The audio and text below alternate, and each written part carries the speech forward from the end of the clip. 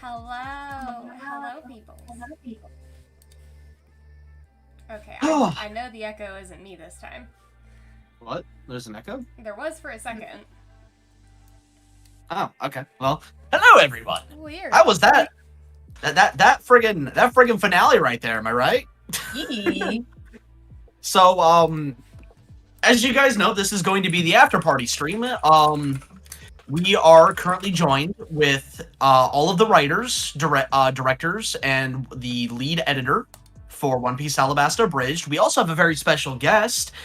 Carrie, the voice of Luffy and Vivi, is joining us tonight. Yeah. Oh.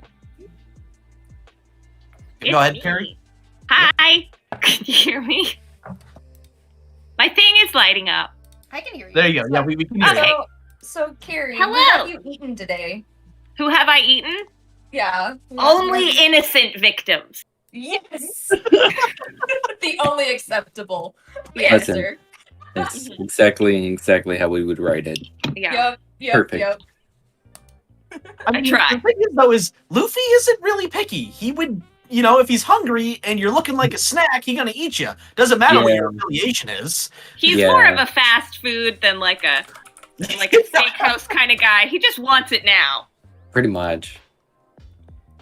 All right. I mean, So- I can imagine with a rubber tongue, he probably doesn't have much for taste buds. Yeah, that's probably true. So the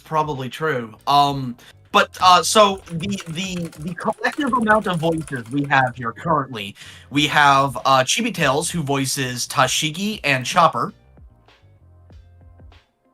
If you said something, we couldn't hear you. Hello. There we go.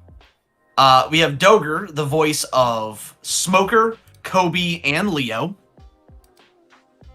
Yes. That. We have Well, Cody, Legend by Design, the voice of Ace. Hey, dudes. And then me, the voice of Mr. 2.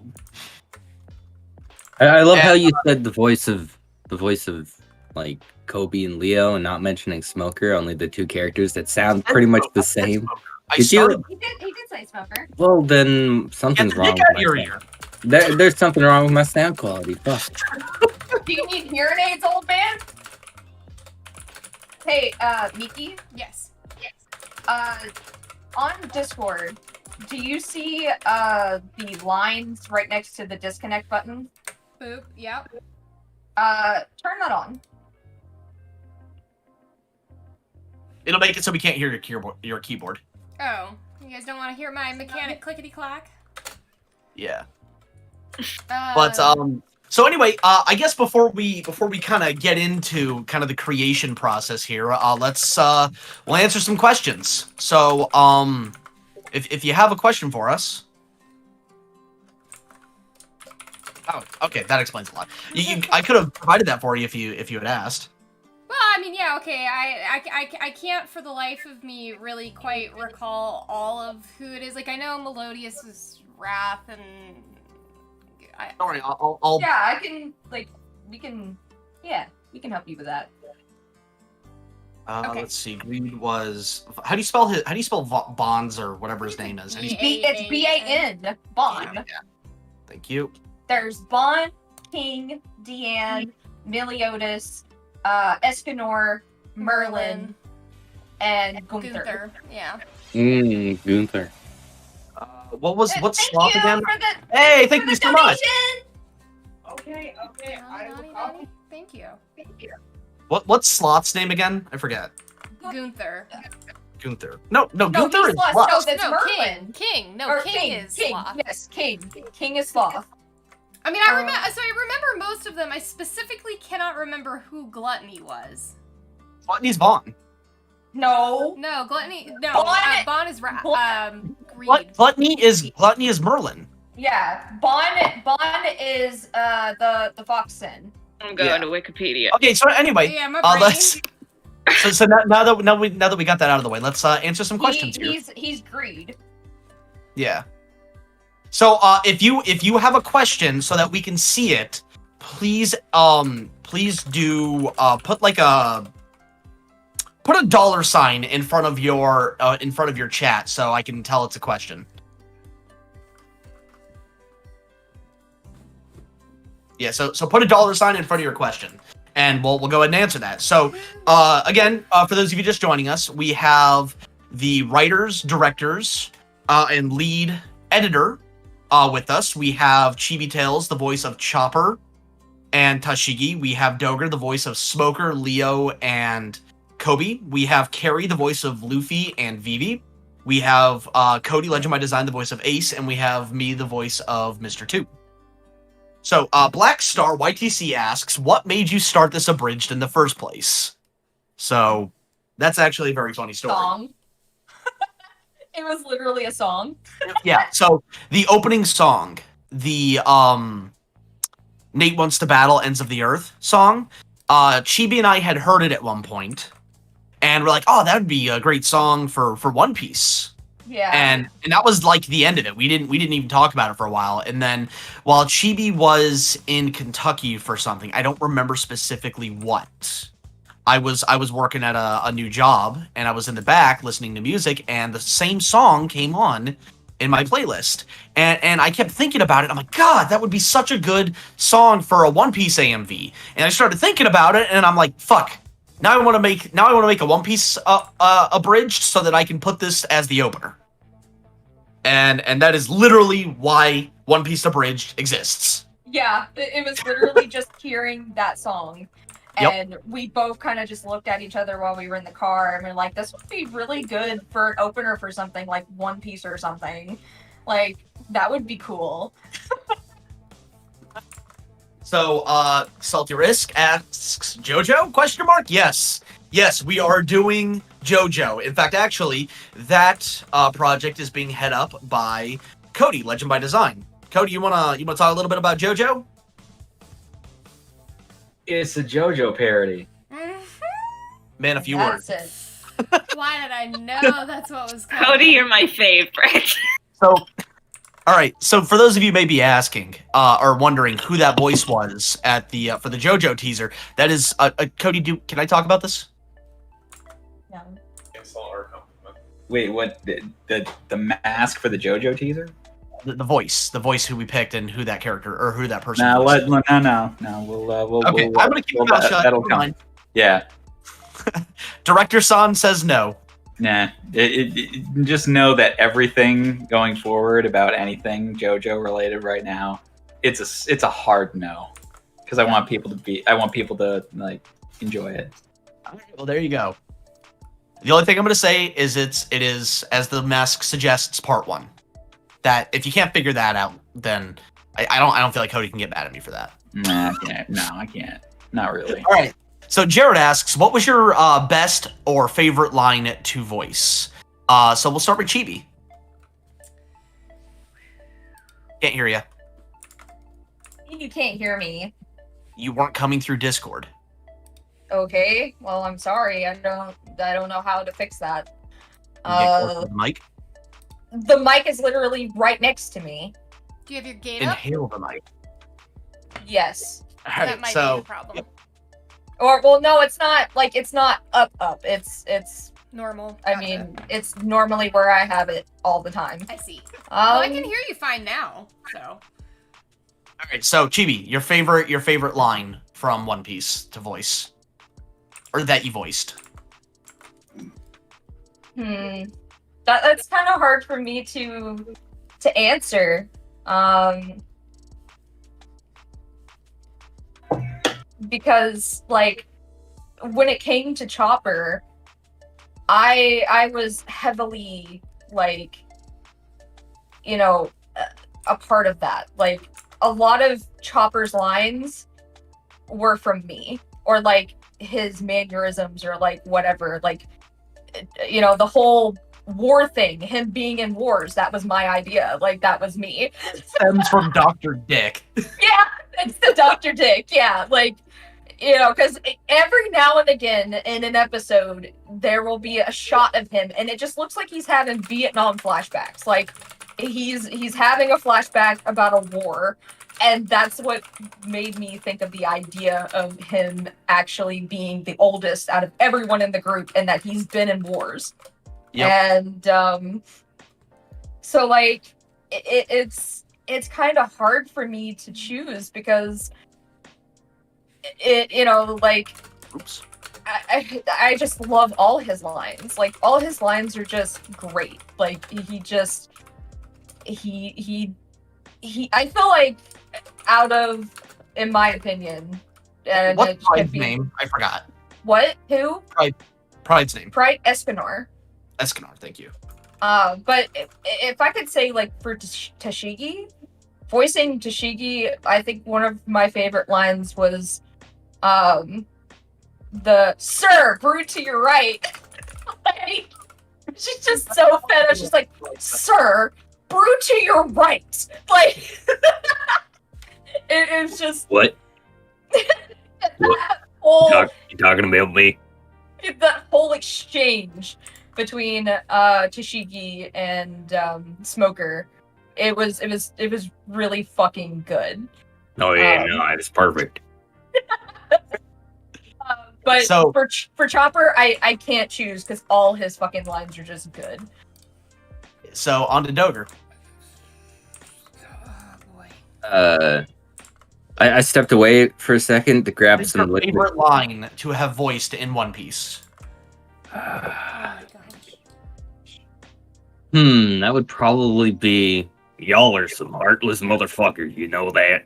That was my favorite line for Smoker too. It's so good. Yeah, that's great. It's like in the fucking facial expression. It's finally dawning on him whom he decided to fuck with. Yeah, it's just like you guys just can't even be reasoned with. There's just it's like dealing with a pack of wild dogs. All right, Carrie, yours. Dead citizens can't pay taxes. I remember you just like you fucking read that and you just died for like a solid minute. So, like, I don't think even I knew that's where the character was going, so that's how I found out. And it was just like, oh, okay. She's a heartless bitch. Yeah. Got it. Yeah. It like sums up her character so perfectly. All right, Cody. Huh. Yeah, that's a tough one actually.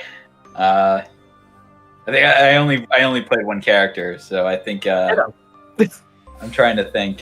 He's the best boy though. I Yeah. wish he was in the arc more. Yeah, me Yeah. too. Me too. I just like it. He's a character. Probably that little rant at the beginning of episode 2. Oh my god, literally the only scene we wrote without having the footage in front of us. Yeah. Oh my god. Oh. And we'll get into that here in a moment. I'm gonna so my favorite line would it would either have to be oh god, that's tough actually. All right. I have two different versions. My first favorite line for Mr. 2 is very specifically because it's in there to poke as a joke it's an inside joke, and only people who have played Final Fantasy with me will get the joke, and it's very specifically when Crocodile shows up and Mr. 2's like, "You didn't laugh at my joke!" And Yeah. the reason that's funny to me and the people who know is because when we played Final Fantasy, there was this Lalafell we were fucking with, and we kept destroying his shoes, and so it was like, "Why are you destroying my shoes?" And joke was said in the same manner. So that's To add that's context to that, yeah. it wasn't an actual player, it was an NPC Lalafell that made shoes, and we were just destroying shoes in front of him. Yeah. But the one where it's not the inside joke, it would definitely have to be no, what's my least favorite direction? Those fiends! I must be off! Whoosh! That's so stupid. My least I love favorite it. cardinal direction. It's so stupid, but like it makes sense though, because in our version, Crocodile never told them that the Straw Hats was who they were fighting. They just saw these people in white cloaks, so Mr. 2 had no fucking idea who he was chasing after. It was perfect. But But to answer the next question, I Love Funny AMV second asks if we will release the bloopers. Yes, at some point we will. It will be episodes 1 through 4 in one blooper video, so that's something you can look forward to. It's a little ways away as we got a lot of stuff preoccupying us, but it's there. I've saved the lines. It will be put together eventually. Lure it before that comes out. So, Raven King asks, missed the early part, so if you haven't already said, but will there be more? And also, who's your favorite in the show you made? Mine is between Vivi and Luffy. So, I would very much like to do more arcs.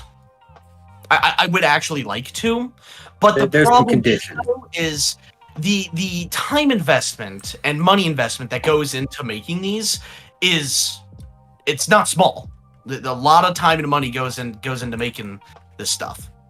And unfortunately, because YouTube is a worthless piece of shit and decides, yeah, we're just going to suppress One Piece, but everything else is fine, we're not pulling in the traffic for the One Piece series that I can justify continuing it. Compared to and that's not to say, like, oh, it's not bringing in ad revenue. None of our One Piece brings in ad revenue. It doesn't bring in viewers, it doesn't bring in subscribers, and subsequently, it doesn't bring in patrons. These abridged episodes are effectively advertisements for our Patreon. And so to kind of put it into like an understandable metric, within less than 2 weeks, episode 8 of Slime and episode 11 of Log Horizon on their own got in more traffic than the entirety of our One Piece catalog. Yeah. Put together. Wasn't that in like a week too? Yeah, a week. Less than a week, actually, within their first 24 hours. Yeah. But I mean, Slime's new and Log Horizon is like our flagship, so it would be one thing if we were at least bringing in half our numbers for our subscriber count. We're not even hitting that. Like, episode 3 has been up for over 6 months, and it just recently broke 15,000 views. Considering One Piece as a whole, you'd think there would be a bigger audience for it. You would think so, yes. I guess it's just hyper large in Japan rather than here. So basically, if you guys want to see more of it, share the fuck out of our One Piece. Show everyone. Put it on social media. Share it everywhere. If we see an uptick in numbers and there's enough demand coupled with the numbers to back it up, then I could very easily justify putting in the time and effort and money to continue the series and do another arc. Yeah, and it would be similar to the Alabasta sense, where we would essentially do it in maybe a couple more episodes. Yeah, something along that lines, and condense the arc as it is. Yep. So that was such a long answer that we're gonna forgo the favorite character part of your question. So, Kyobi VA asks, will you ever be looking for new help on any of these abridged series like VAs or authors? That's a tricky question to answer. The majority of our abridged work, we just do closed door auditions, or not even if even that. Sometimes we just like. I'm not going to say who, but like for the JoJo thing, we've already got a few people in mind for characters. We didn't even bother holding auditions. We're like, oh, this person would be good for this character. BDC Concepts, thank you for the $5 super chat. Thank you. Yes, thank you very much. So, in that case, it's kind of difficult to get into the voice acting side of things for our abridged work, unfortunately. As you know, we have the people that we know can be reliable, and this is again kind of a long answer. With the bridged work for our voice actors, it is not paid, so we can't really get on people's asses all that much and expect them to take us seriously if they decide to delay us or fuck us around. I mean, I always preference with people before they work with us the expectation, but because it's not paid, we can't really enforce it. Hence why we're hesitant to bring in brand new blood for abridged work, if that makes sense. Another thing, another reason is we have been in this business for a decade. More than that, dude. It was 14 or 15 years November. 14. I was gonna say it's 14. It's not yet 15. Yeah. Yeah, it's been 14 years. We've been in this business. We've accumulated a large number of, let's call them friends, acquaintances even, and we have like this pool of talent to ask and to draw from.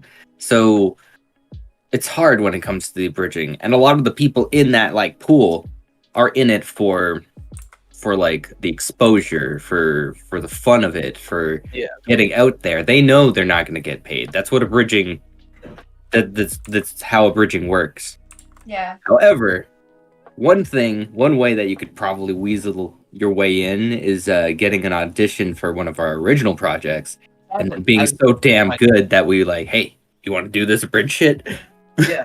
Thank you. I was actually going to go into that. So one of the things that we do hold open auditions for is Check, one of our original projects. And we will be holding 100% public auditions for every new named character going forward. So if you want to become a Fat Dog, that is the best way to do it. That's because you want to get your talent in front of us. That is the best way to do so. Just keep an eye on our channel, our Discord, all of our social media, to know when the auditions will be going live. Yeah. But yeah, so again, and to reiterate, the reason that we are okay with doing public auditions for Check is twofold. One, because the fans are the reason we're able to do that, and I want to give back to them as much as possible by making them feel as much of a part of the experience as we can. Yeah, giving them a chance to audition and actually voicing a character for something they help support in the beginning. Yeah. That probably feels amazing. And two, it's paid work. Yeah. Meaning, if you dick us around, I can fire you.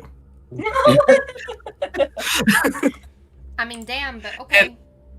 Well, see, the thing is, though, is with the bridge work, you have a lot more wiggle room. You can dick me around a lot, and there's not, like, I can get upset about it, but I have no real recourse other than to threaten to recast you, which doesn't carry really any weight. Whereas if I'm paying you, I am effectively, you are a contractor for me now. Do the fucking job or you're fired. It's as simple as that. And that's, it sounds harsh, but I'm jaded.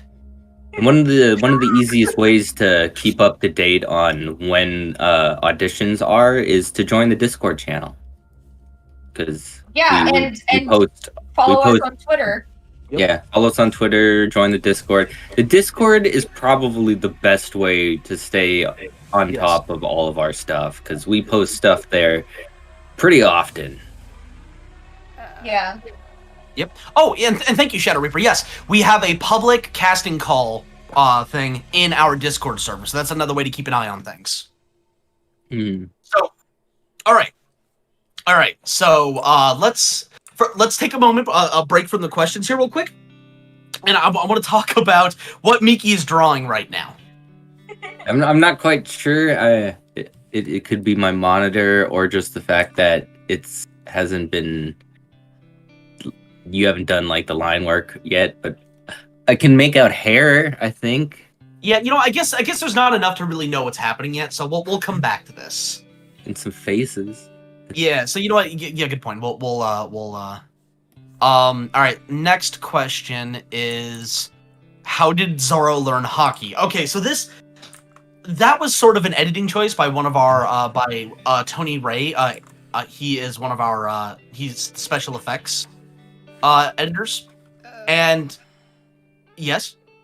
No, I'm just. Oh. No, that's not Molly. The pains of the process. No, Jared, this is not Molly Gray. Again, you guys will see. You guys will see. But in the anime, when he was fighting Mr. One, he couldn't cut the guy because he was made of metal. And when he was finally able to cut him, to us personally, that translated to that was armament hockey, but they didn't have a visual for it at the time. So we decided, fuck it. We have the technology. Let's add the visual. Yeah, and personally, that scene with Zoro and Mr. One is probably my favorite scene in all of episode 4. That scene 1, dude, or that in the speech scene. Oh, so good. Just the armament hockey effect, the way the music syncs up with it, the sound effect when Zoro lands on the ground, it's just like all of it's just it's great. Oh, so good. Chef's I love it. kiss. So speaking of, can we talk about fucking Double Fingers scene? Can we talk about that? Like, That's brutal. oh my god, I loved that scene. Like, it was so good. And if that wasn't enough of a tip-off that the real villain behind this, the one who set all of the events in motion, was Robin. Robin was the true villain of this series. Besides Vivi. Vivi's just kind of a cunt, whereas Robin is an actual, like, I'm... The only good person was Crocodile. Crocodile was the hero. He was the protagonist, and he lost. Deal with it. The liberator. Yep. But yeah, you know, because we didn't. It's hard to do comedy when the scene is kind of sad and comedic already. Yeah. I just love how we portrayed Robin. Oh my god, I Like- love it. There's so many people saying, "I wish this is the Robin in the real show." Yeah, like we So many comments of that. we portrayed her the way that I feel like she should have been portrayed in the show, and like it, you know, she started off strong, and then after that, she just became so bland, and like what the fuck happened? So, I mean, I'm pretty sure I'm gonna get some hate from some people about that, but whatever, I don't care. Like, Yeah, she was great until they got into Alabasta, and then she got boring. like she just became so bland to me, and like damsel in distress, and it's like, what the fuck? She can make hands come out of nowhere and break someone's neck. Like, you know, But that would be evil. it's so disappointing what they did with Yeah. her. You know, when you told from the perspective of Crocodile, One Piece Alabasta Bridge fits the formula of a classic Greek tragedy. Yes, it It did. does. Yeah, we were totally going for that. Yeah. Oh, were you not? That was very specifically what we planned from the very start, and no one can say otherwise. 100%. Oh, I agree, Jared. I agree. But I wish he was here to join us, but he is a busy man, that Distortion Devil. oh my god, yeah, he's one of the OG Fat Dogs. He's been with us since the start. I remember, like, I kind of had this role for him, but the role wasn't going to be till like, wasn't it? yeah, it was a high school dead thing, and his character wasn't going to come up until the second episode. And then I watched a few episodes more, and then I realized how terrible of a show it was, and I was like, I don't want to do this. and then we casted him as Amaral in our Fulikuli. He's been a fixture ever since. Yep. But I really want to go back to Robin here real quick. So in the chat, and please let me know, how many of you caught the CP9 thing in scene 2? Did you understand what we were going for there, or was it just like, oh, Pel's working for CP9? Like, did you guys get what we were going for there? All right, good, because that was the whole idea was supposed to be, instead of Robin like finding CP9 in Water 7 and be like, oh fuck, no, she is a part of that. Fucking, she is friends with goddamn Khalifa. Yeah, no. Bubble bitch. Hello there. Hello. Yeah, what's Hello. up, lady? Ada. The ceiling, the fan, the air conditioner. I think that's a picture up there. The fire alarm, some curtains, and you know that's what's up. Aw. You silly. But yeah, so that was now that I we've gotten past some of the Robin stuff. By the way, hello lady, thank you for joining us. Hello. I'm trying to find Miki on Discord. I can't seem to find it. That's why I kind of like popped in here. Al is the name. I'm hiding. Yeah. Are we okay? I have a question for you, but I'll DM it to you. Oh my. Okay. Let me mute. Well, actually, if Tony's done talking, could I say it out loud? Is it okay? I mean, Miki, I guess I don't know what you're asking. Oh, okay. So Miki, I have a program that I barely use anymore, and it's Paint Clip Studio. And I was wondering if you would like to use the account that I use. You're so sweet. I do actually already have the Clip Studio Pro, but I'm literally I'm sad. super fucking touched. I prefer drawing in Psy and then doing effects in I'm Clip now Studio. sad. It was so nice of you to ask. I was like, wait, I'm a sad beat now. I'm sad I had to turn you down. Sad. Is this what rejection feel like? Is this what it? Oh, what was me? Aw, lady. Yeah, I don't use it anymore. Do you need a hug? Because I can like hug my mic and pretend it's you right now. Oh, Yes. yeah, me too. I was like, maybe Miki wants to use this program because I'm on it now and I'm sketching too, like out of sheer boredom. And I'm like, wait, Miki has Paint till side. Maybe she'll want this. I'm so dead. Thank you so much. I was like really touched that you even thought about me. But yeah, just so you guys know, we do have ideas for other arcs of One Piece. So It ain't a Miki stream. She ain't crying. Yeah, we do. We have ideas of doing. There's a couple.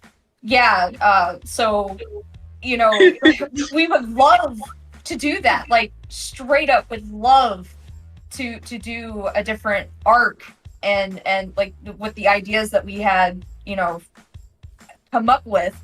But because like what Tony said earlier about how time investment and the money Yes. investment. yes It's we're not pulling enough traffic for One Piece for me to justify the investment that would require to do another arc. Which is kind of why we're stepping away and we're going to do JoJo for a little bit and see how that's received, because we have some literally Cody and I were on a call for what was like 4 or 5 hours just going over the shit we have planned for specifically JoJo, and that's all I'm gonna say. It was. Oh my goodness. It's pretty wild, guys. And, It is. we have Lass, the voice of Nami, as well as Henrietta from Log Horizon, hopping in. Hey, sorry I'm late. Hello. This is a big old group I- right now. I just love how somebody said, I thought it was a proposal for a date, but sharing art program, she's serious. You know what, Oh my Miki? God. I know like this is like out of the blue, but you want to like go on a date with me for like any No. restaurant you want to go to? no, my wife. She's my wife. Get the fuck out of here. No, the fuck. No, ladies, stop. I mean, fighting I over will me. pay you. No. Well, You're Chibi, ladies, Chibi, you're both beautiful. Chibi, then you can come too. I'll pay for everything. Like we'll all three of us ladies can go out on I'm any sorry. restaurant that you guys want to go to, and I'll pay for everything. I'm sorry. I don't share. Yeah, well, bitch, you got we to now. got that. Oh, I can't share, man. I this can't is so share. Nice. Nice. But I mean, I already got rejected by you, Chibi. Like, don't ruin this, What? okay? When did I reject you? I'm dying. I don't even remember. I don't think I rejected you. That does not sound like me. All right, well, Chibi, would you like to go on a date with me to a restaurant that you would like to go to, and I will pay for everything? Once, Yes. once you know You there eat is all the some food and then you fail. normalcy in the world, then yeah. All right, so Cody, If this you'd like to come, you could come. is a question for you. What? So is it only the Phantom Blood arc, or both Phantom Blood and Battle Tendency arc? Oh boy. Won't If you If leave you it, currently don't know, you can say undecided. No, I was gonna say, boy, why don't you wait and find out? because if you leave it at Phantom Blood, I'm gonna be mad. It's like Battle Tendency is my favorite. Oh, Battle Tendency's the best, man. It is. Yeah. I've Before actually the stand regrown got my love for introduced that. and it got weird, and that's saying something considering it's JoJo. It's like the definition of weird. That is 100%. Last question for you. Last. Oh. Oh, sorry, I didn't hear. Yes. Right. We answered this earlier, but what was your favorite line to do for Nami in One Piece? I'm gonna be honest that I don't remember most of the lines that I record. My heart. You twist that knife. Oh, Okay. Sorry, I have a lot of things that I do a lot of lines every week, so they all kind of blur together when it comes to singular projects. She was a fun character to voice, though. I do have to say, I think one of my favorites from Nami was finding finding out that Vivi's a princess and basically was gonna go after her dad, and she's like, no. Yeah, that was a good one. And then Yeah. Vivi's like, no one's fucking my dad. damn. Yeah, that was a good one. Oh my god, this is so weird. So I have a very, similar mentality, especially when I'm Audition. I'm just like, yeah, I send it off, I forget about it. 'Cause it'll Exactly. it'll It's like drive me crazy. To say, once it's out there, it's lost. Yeah, right. For Log Horizon, I literally Mhm. don't remember episode 11 at all. I don't remember gosh. recording for that. my I swear to you, I do not fucking remember. I remember the episode went up and I was like, wait a minute, episode 11, what the fuck? I recorded for that? But you know what? Actually, speaking of Log Horizon and Lass's favorite lines from Lass, I gotta say though, I think my favorite line for Henrietta is tied between the villain in glasses makes his appearance and you know how I'm a bard, right? like it's straight up Henrietta is my favorite character out of Log Horizon Abridged. Which no one has Henrietta listed because they've got Akatsuki or Menu or what have you, the fucking over the top holy shit characters. But no, Henrietta is where it's at, boys and girls. Yeah, no, Henrietta has some good old lines. She's the most human character we have. Her fucking going after Akatsuki all the time and other than the kids, I would say Henrietta is also another favorite character in our Abridged series. I like the interaction with the kids, but Henrietta is just she's always up to some mischief when it comes to Akatsuki, and it's great.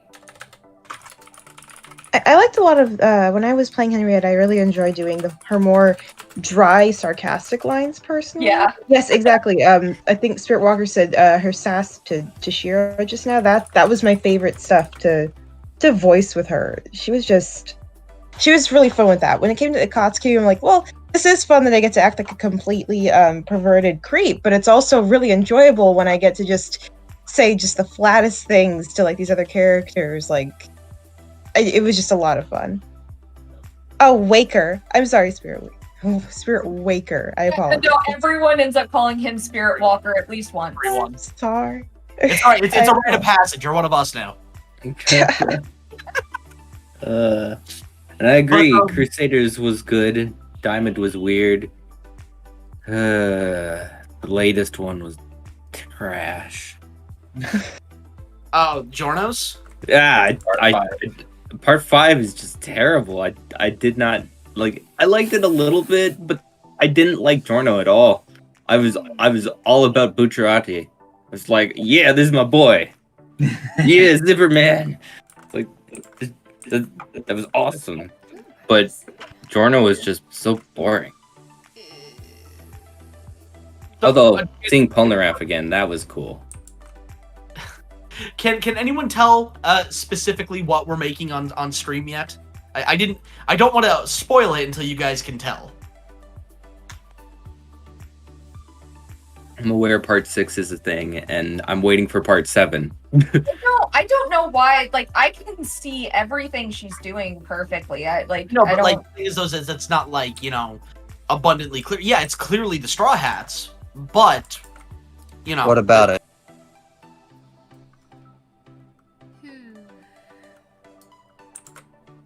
The we I clearly were. want to see how long it takes them to figure it out.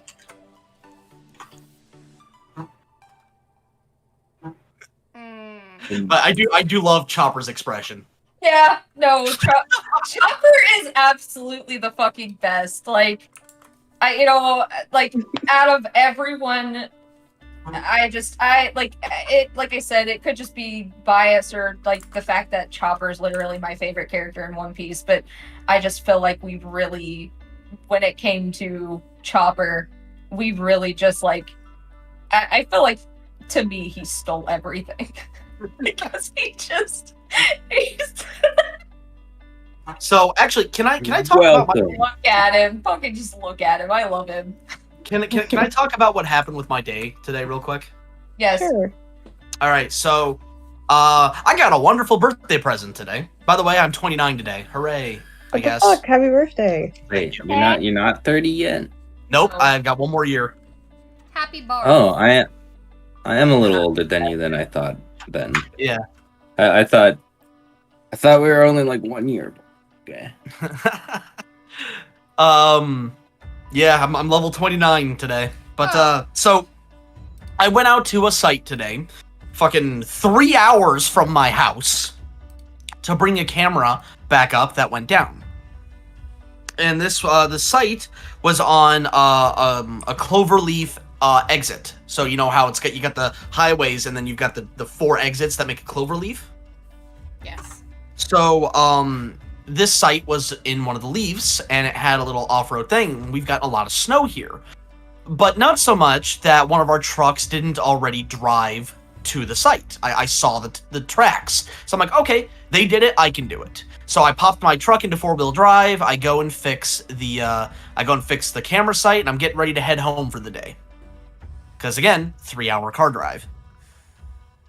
And so I turn my truck around and I'm getting ready to head out, and I get to the like small little incline by the end of, right before I get to the concrete, and I start sliding. And I start sliding towards a ditch that if I went into, my truck would flip. So I managed to stop. My truck is leaning 6 inches to the right at this point. And I put it in park. And so I get out, I close the door, and I'm walking around the truck, seeing if there's something that, maybe I might be able to put something under my tire to get me out of there. No such luck. So I decided, all right, I gotta go and call my boss and get someone to come get me out of here. I go to the driver's side door to try and get into the cab of the truck, and for whatever fucking reason, my truck decided, yeah, you know what? Fuck you, I'm gonna lock. Ugh. My keys, my phones, my wallet, my laptop, everything was locked in my damn truck. I had no way to communicate that I needed help. I didn't even have something to write SOS on to flash in front of the damn camera that I fixed. Yeah, it's snow. No. So I'm there for a little bit, and this very, very nice gentleman ends up seeing me and pulls over, and he was a firefighter by the name of Andre. Andre, if you are watching this, thank you so much. Thank you so much for helping him out. So he calls the Hoosier Helpers, and we get a guy out to help me. And he manages to pry my door open enough so that we can get a little metal thing down and lower one of the windows. And then he proceeds to tow me out. But happy birthday to me! Like, fuck. Jesus. Why the fuck didn't you tell me earlier? Because I wanted to wait for the stream to tell you. Clearly. Oh, believe me, I had thought about it. Like, the dude that showed up with the Who's Your Helper, and I said, yeah, by the way, dude, if we can't get in there and we need to bash the window open, let me do it. I need some kind of catharsis here. Nah, don't. Don't hurt It's yourself. not as cold here as it is in other places, but it was 16 degrees out, and I didn't have my big, heavier coat on, because, again, I was getting ready to head home. I had taken my coat off. Shit, I Right. need to check what that 16 is. degrees Fahrenheit. Right. I was gonna be like, wait, what is that in Celsius? I mean, Yeah, I can calculate it if you want. Other than that, it was a good day. And the best part is, so I tell my boss, and I like, can you not tell everyone? He goes, too late. And I go, fuck. So, so he calls me back later to talk to me about a site, and I hear Larry in the background. Larry's actually one of our patrons, funnily enough, and I work with him. And I hear him in the background when I'm talking to Brian, and he says, "Great job, Dave!" And I'm like, Oh "Great, God. you fucking sassy bitch! I just got daved by Larry." Wow. God damn. -8 Celsius. That's fucking nothing. What are you talking about? Wearing a coat. I went out to get. -8 without a coat is uncomfortable, but yeah.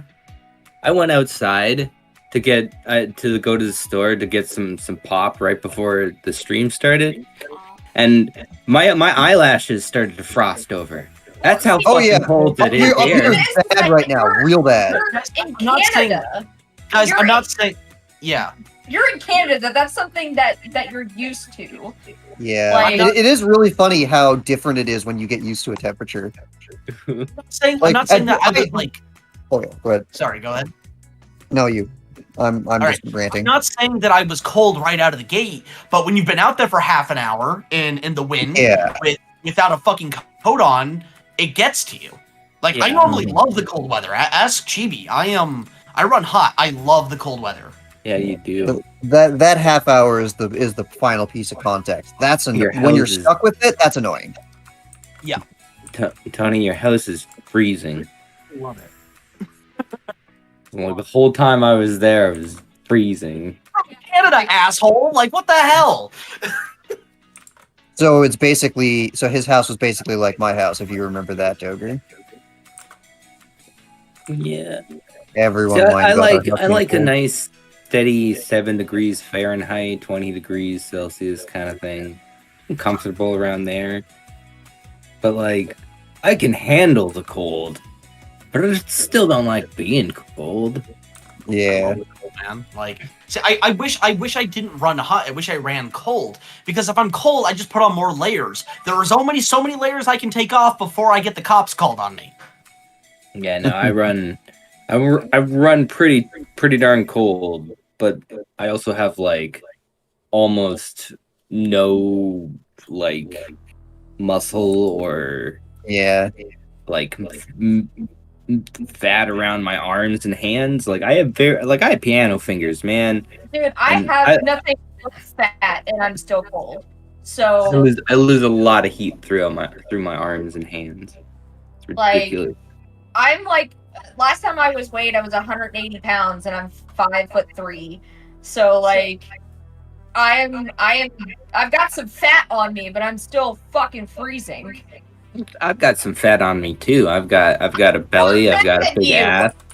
I have way more fat than you. Come on now, shut the fuck up. Yeah, but I'm saying I do have fat, but I just have like a belly and an ass, but like thick arms. What the fuck am I? Hang on. Yeah. Talk more about your ass. Love that. You barely have a tummy or an ass. I saw you in person. I mean, it might have gotten bigger since. No, It has been like a year and a half, right? no. Drink a lot of cola. Congratulations, you're just removing your bones. That doesn't really. Come to fucking Alaska. Summer is fucking freezing. Yeah, I know. I know. I don't need to go to Alaska. I haven't been to Alaska, but I've been to the Yukon, and it's pretty fucking cold in the Yukon.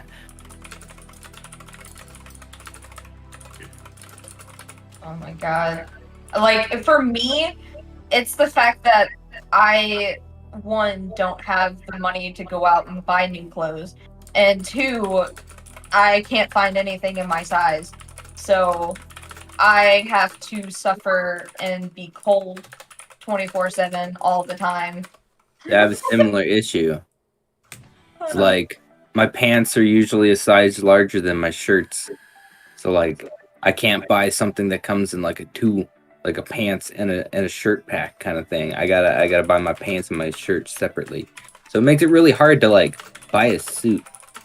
Yeah, like I, especially like in shirts, I wear extra large. But like if I get shorts or whatever, depending on how they want to do the sizing, I wear a large. So if something comes in a set, I have to exchange the bottoms for larges, because then if I get an extra large, it won't fit me. It sucks. Yep. But like people tell me, it's like, oh, you can just put on more layers, and I'm like, You have to have layers to put on. Yeah, one, I have to have layers to put on, and two, I have done that, and I'm still freezing cold. So no matter what I fucking do, I'm always cold. And like even sometimes in the winter, Tony has put the AC on during the winter, and it'll be like 60 degrees in the house, and I'm like freezing my everything off. Oh, yeah. You don't know cold until your nose hairs start to freeze over. Man, I think the lowest that I've ever seen the thermostat get was like at least like 54. And I think that was when we were in the apartment, and I'm like, what the fuck is wrong with you? It's like literally it's December. There's like at least like 6 or 7 inches of snow on the ground, and it's 54 degrees in the apartment. What is wrong with you?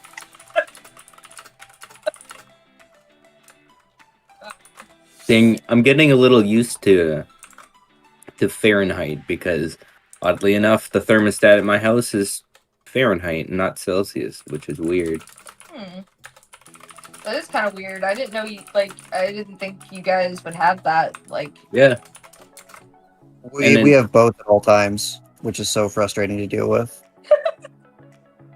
Well, like again, I've already told it multiple times. When I was doing wood fence construction, we have to measure the lot in meters, and then all of our wood is in feet and inches.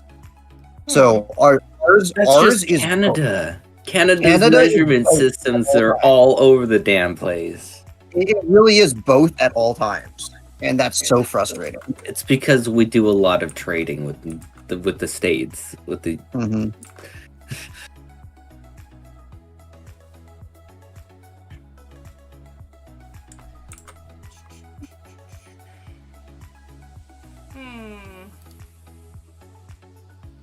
so Canada's actually worse than the American system, but it's our fault.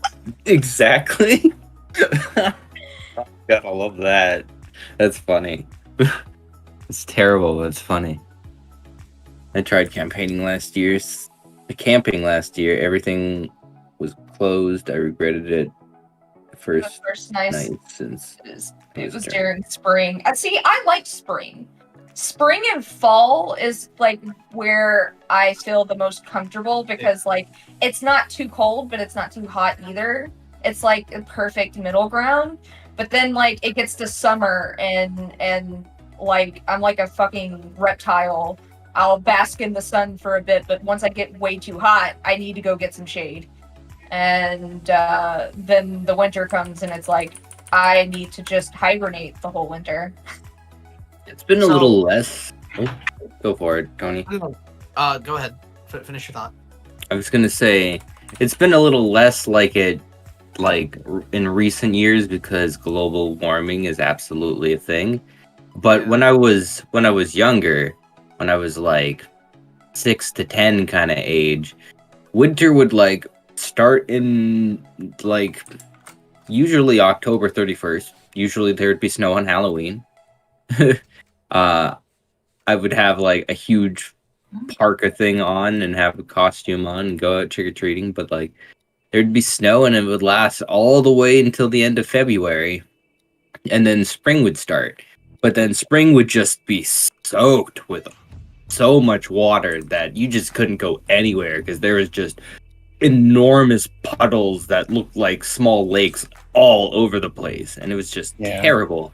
It wasn't until like close to June when everything was evaporated then you could really go out and play.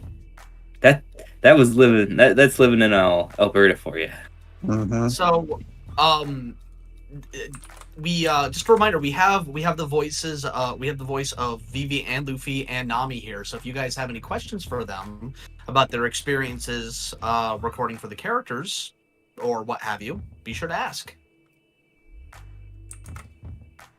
But with that said, while we wait for if any of those questions come in, we want Doger, Chibi, Cody. Do you want to talk about kind of the creation process that we went through? Like No. from the beginning? No. Nah, I think we're good. Yeah, fuck off with that. In So what, if we in what regard? process. do like you want to start from the beginning? Yeah, before we even had the episode made. You called me and said, "Hey, let's do this," and I'm like, "All right." Mhm. That's how it started. God, Yeah. I actually remember my own segment into the creation process for One Piece. Yeah, actually, you know what? Let's do that. Darkon, you wanna tell that about? Ooh, Well, actually- mine's extremely brief because it was based on an assumption, and then you realize your assumption is wrong, and then you immediately realize that because you're wrong, you can work with it. Well, if you talk about your thing, it might jog memories from. Yeah, from that's true. Yeah. So the big part, I became a dedicated watchman for everything that they ever did for One Piece. I was one of the lead people to watch the episode and make sure things made sense, were funny, etc. And there's a very particular reason for that, because I'm something that they deemed wasn't possible, and because I'm very useful to them. I have never seen One Piece in any capacity. Yep. And That is useful. when they were doing a whole bunch of jokes, when they were doing a whole bunch of other stuff, they actually like addressed to me, the best thing about One Piece is that everyone has seen One Piece, so now we're more free to do One Piece specific jokes. To which I replied, I have no idea. I don't get any of this because I don't see One Piece. After everyone losing their damn minds for like half an hour on how the hell is that possible, they immediately realized, hey, you're going to be the test case group. You're the only person that we actually have access to that has never seen One Piece. We need you and your opinions on this for anyone else who maybe somehow has not seen One Piece. And then that was my role for the rest of the creation process. Yep. I was to watch and make sure and give my opinions on the non-One Piece man on everything else. Biggest tits. Because again, they could not find a single other person who hadn't seen One Piece. Which is interesting. Yeah. Yeah, it did make it interesting. Oh, hold up, Miki. Are you using time skip, Robin? If she has Perhaps. long hair, then that is time skip. That's not Alabasta. Yeah. Hold up. Let me send you a Robin. picture of Alabasta, Robin. I don't think that I need it. You forget I am a One Piece No. fan. Oh, that's true. I forgot about that. Ugh, thank God though, because that hairstyle is way easier. Right? I do not like time skip Robin. Oh, see, At all. I wasn't gonna say I didn't like it. I actually like time. She's Like an the awful look. character. No, the look I like better than OG Robin, but for my purposes, this hair is a lot easier to draw than slicked back. You know, anyways. Funny AMV. Did you record lines together off of each other, or was it just with the director? It was kind of like a little bit of both. I feel like Depends on the person. huh? It depends on the person. Yeah, it depended on like because Tony, Doger, and Cody were directors. So if it was a Toshigi line for me, then I would kind of work off of Doger because he was Smoker. But like it, we basically when we do lines, it's normally just the director and the voice actor, and Yep. that's it. So Well, one of the things that we did do though that I've started doing is I will have the visual of what is happening on scene for each line, and I will be sharing my screen with the actor in question so that they can see what's happening and kind of match it to not the lip flaps but the emotion. yeah, like the scene where Chopper's running, I had to watch that scene to try to get like a good reaction of him screaming while he's running, and then when he jumps on the cannon dog and stuff like that. We've been doing that for All of One Piece. well, not just that, but like we started doing it for sort of similar when it comes to Log Horizon, because I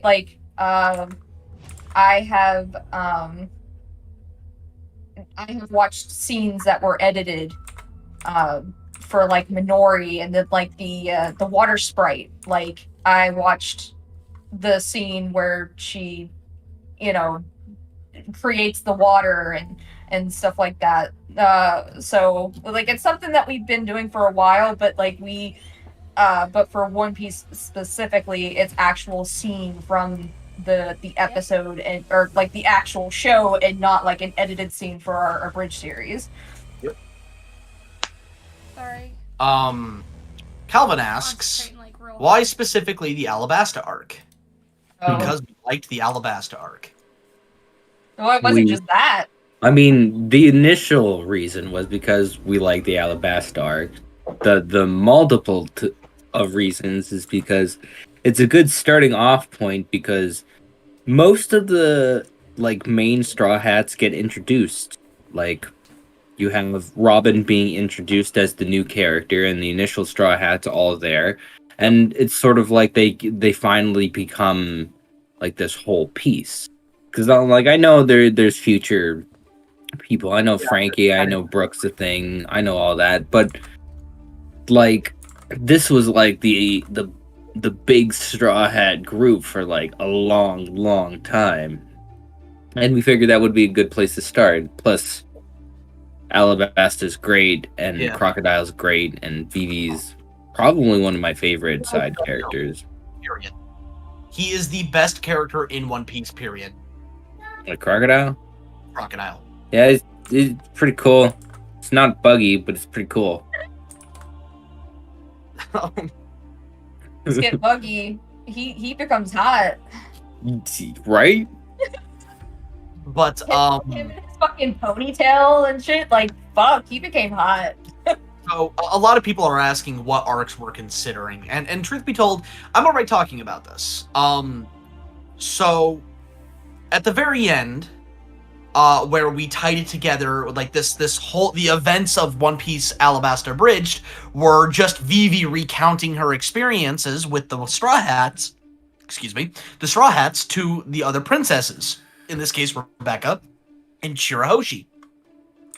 So, with that in mind, if we were to do other arcs, we would continue to follow that trend, where it is the princess recounting her experience with the Straw Hats. There are 2 other princesses. So we have the Fishman Island arc and Dressrosa. So if we were to do another arc, it would most likely be one of those 2. I'm not saying it will be, but it's like a 90% chance if we were. I just love how you're just nonchalantly Fishman Island and Dressrosa. Oh my god, that's hilarious. Dressrosa's big, man. Oh my god, yeah, it's one of the longest arcs. Like that would be big. Well, we will really have to abridge that down. It's kind of the point of a bridge series, though. Well, yeah, but like we're really gonna have to abridge one shot that down. Like It's like the whole initial like Luffy meeting Rebecca at like that tournament thingy. It's like we could just have like Luffy just like knock the guy out of the ring, just like I won, huh? Something fast like that, because it's like, all right, I won. Do I get to eat him now? No. Oh. But Black Star asks, what was one of the hardest lines to say? I think I have. Ace's monologue. Before you guys answer, let's get some answers from Carrie and Lass. We haven't heard. Yeah. Constantly screaming. That was a hard line. you do scream a lot. I do. Series. Some people like to hurt like their arms. I like to destroy my vocal cords. It's like a hobby. Same. Just from what I've remembered with directing Carrie, I think the one that was just fucking with her the most was you wanted us to tax the wealthy like peasants. Yeah. I don't know why that was tripping you up. I can't remember. Every now and then you just run into a line that you're like, oh yes, I speak for a living. Also, what is this? Yeah. Mm-hmm. So, Lass, how about you? I don't know about you, but I'm perfect on every single take, so I don't know what all of you guys are doing. I'm fine. No worries. You're perfect. You're absolutely perfect. Yes, exactly. There's some actual merit to that. Out of all of the characters, Lass was one of the has the fewest bloopers. I was gonna say, it's like you're not entirely wrong. I feel like Nami and Chopper didn't have as much bloopers.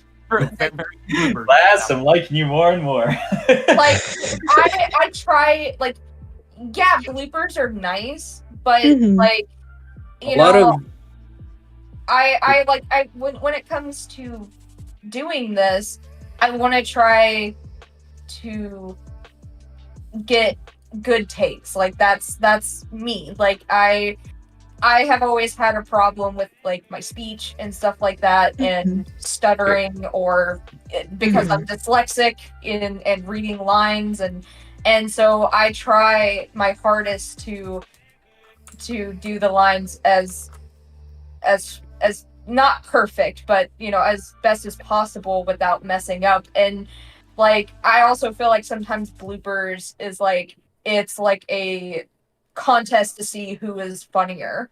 You know what I mean? And so like sometimes I have like a love-hate relationship with bloopers. Like I love bloopers, but then like it kind of feels like you have to be funny to have some bloopers. You know what I mean? Like so in the beginning when we started doing bloopers for Log Horizon, I was trying so fucking hard to say the most outlandish shit or whatever. And then it just got to a point where I'm like, I can't do this. If something funny happens, then whatever. But like, I feel like this is a fucking contest, and that's not how it should be. Yeah. So I get that. Forcing bloopers is not a good idea. That's just weird. When you're doing it on purpose, that's when you approach the what are you doing? Yeah, it gets to the point where it's like, okay, maybe don't force yourself. And when it comes to recording lines, like the kind of bloopers that I have are just like I shriek and I like just scream top of my lungs and I say, okay, yeah, that's good. Or I'll say, oh no, that wasn't good enough. It's less of a funny thing, and if it's a blooper, if I think it's funny myself, then I'll save it. But otherwise, I just like you said, like I try to just focus on getting the lines done, and it's not very obvious. I don't think it is online, but I have a mumbling problem. Um, too. so Me too. I have to work really hard on enunciating and making sure I'm understood because my mood can change whether I can speak clearly or not, like at the drop of a hat. So I have to. I get it. Yeah, I gotta focus on it too. I mean, like because I try to focus. Like, if there's a blooper, then cool, awesome, use it. But otherwise, I'm just here to get my lines done so you guys can get your episode out. I don't want to take it up with tons of stuff. But bloopers are always fun. They're always great, and they're always great to see. It's just definitely if on your end, if it makes you feel like it's a contest, then it's good that you stop trying to make really funny things in the middle and just let it be natural. Yeah, like I said, it was just, I think it was kind of like this thing where I was hearing some of the bloopers and I was just like, wow, these people are fucking hilarious, and like and people are gonna feed off of that, and they're like it literally felt like a popularity contest, and I was like, I have to be fucking funny so people will fucking like me, but then it just got to a point where I'm like, I don't really find myself to be a hilarious person, unless like back then I was like making fun of myself or like saying something demeaning about like my depression or whatever, but it got to a point where I'm like, you know what, fuck it. I don't give a shit if I don't have too many bloopers. If something funny happens, then it'll happen. And I think one of the funniest bloopers, like I don't want to say what it is because I want you guys to experience it when we actually have it, but like there is a blooper line, and Doger knows which one I'm talking about. He was directing me at the time. That it still resonates with me to this day. I still think about it, and I can't help but to just laugh every time that I think about it, because it just came out of nowhere. I was just doing my line, and then like I kind of fumbled the line, and then I just did this Broly like a woman trying to do a Broly big man voice. And again, real life funny is always the best funny. When it's just a thing that happens, then that's always the best. Yeah. So so we've got enough here that if anyone hasn't figured out the theme yet here, unless they've never seen the show. True. Yeah, it is very possible that the other half they don't know about. Yeah. Well, I know the show and I don't see it yet. Well, I do. I do too. Then I'm just dumb. Like, well, you said it, not me. It also helps that I voice in the abridged version of what they're dressed up in. So. So, for those of you who are not aware, they, or rather haven't figured it out yet, which is probably a lot of you, but still, the One Piece characters here are dressed up as the sins from Seven Deadly Sins. And there's a specific reason for that. When we first started writing character ideas, meaning before we even had this episode 1 script rough draft ready, we decided that we were going to write the Straw Hats like we were going to base each of their personalities off of a 7 Deadly Sin. Guess which one Luffy is? Bet you can't guess which one Luffy is. We'll give you like a minute to think about it. I fucking love it so much. I'm really, really, really unhappy because I thought I escaped having to draw Luffy, and what I'm having to draw the lower half on. I don't really know how to handle this. Lust, perfect. There you go. So, yeah. So we have each of the Straw Hats here. So Luffy is obviously Greed, or in this case, he's dressing as Merlin. So have fun with that. No, that's Lust. Or wait. Not Greed. Sorry, Gluttony. They both start with G's. He's Gluttony. Jesus fucking Christ. I saw Vaughn. Sorry. Yeah. Luffy is gluttony, so he's dressed as Merlin. Nami is greed, so she's dressed as Vaughn. Vaughn. Fun. Whatever. No, not whatever. To make. Chopper is Wrath, so he's dressed as Meliodas. Sanji is Lust, so he's dressed as Gunther, I think is the name. Gunther. Gunther. Yeah. Gauther. It's not Gunther. It's Well, Gunther. the way that they pronounce it in the show is the way I'm going to pronounce it. Yeah, so it's Gowther. Gauther. okay, gone. Yeah, right. Okay. Yeah, it's whatever. Robin is Robin's Pride. I forget the guy's name. Escanor. Escanor. She's Pride. Zoro is Sloth. And Vivi's Elizabeth here. Oh, and Usopp is Envy. Yep. Oops. Usopp is Deanne. Yep. I'm still coming so to that- terms on how to. We'll figure Yeah. that one out. So It's so that funny. that was the original plan. That was how we were gonna, that was kind of our direction for the writing. And for some of the characters, it definitely stuck more than others. Sanji, Zoro, Sanji and Zoro was a little more difficult to stick with their sin, as we didn't really give them a lot of opportunities to demonstrate that. Well, that's in the show. They basically just fight. But That's like their whole we, stick. but we also had the mindset that we were also going to do different arcs as well. Also like true. we Yes. we already were in, like, even before we wrote the first episode, we were already like thinking, because the idea of Vivi being the one narrating it and like talking to the other princesses, like that was already like in the works. It's like we could do their arcs, like that was, Yeah. so that's why we kind of we came up with the idea of making them their sin.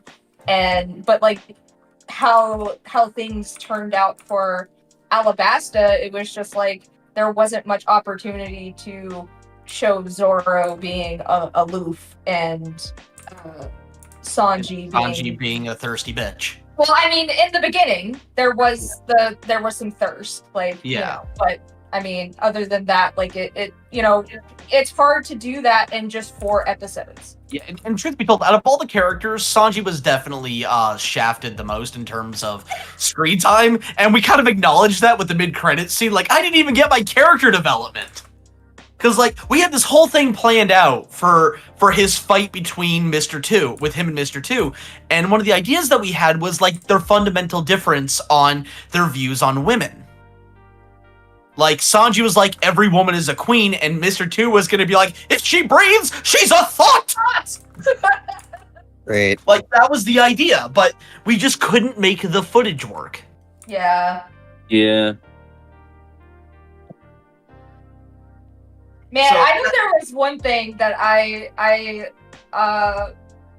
like, there was an idea for Nami that I came up with, and I'm going to fucking tell that stupid fucking shit you said, Doger. So What? you'll find out. So Hold on. when we were writing for the characters, trying to figure out what we were gonna do with them, I kind of was like, what if Nami's one of those girls that like that uses their birth sign as like the reason why they do things? Like, oh, I'm a Virgo. That's the reason why I'm a shitty person, basically. And I was like, well, I like, so I'm like, when is? No, what is July? I was like, okay, what is July? What is the sign for July? And fucking Doger comes in with, it's a month. Yeah. Because I didn't hear sign. All I heard was, what is July? He's And I also was just like, it's a month. What is this conversation? Shit, dude, I'm talking about the fucking astronomy side first. Yeah. But it was just because one of the thing was like one of the, again, like she's saying, one of the initial ideas for her was that she based her what she was doing is like, oh, sorry, sorry, I can't help it, I'm a Libra. No, actually, Nami, you're just a bitch. Yeah, it's one of the jokes that I came up with. Like, that was the reason why. Thank you, Blackstar, for the $10 super chat. Thank you. Thank you very much. Not part of the conversation, but I'm still supporting the Miki Menu Fund. What? Oh, my that gosh, again? Lord. What? Right, they went to war. That's still happening. I'm confused. I What? forgot about that. So So- me I- and something Richie had some back, or rather, I should say, Femme Menu-san versus Menu-san had some back and forth in the last art stream. Yeah, that was funny. Okay. What was it? What was it? They were trying to replace Menu with like robotized you or something. I don't but remember. there was a specific Menu-sama's EA Games, and I was Blizzard. That's what it was. Yeah, Blizzard's. Everyone's like, so then what's Blizzard's thing? And then it's like, I immediately replied, dude, Blizzard's art is amazing. How about we make Miki Blizzard's like robot thing? And then Miki hated that because Blizzard. Anyways, yeah. Yeah, so- last art stream was a hoot. Femme Menu-sama is out there floating on the internet somewhere. Skinor is Robin. Robin was Pride. Menu-sama has nothing on Lady Skynet. But after having watched our abridged, I think we did a very good job at making Robin Pride. She was my favorite character. Right? Robin is Escanor. He's Pride. Yeah. And okay, actually, you know what? All right, here's a question, and I already know the answer for Chibi. It's Chopper. But going around, who was your favorite character to write for? Mine was Robin.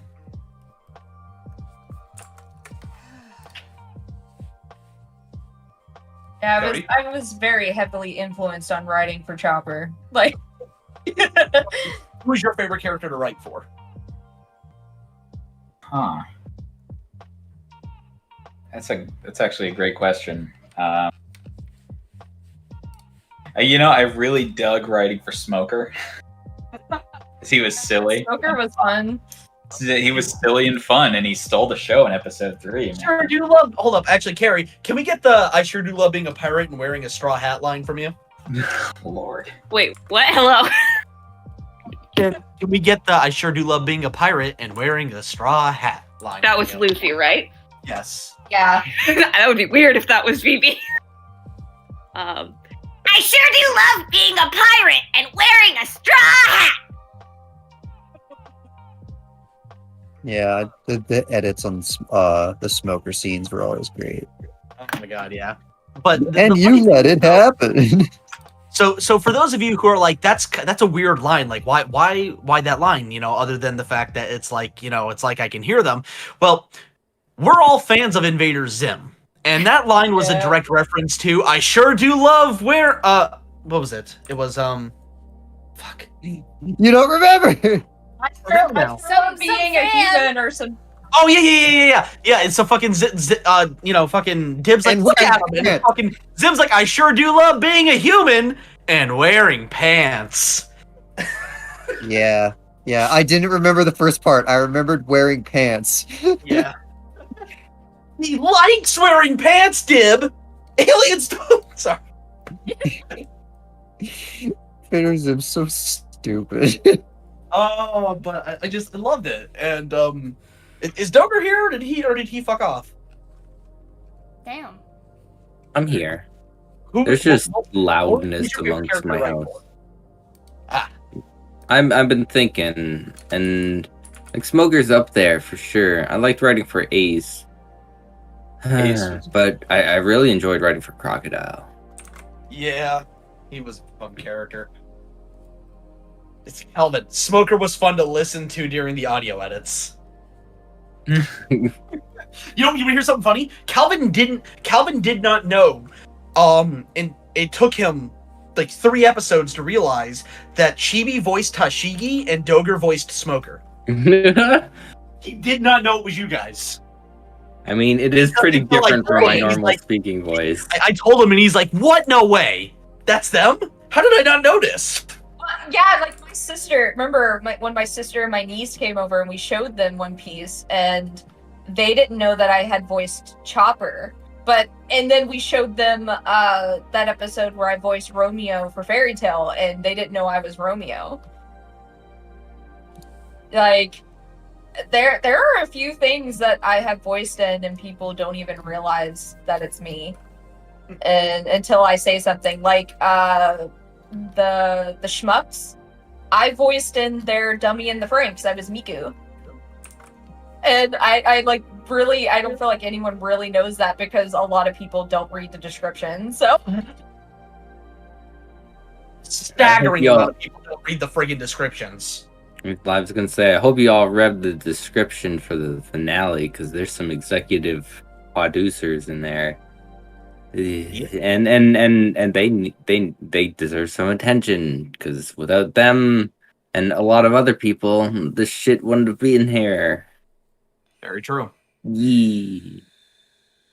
But yeah, also we have a merch store. You should go check it out. yeah, That's pretty cool. merch. Which, by the way, we'll be putting out the next line of merch on the store here in the next month or 2. Oh, and speaking about that, I am also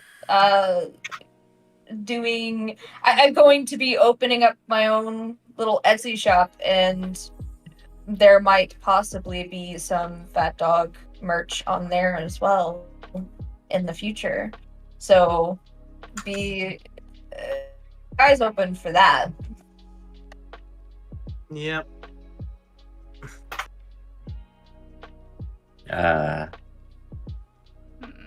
Yeah, being stuck in octaves not that bad. It's a lot of like where you speak from, because like I'm speaking from generally like mid part of my mouth, but like when I do the smoker thing, I bring it back to like the real back of my throat and do a sort of guttural sort of, I guess, Western kind of thing. Southern twang. Yeah, so southern twang.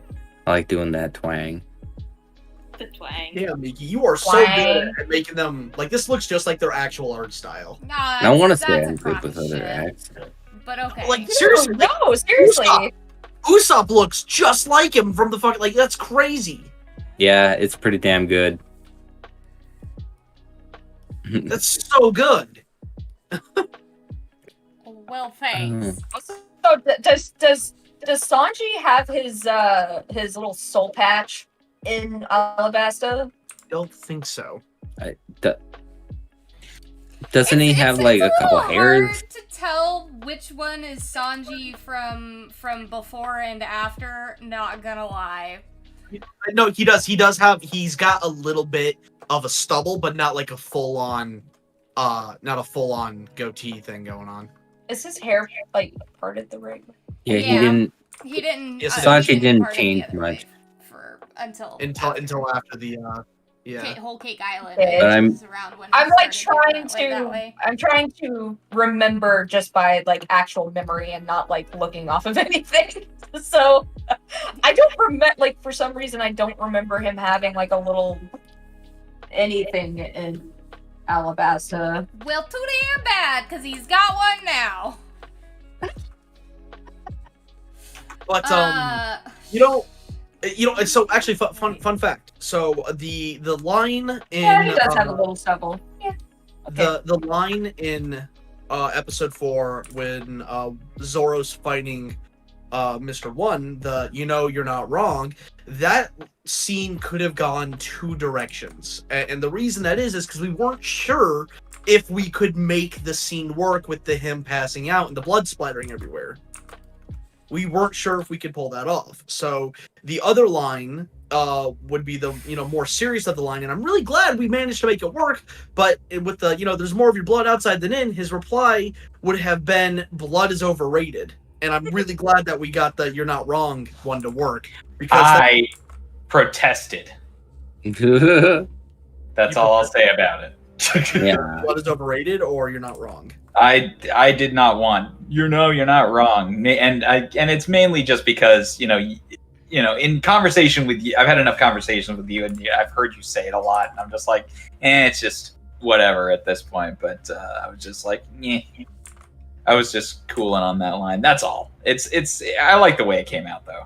It really did come out. Came out nice, but it was the action afterwards that really sold. Oh, 100%. 100%. Yeah. Because like The audio and the Ladder. visual. did lose a lot of blood. This was a very bloody episode. Fucking there was blood, people fucking dying, getting fucking executed. Like we had 2 people get fucking executed today. Yeah. Fucking Cobra though.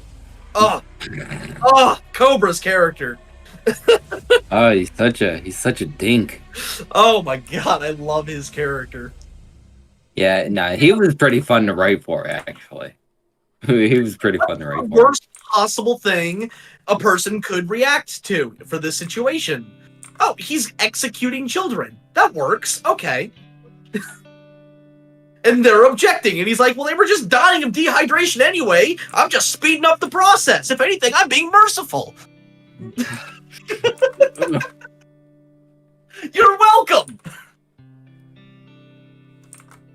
Jesus. Yep. Weird fucking Tomato dead citizen.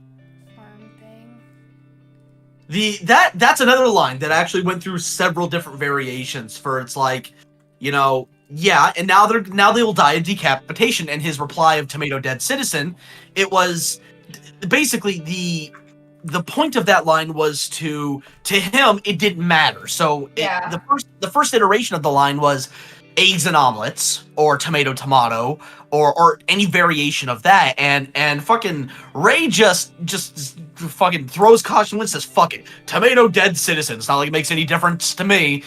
It's like, god damn, dude. I'm like, ooh. Oh, that's just it's lovely. It's great. Another line that was changed from the final product, and this one was specifically again because a voice actor was Carrie actually. The line where it's like you wanted us to abolish the monarchy and tax the wealthy like peasants. The original line had an additional word, and it was you wanted us to abolish the monarchy and tax the wealthy more. And Carrie loved the line, but we're like, oh my god, that makes it so much worse. We're going with it, and it was great. Yeah, it was pretty good. So I bet Carrie's probably thinking the best thing about this ending is you don't have to scream as much. That is true. Or get away from it. That's what pays my bills. That's fair. Carrie, you're a gem. Don't ever change. Okay. Wow, way to sound like a yearbook. Oh damn! Wow, way to judge. Fuck you! You're like, it's like you should at me next time. Jeez. Yeah, I mean, at that's least like- at least tag me first. Judging is my Oh. primary job, man. I judge people all day. So here's the uncomfortable question that no one wants me to ask, but should Luffy have a bulge? Ah! No. That's it. I'm moving Maybe. Robin. That's it. It's not. No. No. I'm moving No. Robin. Maybe he tucks. You don't have to have Yeah. gold. No, Anthony. Why did you ruin that? What? I was No, I'm about to ruin no, it. No, Made there of rubber. was no ruining it because I You was made it. already in that line of thought when I tried to position You- him to hide behind people. You made it worse. Worse or better? Yeah, there you go. It was already Oh. a problem. No. Think about it like this. He's made of rubber and he doesn't know armament hockey yet, so he can't have a bulge. If Tony had have not said that, then you gotta ruin everything. No, I'm still of the opinion that I think Robin should still be off to the left. Hey, guys, you are faulting on your responsibilities of reminding me to fucking save. Oh No, no! yeah, also- No, So, someone did. Someone said Miki No, save. no, I mean you guys. I'm not watching the stream right now. Oh, But but for real though, Miki, let's move Robin back. With that, I actually have to go, but thank you for inviting me Yeah, on. Luffy stream. Bulge is where I leave. Goodbye. Yeah, that's where I draw the line, you know. But you guys have a great night. You too, and I'm gonna say that's a big fat fucking no. I like Robin right where she is. Yeah, but now there's a lot of empty space between Vivi and Robin now. Oh, it'll now be it fixed. just looks like Luffy's rubbing his junk on Robin's head. Oh my god. Oh my god. Why must you point? It's a rite of passage to join. It's a rite of passage to join the crew. See, I thought that's what Oh. what you were getting at the start. I hate everything. Like it. Fucking just like they're gathering for it, and Robin's just like, well, what am I feeling on the back of my head? And Luffy's like, shh. Tony, step away from the microphone and have those thoughts somewhere else.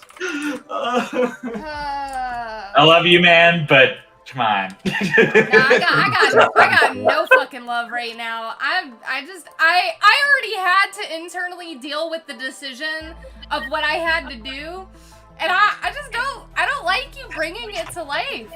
Okay. Also, Thank you for the $5 donation. Yes.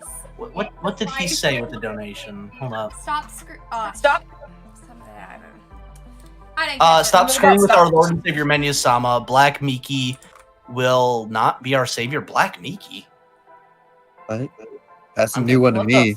Yeah. Is that the name I've been dubbed now? I don't know if that's Or I think they mean Miki. Like, do they mean Miki Black? Like as in Goku Black? Goku Black. I think Miki Black is now canon in Dragon Ball Super.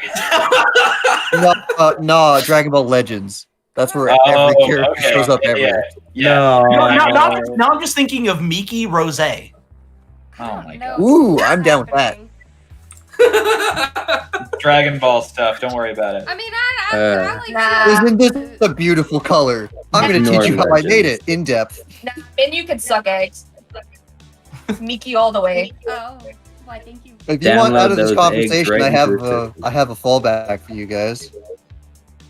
So my absolute favorite part out of all of this was the amount of detail you guys went into the fucking headshot picture thing.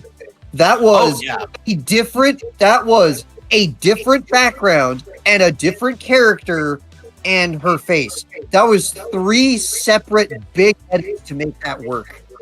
And I was just like, okay, so which one of the two was this background part of?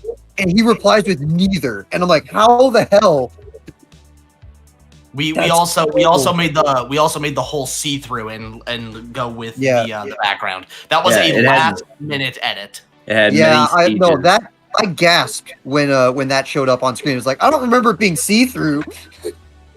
Yeah, initially it was just like black, just the blood running down in a black hole. But we were like, nah. At the last minute, just it was the Goku Raditz hole. It was like, yeah, he's been drilled, but you don't want to see that, so we're gonna make it black. yeah. Oh, shit. He's been drilled. Nice. Real.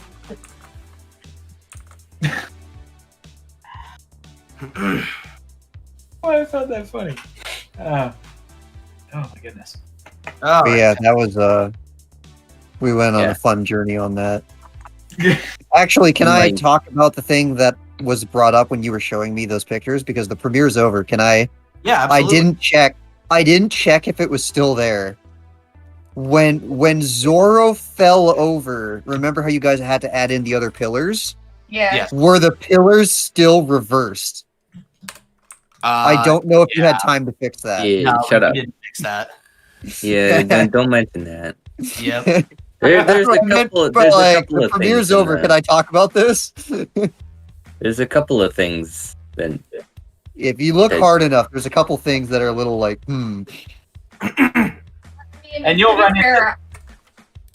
Oh, go on ahead. I was just gonna quickly comment on, like, to be fair, you'll always run into things like that as a producer. Just everything that either got all the broken bits, all the stuff you didn't get put in, all the stuff on, and basically everything that was just left on the cutting room floor. I'm just amazed that I noticed at all. It was for whatever reason, the moment he fell over, because we were talking about should he fall over faster? If he should fall over faster, in what way should he fall over faster? And then while they were talking about that, I immediately noticed and went, "Wait a minute, guys, look at this." Yeah, and that's valid. Yes, and I'm Yeah. glad you brought it. I'm glad you brought it up. Actually, Mhm, that's an important thing for all you aspiring content creators, producers out there. You're gonna run into that kind of all the broken bits a lot. Yeah. And It's some of, something them, that- some of them still make it to the end product, and we call those rat turds. Yeah, it's just a couple rat turds, but overall, it's a nice apple. Overall, yeah, I'd say so. I Yeah, the production of this. you have to understand this is all part of my plan because now they're all going to go back and watch the episode again to go find what I'm talking about. That gets us another view per person. Oh, Stress. excuse me. I'll double up on that. Somewhere Stress. in each episode of One Piece is a hidden little fat dog head that I have placed. Yep. Yep. Yeah, they tend to do that. There's always something that shouldn't be somewhere at all times.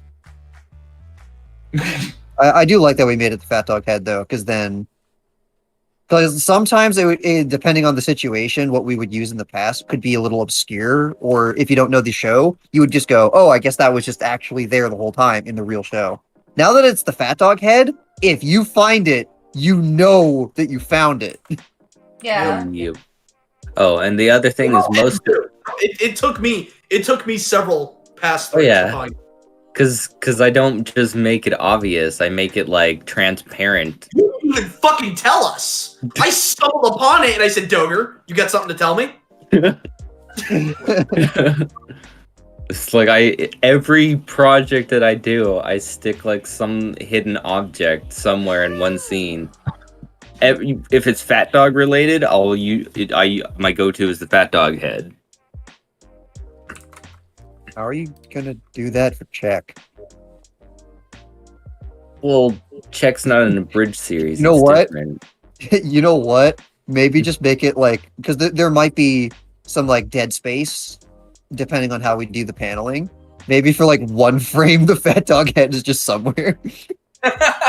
Just don't, as long as it's not over top of an actual panel, go have fun. I don't mind. Jeez. As long as it's I not actually interfering with the art. As long as you own the thing you're putting it in, I've only ever put it in something that was a comedy, though. Yeah. And Yeah, I check is would going ask. to have- If it's a serious check scene, definitely don't. Yeah, Fucking and, like, some dude's decapitated. You see down his neck, and there's the fat dog head. We censored the decapitation by putting the fat dog head over the whole thing. I'm not gonna lie, that would be kind of funny though. Whenever there's like a risque scene, that's our like no we like used to do that. What are we? Fucking Studio Dean? Jeez. I used to put unnecessary censors on like characters' boobs with fat dog heads because I thought it was Yeah, funny. we did that air year. Yeah. yeah. Yeah. God, what was it? If anyone ever goes and actually reads the manga Plunder, what a great manga! Not a great anime, but a great manga. He uses Heaven's Lost Property characters to cover up the naughty bits. She's just holding a sign, just like nope. Nope. Icarus. Same author that does that. Yes, same author. That would be such a copyright problem. If that was not the same author. I was gonna say, like, I was just double. making sure. He uses his old characters to be the censor. Which is That's just pretty funny, man. That is. No, pretty that's great. But so something else that I want to talk about in regards to the writing process. It wasn't until episode 2 that we, or rather the end of episode 1 that we really knew where we wanted to go with it. Oh yeah. Ooh. Up until that point, it was a lot of like up in the air kind of stuff. Like, oh, this could work or that could work. Like, we weren't really sure. And it was once we finished episode 2 that we really knew we knew how we wanted it to end at that point. Yeah. And one of the things that I wrote specifically as kind of an overarching theme for our One Piece is that of and I hope I did this in a way that it was noticeable but didn't feel like we were shoving it in your face. That being there was a social commentary of those at the top are basically fucking evil. They and that was kind of the underarching social commentary of One Piece Alabasta Abridged. It became less subtle as time went on, but at the same time, though, I feel like we did it in a way, at least I sincerely hope we did it in a way, that it didn't feel like we were like, hey, look at this! This is the social commentary! Fucking learn something! So I hope it was done well, and that it was enjoyable and didn't feel preachy. I wanted to go the preachy route. No, it's and that was, and maybe, and and that's one thing that is worth bringing up is that there are those that may not agree with the choices that we made, but rest assured we've thought about it. Believe me, this has gone on a lot. A lot of thought and a lot of discussion went into a lot of these scenes, and we're just like into implementing a lot of these themes, and it was more just like, oh, is this too heavy-handed? Like, is this, that, and the other thing? Like, we genuinely thought about every possible angle we could think of, and we wanted to do it in a way that wasn't, well, like Tony said, preachy or. Yep. Yeah, we wanted it to be more funny than preachy. Oh yeah, 100%. And a lot of people, like, no matter how much we changed every single fucking episode, we get the same comment, oh, this is basically a fan dub. And Like, not in the compliment way. In the fuck you kind of way. The no Like, constructive feedback This kind isn't of way. an abridged series. This is like, the kind of bullshit, and it's like, Yeah, and like for real. it Did really- you not really just see made- Luffy ate something? Luffy ate Kobe. Like, in what way is that just a fan dub? Thank you very much. Yeah. He ate Kobe, and it was funny. Not Yeah. only is it not a fan dub, but it's condensed significantly. It's an entire arc in 4 episodes. Are you kidding me? And Like Luffy the eats most people. we got that comment almost was our episode 1, and that was because a lot of people, like, they couldn't tell where the movie was and the episode was. So with episode 1, just episode 1, we used, what was it, 18 different episodes and a movie Yeah, and to make episode 1. we used the movie a lot, especially in the later episodes. Yeah, and that was because it fit. It wasn't for any other special reason. It's just like, oh yeah, does this fit with what we're trying to do and what we're trying to achieve? Yes. Also, with a little extra piece of trivia at the very end, when Crocodile is launched up into the stratosphere, that shot is actually taken from later on in It's One from the Piece. Reverie arc. Reverie arc. Yep, that's when she is reminiscing about her experiences with the Straw Hats in the actual show. Mhm. And it shows Crocodile getting launched into the stratosphere. That is actually from her flashback. So that's like from episode 820 something. Yeah. So like, it was just a little bit before like her conversation with Rebecca and Saratoshi, and I just noticed it and I was like, oh, it's basically just a retelling of him getting, and I just watched him get launched and I was like, oh my god, that's hilarious. I was like, that's way better than the original shot. It was And better it's- quality, so we decided, yeah, fuck it, use it. Yeah, so like that last episode has episodes spliced in from like the beginning of One Piece, the mid of One Piece, way late into One Piece, and like a movie. Yeah, and actually, speaking of the movie, that is something that was a very early on discussion. Was okay, guys, what do we abridge, the show or the movie? And that was a genuine discussion because we're like, all right, well, we could do the movie, and it would be much easier to do because it's a lot less stuff to work with. And so we went through and watched the movie, and we're like, where the fuck is Ace? That Yeah, was Ace the did initial not show deciding. That was the deciding factor right there. It was, yeah. And we're just like, yeah, you can't have this arc without Ace. And Yeah, no, like bro, him fucking giving Luffy the Ebury card. yeah, I mean, like, you can't just skip over that. Like, what the fuck? Yeah. So then we decided. Then we're like, okay, so we're gonna do the episodes. And so we were looking at it, and I'm like, yeah, but there's still some really good shots that we could use here. And so we decided, fuck it, let's use both. Yeah. Yep. I mean, it doesn't hurt to use both. And like once we got to the point where Ace had left, we could use a lot more of the movie. Yep. right. Yeah. And this was before we made any casting decisions, Yeah. Yep. Yeah. or just like this was just pre-production phase. Like we were Mm-hmm. just seeing what we could Had work no with. had no idea who was gonna voice who. We didn't know Cody was gonna do Ace. We didn't even know Carrie. Which begs to the question of like, if we were to do like, wait, is there a movie of Fishman Island? No. No? Okay, well then, there's your answer right damn there. Okay, we'd be doing the show. Yeah, but yeah, we didn't actually. I remember specifically we didn't have enough of a female talent pool to pull from.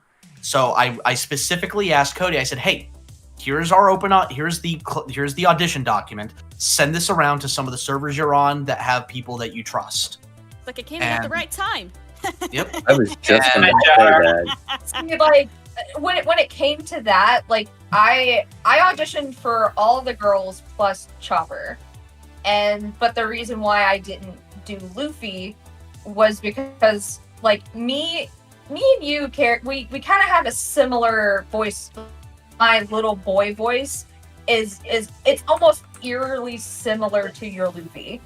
Yeah. Like, whenever we were writing for Luffy, like, sometimes I would kind of bust out my little kid voice, and it's almost eerily similar. Yeah, we have a And- similar placement to our voices.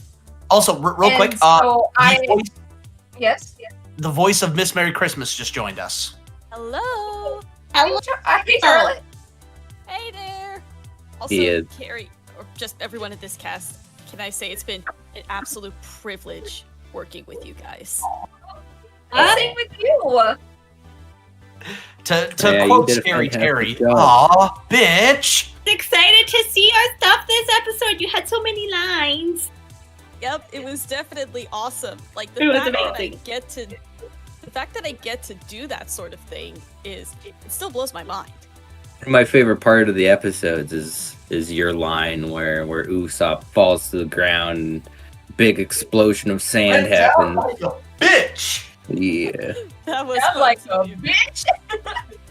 Yeah, Oh, actually. speaking of Cody bitch, did can we want talk me to about the say- episode? Can we talk about episode 3 real quick in Chopper's bitch? Bitch, I was Can we talk about that for a moment, please? The bitch. Oh. So Sad. that was a blooper that ended up making it into the final take. Yeah, no, like, it wasn't even supposed to be like that, but, like, Tony had heard me do that before, and as I was doing the line, I kind of just did it, and he was like, okay, do one normally, but do one with that. And I'm like, I don't know, man, but I did it anyway. And he was like, all right, that's it. That's our winner. That's the take. Yeah.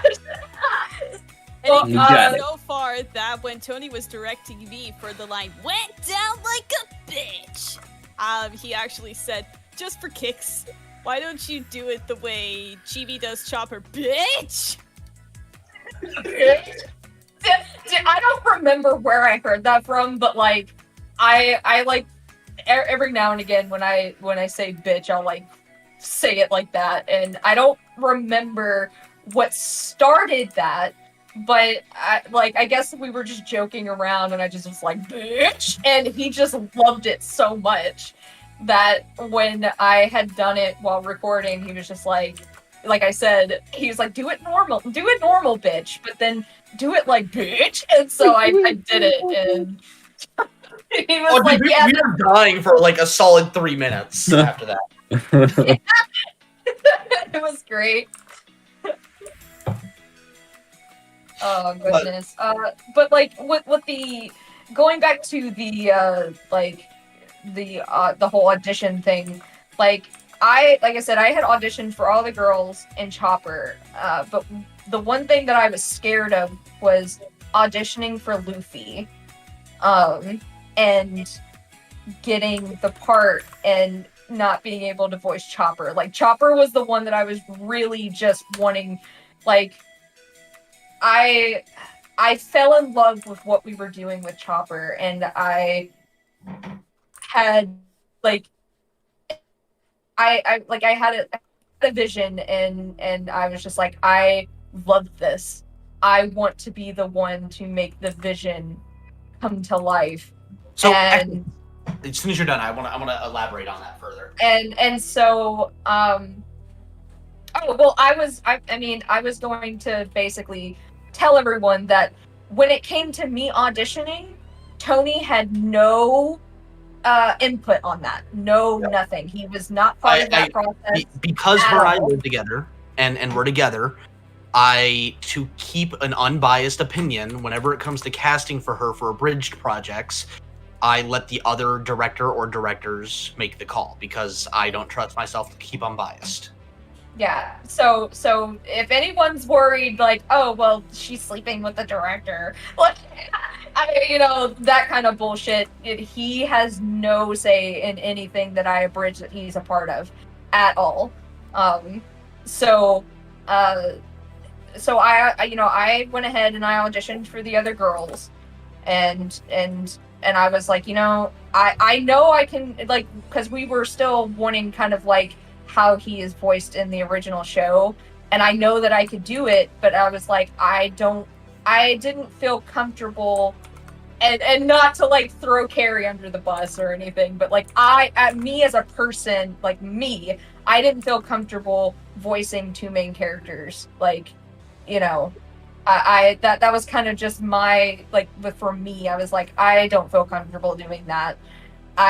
So I went ahead and voiced, or auditioned for Nami, Vivi, and Tashigi, and I kind of gave them all kind of the same, almost the same voice. I think Vivi was a little different, but Tashigi and Nami were about the same.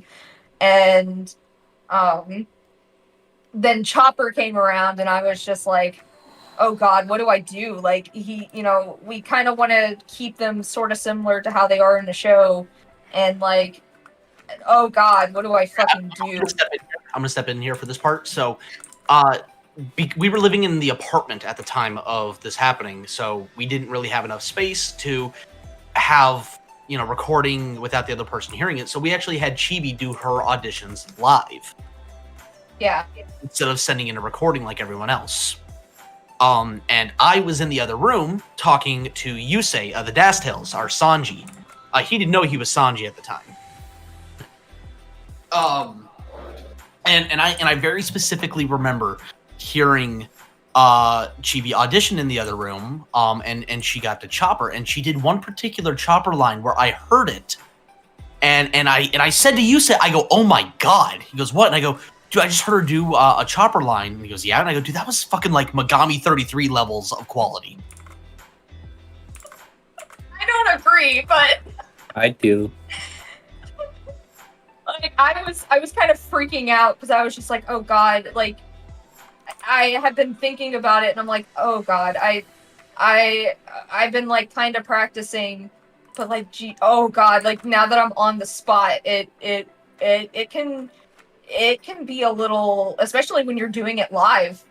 It can be a little intimidating and nerve-wracking, because then like you know, if you're auditioning for something and you're sending in your audition, you get more time to actually think and practice a bit and like, you know, kind of work with it. With me, I'm doing it live. I like, you know,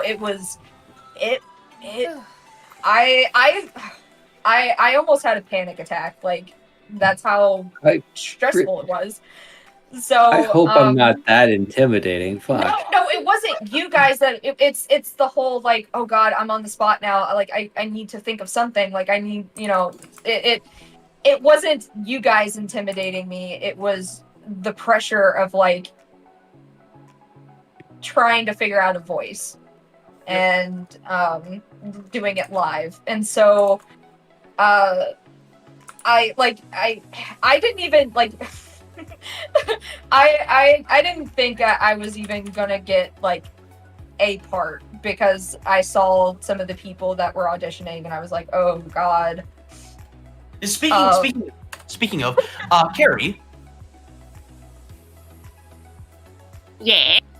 So tell us a little bit about I mean, this was your first project with us, and you know what made you? Because I don't know if Cody reached out to you directly or if he just put it out in a server. How did you get into the audition? I'm kind of curious. We've never had this talk. And don't really remember. Yeah, it was a while ago. To be completely honest, yeah. It was like what, 2 years ago? Yeah. Two or 3 years ago. Like Cody and I knew each other. So maybe it was a like, hey, there's this thing going on. But yeah. I would have also, like, I can definitely see myself, like, seeing an audition call and being like, that looks fun. I think Cody, like, did say, like, he's like, oh, you know, I might have some, you know, just pass it around. I think that's just kind of what happened. Yeah. And that's how the community works. Mm-hmm. So my next question for you is, when you sent in your audition, did you think not only that you would get a part, but B, you would get 2 of the main characters, arguably 2 of the characters with the most lines collectively? Yeah. I think, well, I did my auditions, I think, live with you, Tony, because... Did you? I don't remember that. Yeah, I think we did. Yeah. Me and you and I think either Doger or Cody, because I remember being there. Yeah, because I remember I went in prepared to read for all of the girls, and then you were like, "Oh, we also want you to read for Luffy," and I was like, I remember that now. Yes, yep. I remember that. Because I was like, "Oh, I don't know." So like in that moment on that call, I like looked up Luffy's English voice, and I was like, "Can I? Here it is!" It was actually quite funny. I was quite excited about it because that was like my first male role, and since then I've actually like booked quite a few male roles. So it kind of opened that door for my confidence, which was really awesome. Like, there you go. That's the same with Romeo. Romeo was my first ever like kid, young boy like role, and I remember how I ended up getting that role was I was at a convention with Yusei, and like I was just like, oh, there has been this little boy kind of working with it, and I did it, and I guess he was just like, you know, that almost sounds like young Trunks or like Goten. And he liked it so much that he was like, I want you to voice Romeo. And that, you know, Romeo was the first little kid role that I've ever done. I recently did it again, and I also did it, voiced it as Romeo in a different one. So, like, a different fairy tale bridge. So, like, I've gotten a few, though. It's kids normally aren't in a lot of like audition casting calls. So I don't really get a chance to do the little kid voice, like, you know, little boy voice at all. Like I would like to do it more, but just kids normally aren't in casting calls a whole lot. Yeah. So Yeah, the time where I and really got to use it was on a game recently called Smash Legends. I got to be Peter Pan, which was quite Hey, fun. there you go. And it was Cool. basically Cool. Luffy's voice, except it was like if you Hey. took Luffy's voice and then like mixed it with young Link.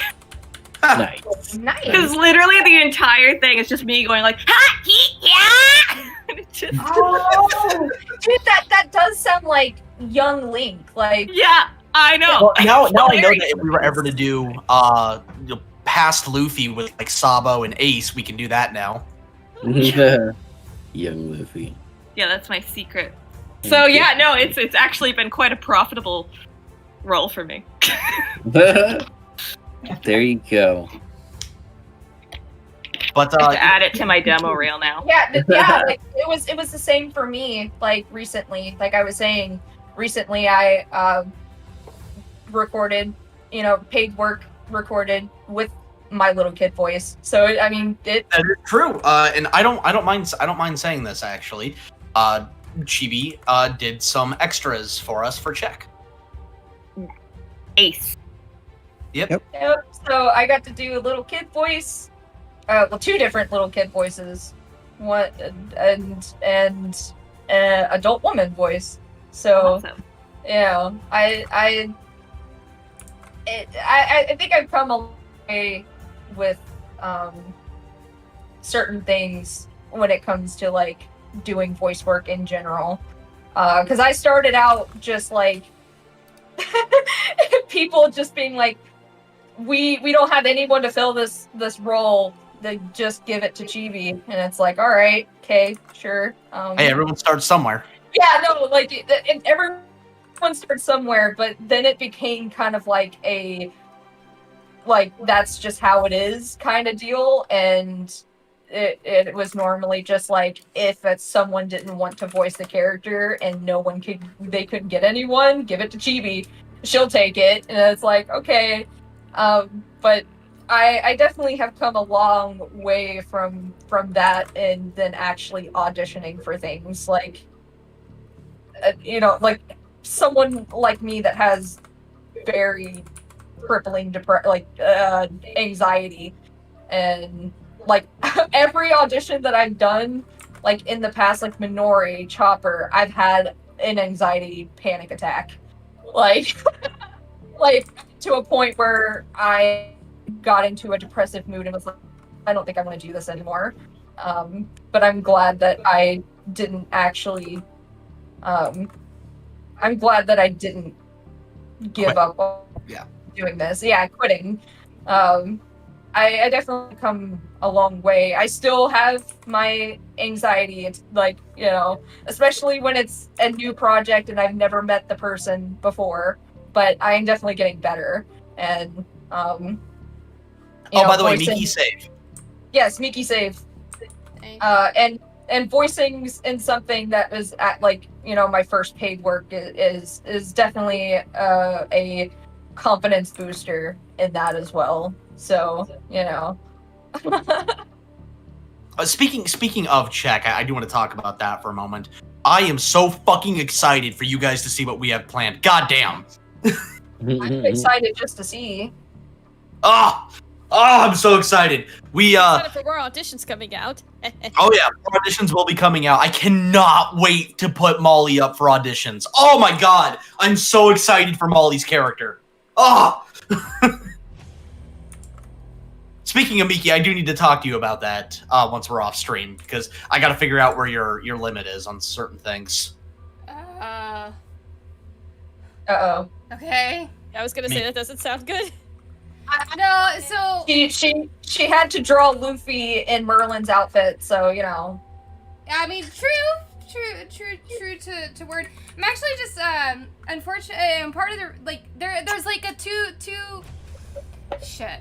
There's two reasons why I haven't like been super talkative. Part of it is because I'm really just like kind of enjoying the conversation with One Piece, the voice actor. Yeah, I'm really excited to have all you guys on here and stuff. But the other piece of it is I'm like really super fucking tired. I ended up staying off of work sick yesterday and spent like 70. Oh shit! You should have said something. Well, never.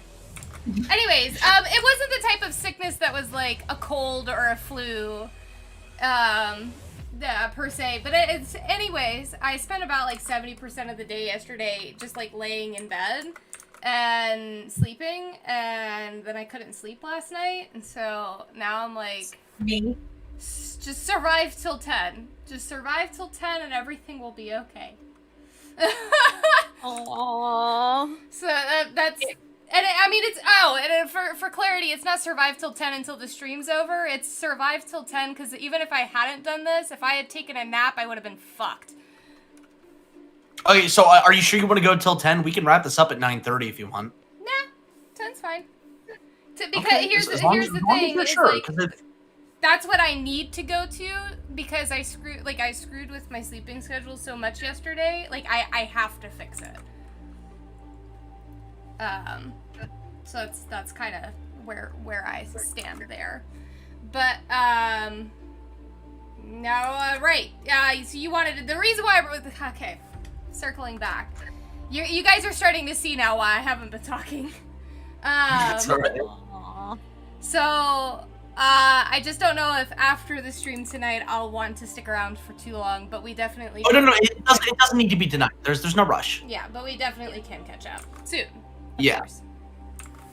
Because there's something that Dark and I we had a kind of another breakthrough specifically for her character, and we want to make sure that it is within your comfort zone.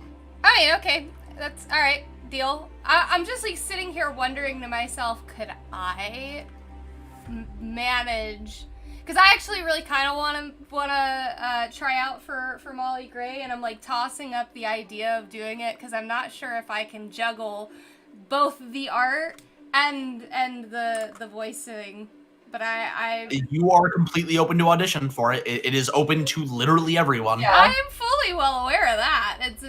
That's not the question. That's not what is in question, I should say. But I could do a crazy lady pretty good. Me too. Same. But legit though, like I am so freaking excited. Like I didn't think Molly would be the character I'm looking forward to the most, but she is. Really? I saw that coming from a fucking mile away, man. Well, Yeah. it's just again, Molly's such a new character that, I've had so much time to work on the other ones to grow attached to them that I wasn't expecting to immediately latch on to Molly's character and be like, oh, I like this bitch. No, I could have told you that from the day I designed her ass. Tony, you're with me, so like, I like him crazy, what can I say? Wow. Mhm. How dare you call my waifu crazy? My husbando. How dare? She is absolutely crazy. Does, like straight up, I am she do! crazy. It works! There's a reason why I'm in therapy and I take meds. Oh, no, Speak- I'm sorry. I wasn't talking about she do of crazy. I was talking about, does Elizabeth have an earring there? Because she does. Vivi always wears earrings, and she do, and I got excited because it lines up. Speaking of, Carrie, Oh. are you going to be able to find time to audition for the next set? I was very I- disappointed that you didn't audition for the first set. It wasn't my fault. Damn! Dad was disappointed. That shit hurts. Don't like. Moving. You can't I didn't just have- say that. My microphone was in a box. I know. I'm like I said, I'm not blaming you. I'm disappointed that our timing was so bad.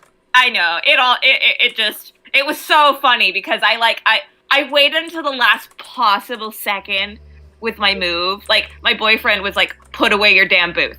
Put away your damn booth. And I was like, no, something's gonna come up. Something's gonna come up. And we're literally like tearing it down on the last day. And then like, as soon as we put like the tape on the box, I got like 700 messages from everybody I've ever worked for being like, hey, Oh, but of retakes time! Oh Ooh.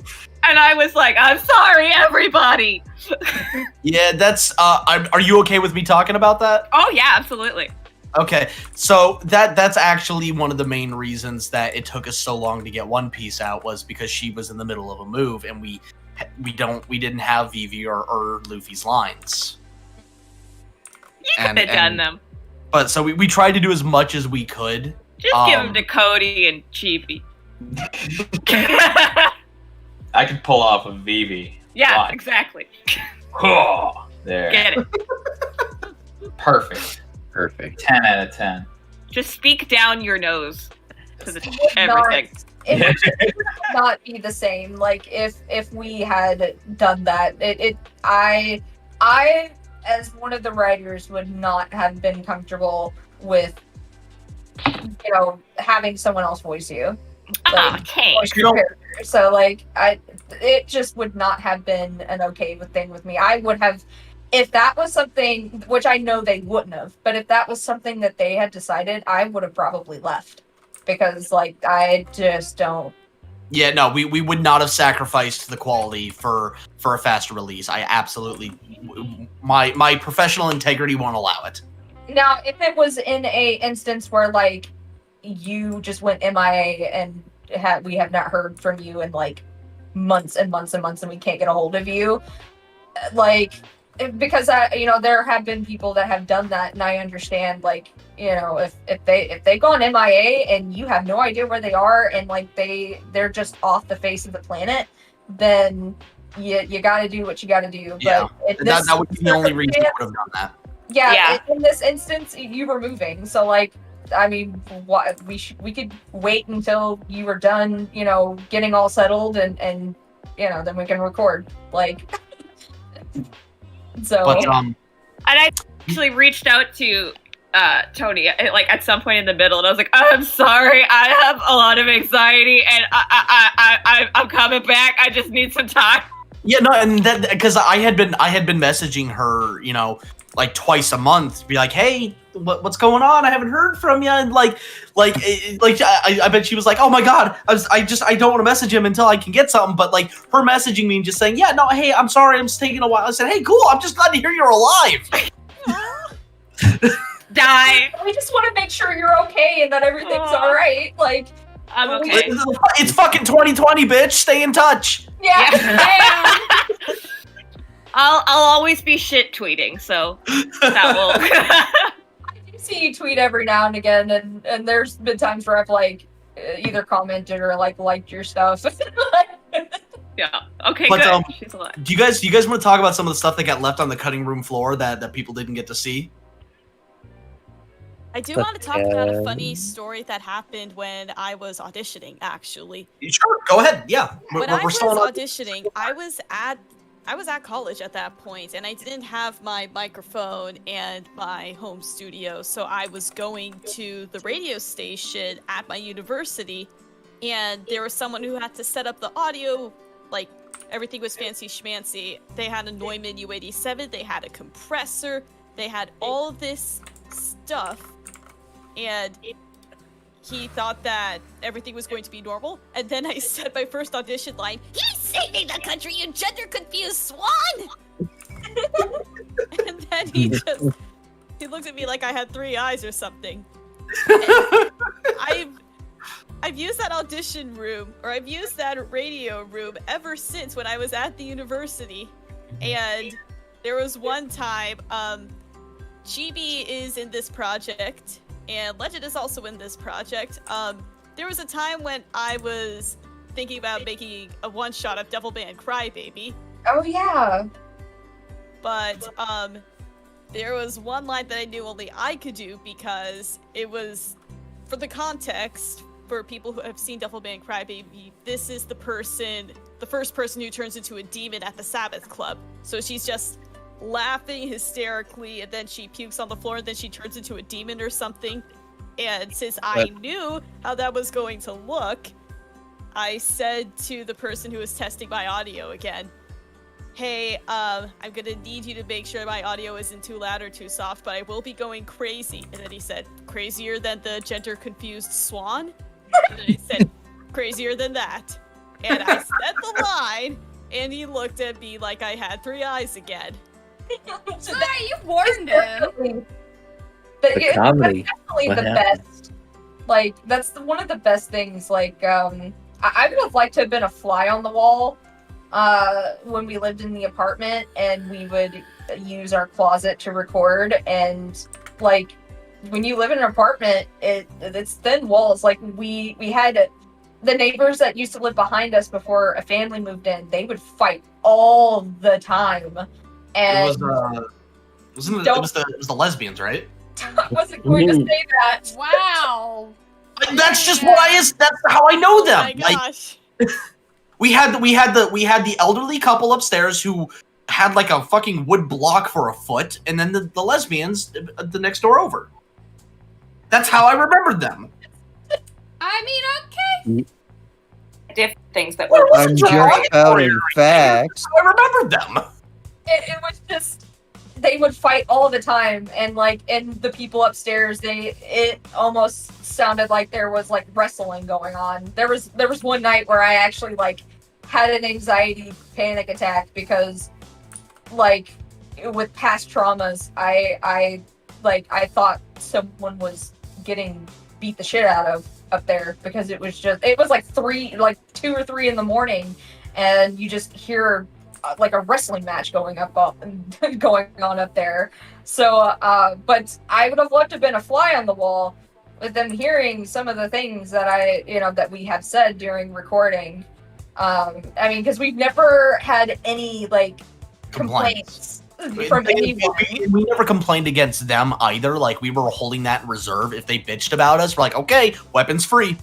Yeah, like we would have been like, okay, well, let's complain about the like fucking all the arguing and shit that we heard, or like, there was this other neighbor that would play like the same fucking song all the time, and it would be really loud, and then we had the neighbors upstairs that were beating the shit out of each other or whatever. Like, so like it definitely that is something that I kind of wish that I would have known about, like when we lived in the apartment, of us, because I mean, you could clearly, you had to have heard us.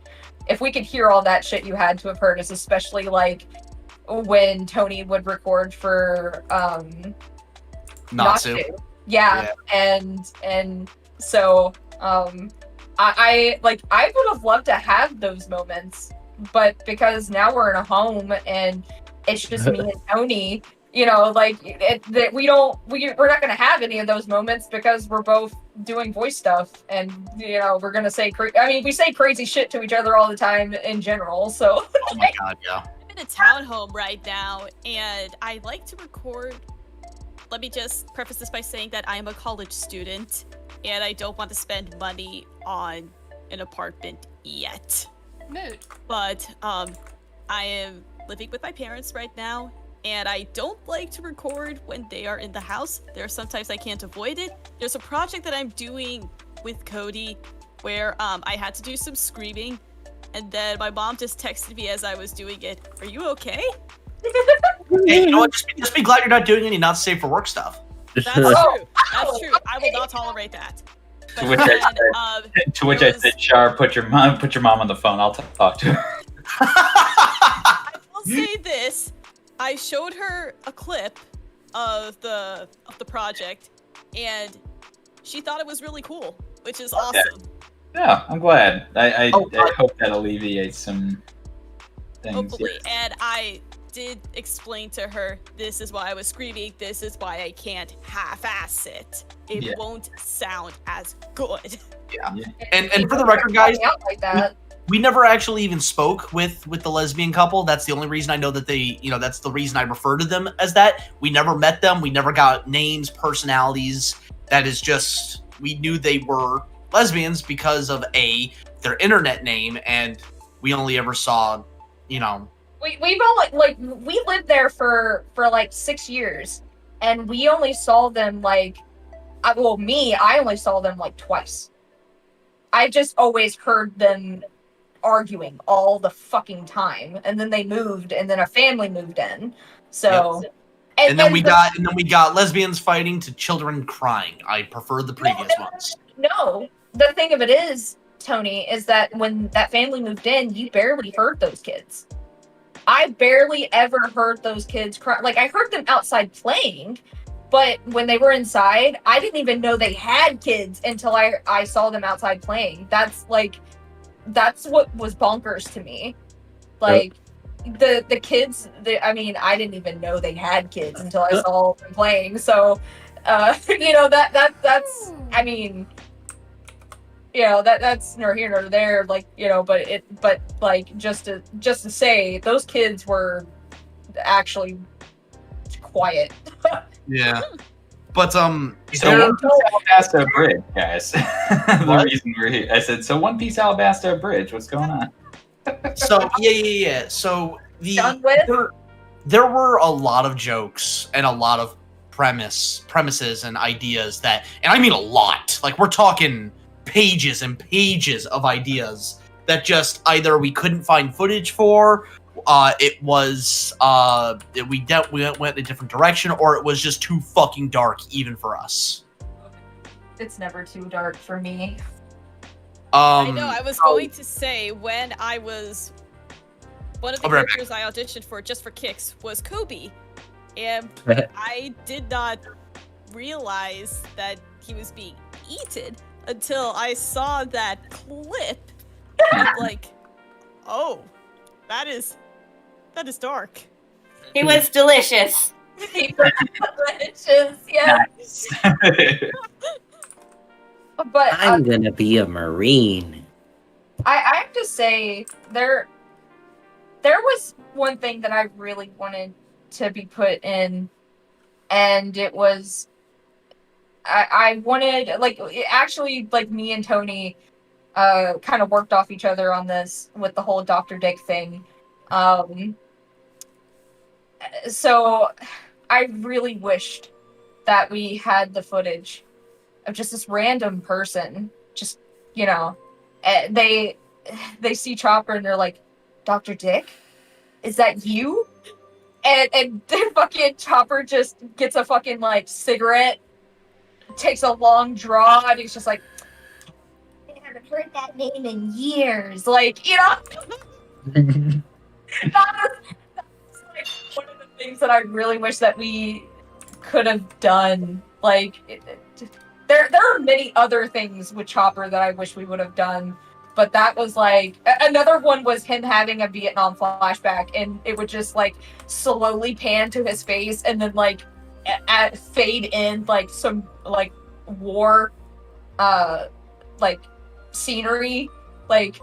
Some Guns N' Roses. It's just, because, like I was saying earlier, there are many instances where Chopper's just looking at the fucking screen, and he looks like he is having a flashback. Like, he looks like he's about to... It kind of reminds me of, if anyone's seen Happy Tree Friends, there is a character named, I think his name's Flippy, and he is a Vietnam, like, he's a vet. And, you know, he's kind of, like, timid and gentle and stuff, but when he has a war flashback, he goes fucking crazy and just starts murdering people. That's kind of what I envisioned, like, with that joke of, like, he's about to fucking snap. So, I there's a lot of things that, with Chopper, that ended up just not happening because we just didn't have the footage. Yeah. What about you, Tony? I know there's a few that you really wished you would have done. I think he said he would be right back. Oh, I didn't hear that. Oh, food. Thank you. Tomatoes. Just kidding. Just kidding. Dude! Art. Oh, she doesn't. Oh, Char's. Oh, and now she's back. Sorry about that. I went to a different server without VD2. So, anyway, one of the ones that, and I've mentioned this before, one of the jokes that I had been trying to find a place for, but they just wouldn't let me, is Pirate Jesus. Oh Yeah. my gosh. Yeah, I no, shut that down immediately. yeah, no, me and Cody both were like, no, that's not happening. What? One Piece Anatomy, I already as an artist understood that One Piece Anatomy was something, but it's weird drawing it. See, they actually looked normal in the beginning, and then like from what I understand, the dude His that wife got like a his boob. wife got like plastic surgery or whatever, and that's basically what her body looks like, and so he basically based their body off of her updated body. I You know, really I don't better know run that- something like this. She got the surgery done. She's like, I don't know, honey. This just doesn't feel natural. It doesn't feel normal. And fucking, he's like, I'll make it normal. That's just what I was told, and so I'm just running with it because like they went from being kind of like they had normal proportion, like Nami had normal proportion boobs in the beginning, and then all of a sudden It did. and then fucking time skip, they're humongous, and Yeah. people can say, oh well, puberty. She was already like 18. That's not how puberty in women works. Yeah, but I don't know that I would necessarily even still agree that pre-time skip their anatomy was normal. I still can't say that. Not the I'm anatomy not of talking like about the boobs alone. Like I'm talking about like the entirety of it. The well, one thing that bugs me is he just does the same body type for most of the female characters that come into the story. Yeah. Rebecca being included, and I'm like, Rebecca is a gladiator. She should not have this kind of body. She should have a lean build. What do you even know how the human body works? I mean, you He got Big Mom. It does. He literally starts by drawing an X. That's how he makes his women. yeah. Okay then.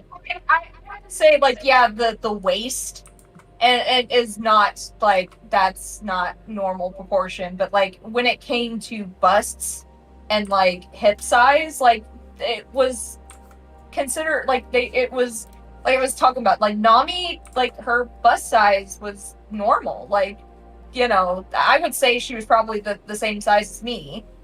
But then fucking time skip came in and they grew fucking 10 times the size. And it's like, what the fuck happened? Like, I understand you kind of updated your art style a bit, but now, like, it's just even more ridiculous and they look stupid.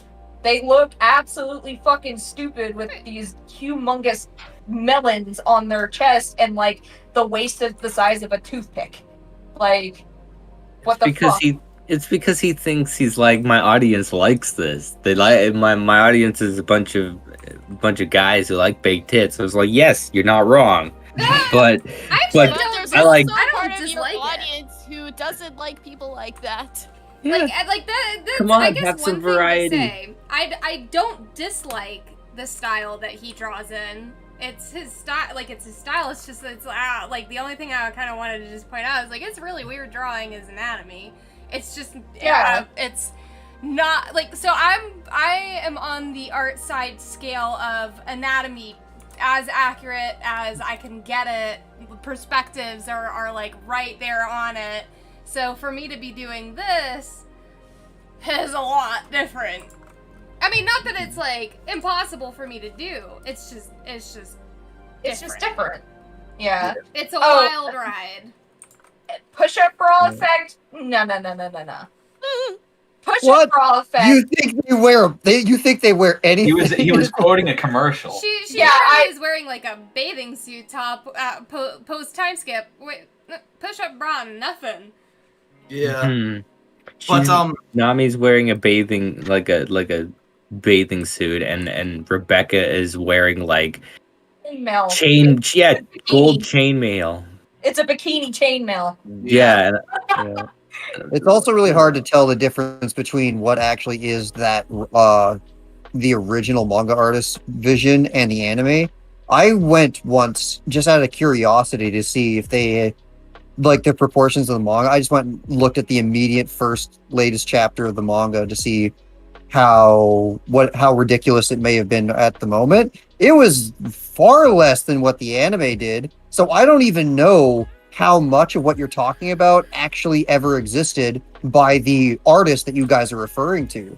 That or the manga's so far ahead, there's yet another redesign that rebalanced everything. The irony of that is that the manga is also a lot more racy with some of its scenes. Yeah. And the anime censors a lot of it.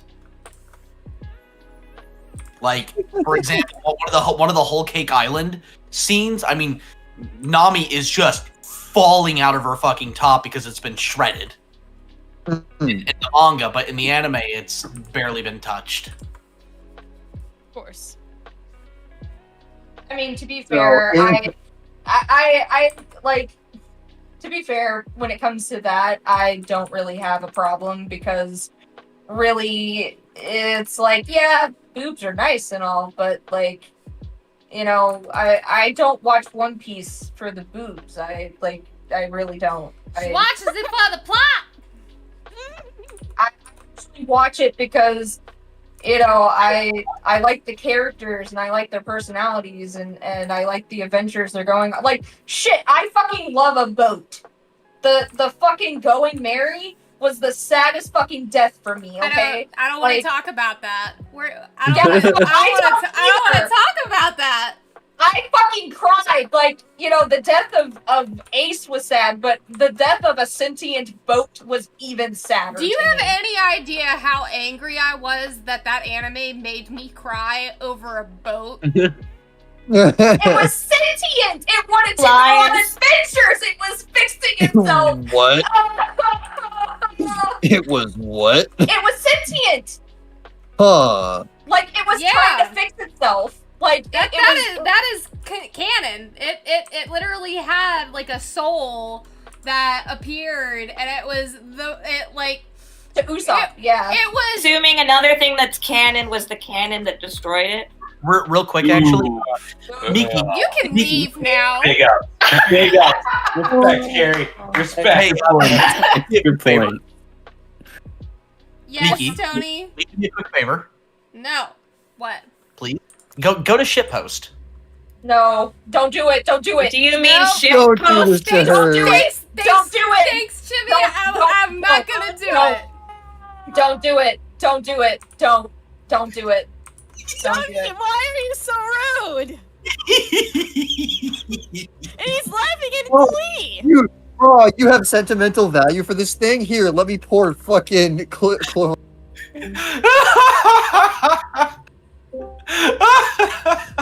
I refuse. Oh man.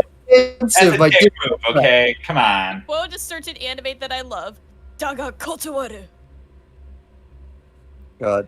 I love that fucking dolphin. Shadowstorm, I am about equality. It's the same.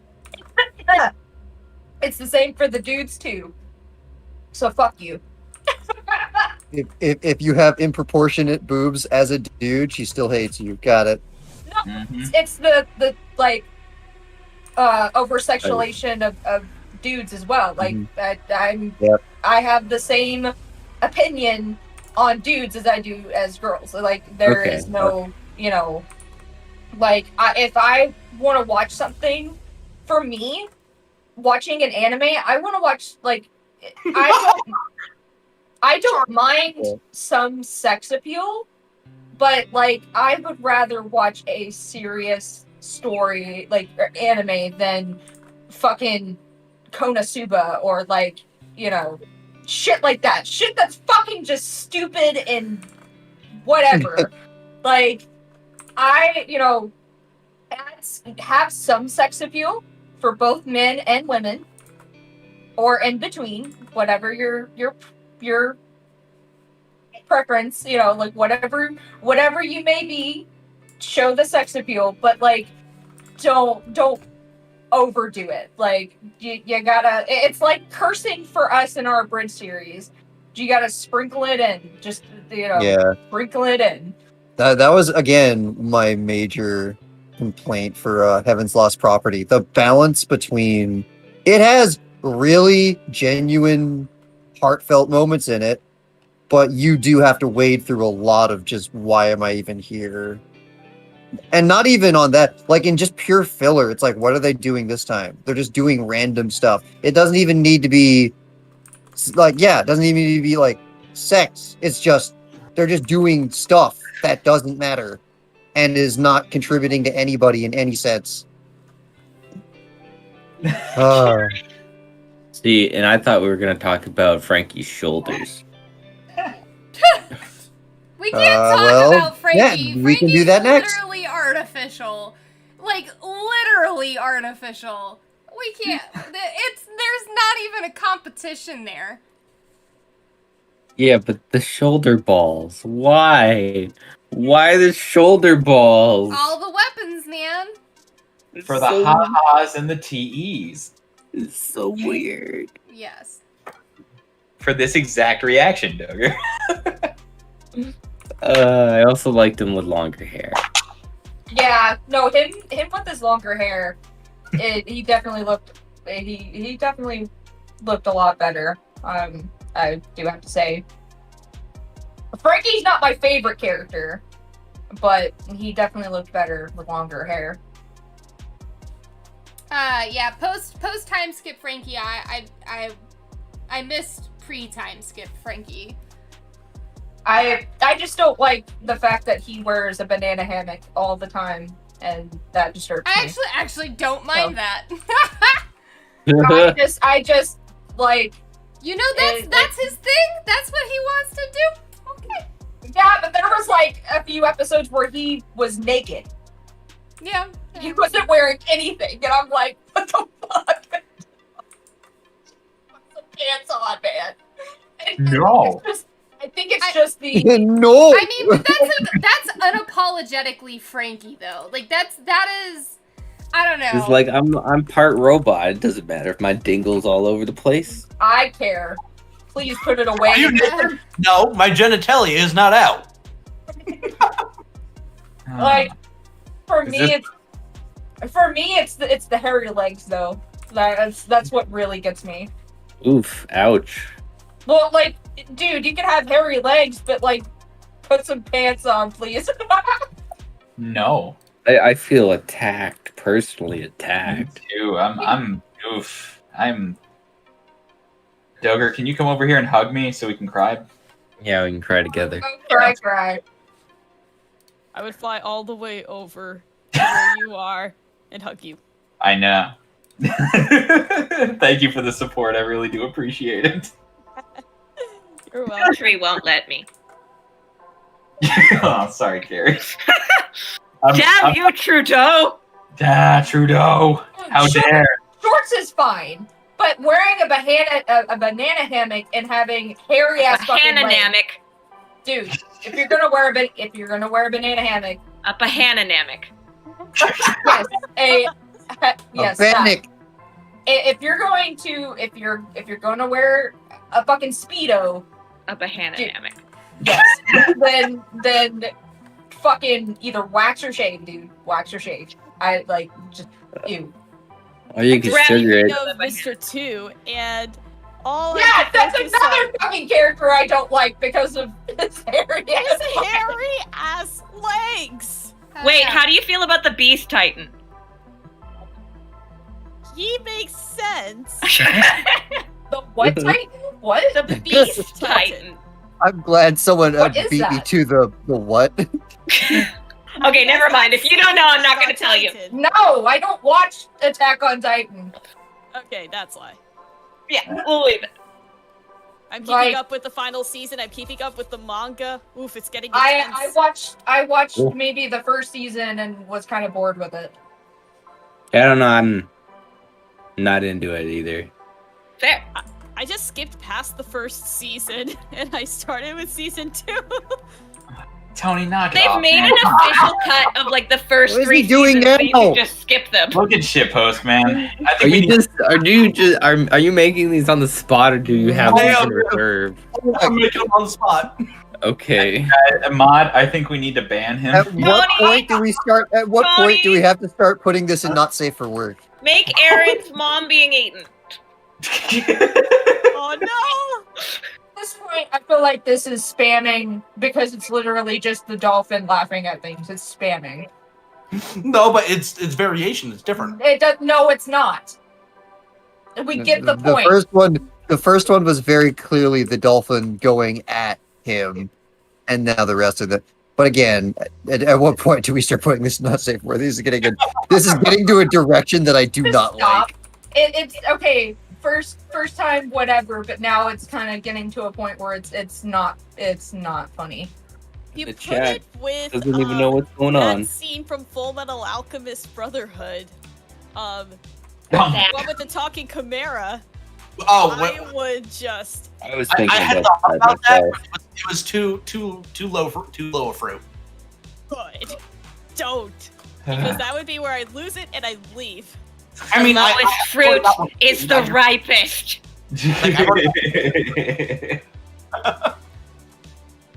You know, that's true. Like, I don't like that it's true, but it's true.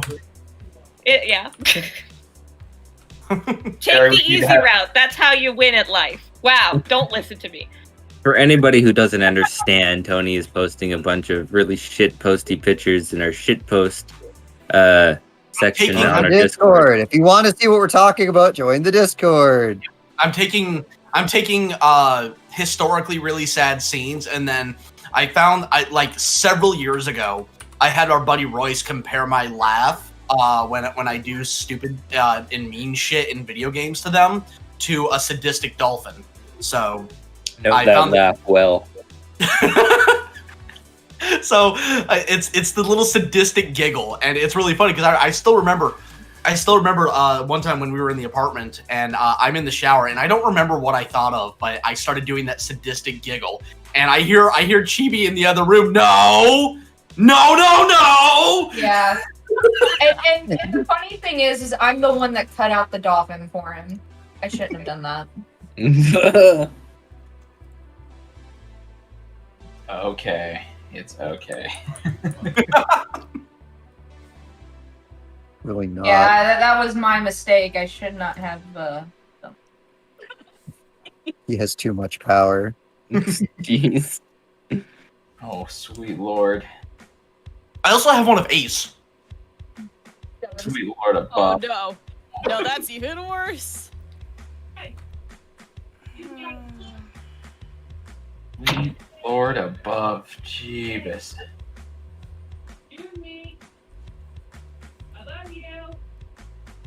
Love you too. Aw. That's sweet. Hey, Doger sister. What's up? Yo, what's up? Are you doing okay? Are you staying healthy in these very weird times? Yeah, I was staying healthy. Don't forget to save. Yeah, Miki say. Oh. Thank you, Carrie. Okay, yeah, it's been a Honest while to since we said God, that. I Yeah, thought this you is right. said don't forget to bathe, and I thought you were talking to the person that you were just talking. I was like, that's a really weird thing to tell a person. Wow, this bitch is fucking rude. Fucking savage. All right, last one. I promise. Last one. This one's Oh not funny. God. You're losing your shitpost privileges. No. No. No, no, no, no. No, I can't, and I'm fucking. What did he do? Oh my You made it God. upside He down. did it with Ace's death scene. Okay. Yeah. Well, actually, yeah. He said he was going You to know, do that. usually so- the ace is in the hole, but it looks like the hole is. I literally Ace. need you guys to leave. The I need whole you became to Ace. go. All of you can get You know out. what? You know what, Carrie? Respect. I like that. I like that rephrasing. Nice. Excellent. I wouldn't have thought of that. You know what? Just the moment I heard that, I thought of the guy from CSI Miami, the sunglasses guy. Oh, Oh, yeah. my The ratio. my employees at work make memes about my puns. It's legendary here. So you're the equivalent of Barbara. Got it. Yeah. You're supposed to put the aces in your sleeves, not in your chest. Oh, Okay, this is going One of my family, like, Wow, my thing crashed because I said that. Good. You deserve it. Wow. What was that, Shara? You were saying? Wait, Just wait a going to minute. say- What do you mean Firefox crashed? Firefox wasn't running. What do you mean it crashed? Go ahead. I have no idea. Firefox But, crashed. My Firefox just wasn't going running to and it say- crashed. Work on. You're Shut gonna up. have to talk louder.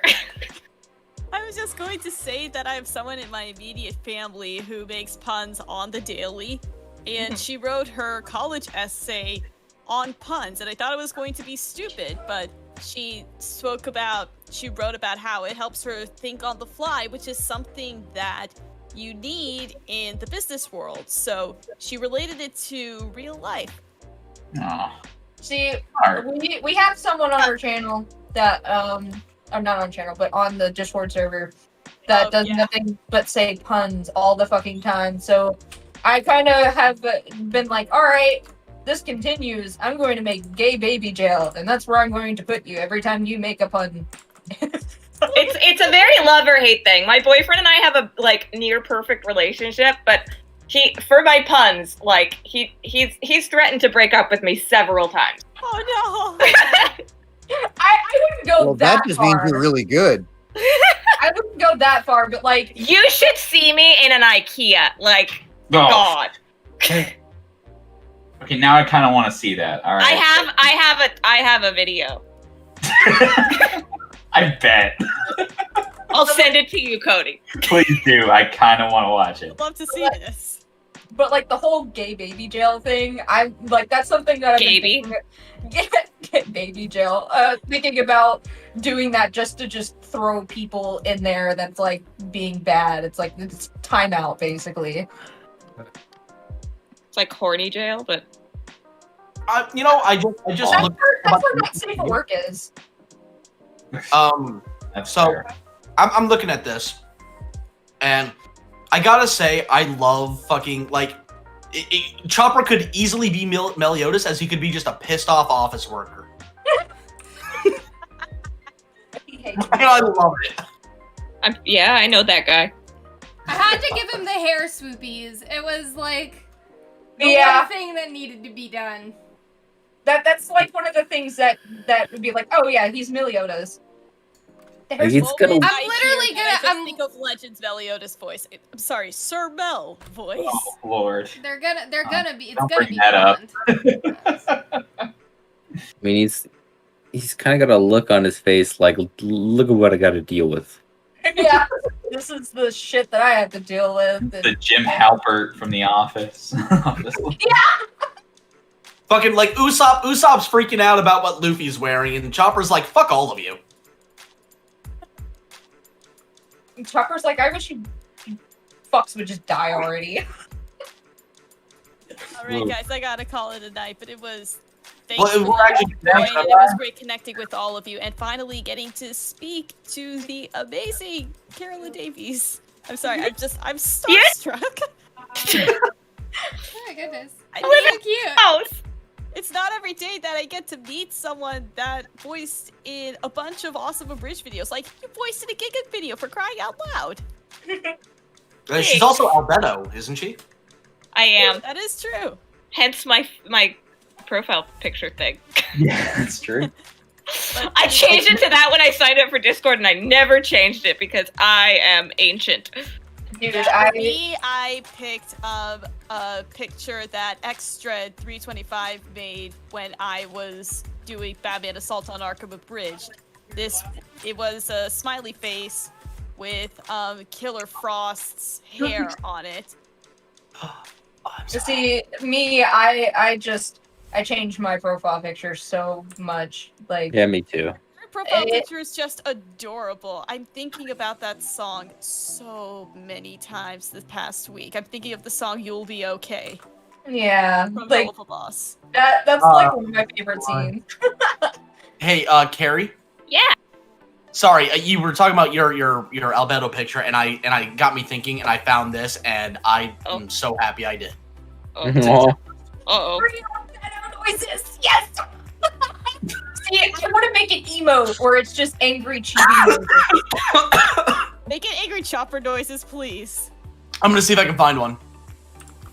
Like, but I specifically want to do one like an emote for the server It's of my This is OC. literally the only one right here. It's me.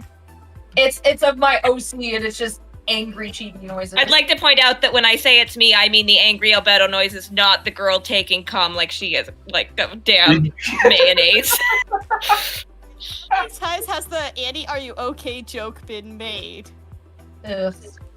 This is the first I'm seeing of it.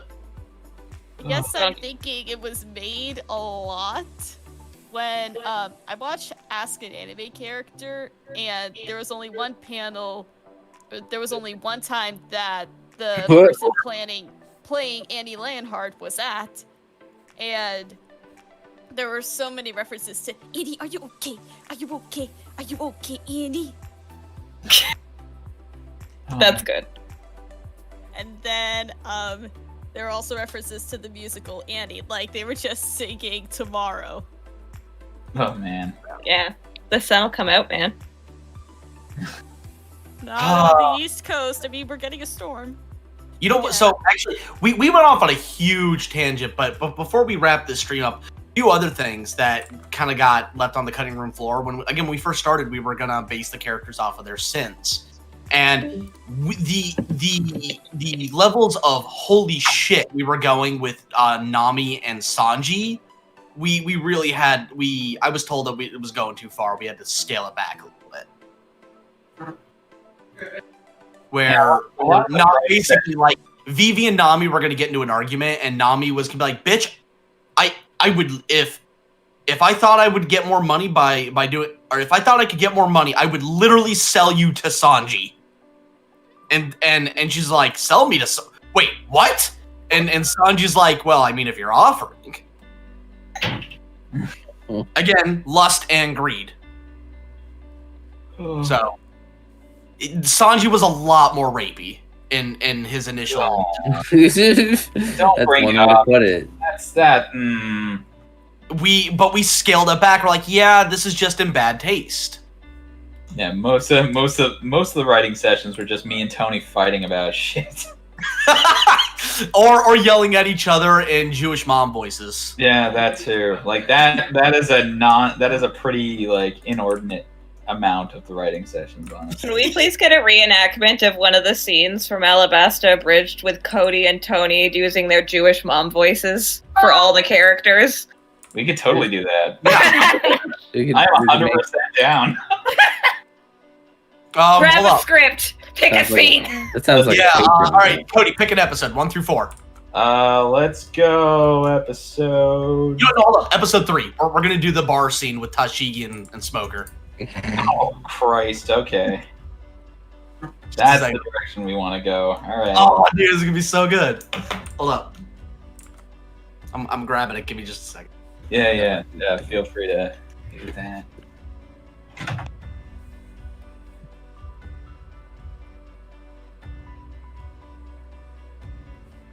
Oh, that handout came out a lot better than it was in the sketch. Woo! All Really right. good. All right, Cody. Who do you want to be, Tashigi or Smoker? Tashigi, dude. All right, I'll do Smoker. All right. Boy, fade this thing. Yeah. All right, hold up. I got to do my trigger line. I haven't gotten used to the voice yet, but hold up. Draw out your words a lot too. Yeah. What was our first thing where that happened? You were And this is how voice actors do their job. Ray or something? How do I do that voice? You were doing- I was editing. Yeah, I was just editing something. I just started talking to myself like, you gotta do your masking. Right. Yeah. Okay. Right, the masking bit. You don't unless you do your masking, Cody. All right. Yeah. How long have you been, Shiggy? How long has what been, sir? This is How already. long has it been since I let those damn straw hats slip through my fingers? Again! It feels like forever since I last laid. I slipped out of the voice. You went Sir, in it's shaggy. been 2 days. Wherever you were going with it, I'm all about it. It feels like forever since I last laid eyes on them. I don't know. Sir, I it's completely been 2 days. That can't be right. It feels like 2 years. Oh gosh, Scoob. Oy vey, you've been chasing him down since lockdown, sir. 2 months ago. I haven't had enough practice with voice. I apologize. You need to find a way to So, calm so down that- and de-stress, Boogie. Okay. So that makes the girl Scooby. Whoever the person smoker was. Just a minute. I gotta take care of something real quick. So, yeah, it was bad. I'm not used to it. It's so cringe. So We didn't cringe. do that route. I mean, like it's funny when it's just us doing it to each other, and we just think it's hilarious. But it's more it's more just for us. I just go off of Kyle's mom's voice from South Park. Whoopi, you gotta get back to school. Mean Cartman boy fix on you. Oh my god, that's horrible. Horrible. Everything is just breaking for me at the moment. What the fuck? I'm trying to like move shit around and it won't move anything. It knows how cringe Tony and I are right now. Right? It measured the cringe and it's unsustainable. Given the fact that I've had 3 things crash this stream, yeah. Goodness gracious, man. Holy sweet mother of Phoebus. How can you turn in your edits if you don't do your masking, Cody? I can't do the masking. You stop. You gotta do your masking, Cody! You're making me laugh, Booby. What's Stop. happening? It's so stupid. It's so Nico, stupid. that's what. Like I think Tony and I, when we talk to each other for an extended period of time, we just like devolve into just gibberish. We actively make each other dumber. And I don't know how to feel about it, to be perfectly honest. Zoro is such a sexy motherfucker. God damn. Okay, Ew, sorry. what? What Zoro. happened? Sexy motherfucker. Zoro is a sexy Oh. motherfucker. That's what everyone says. For Zoro, Yeah, and Zoro is everyone would be Fando. correct. Like, I'm trying to remember, like, someone auditioned for I think it was Nami, or it was either Nami or they were wanting to, no, it was Robin. They were wanting to audition for Robin because of the fact, like, because of Zoro, because they, like, shipped Nami, or they shipped Robin and Zoro together. I remember that, like, that's funny. So, anyway, Miki, do you want to wrap things up? Bruh, it's only No. 9. You must go forever. Oh, right. It's only I forgot. 9 your time. 10 your time, not 10 hours.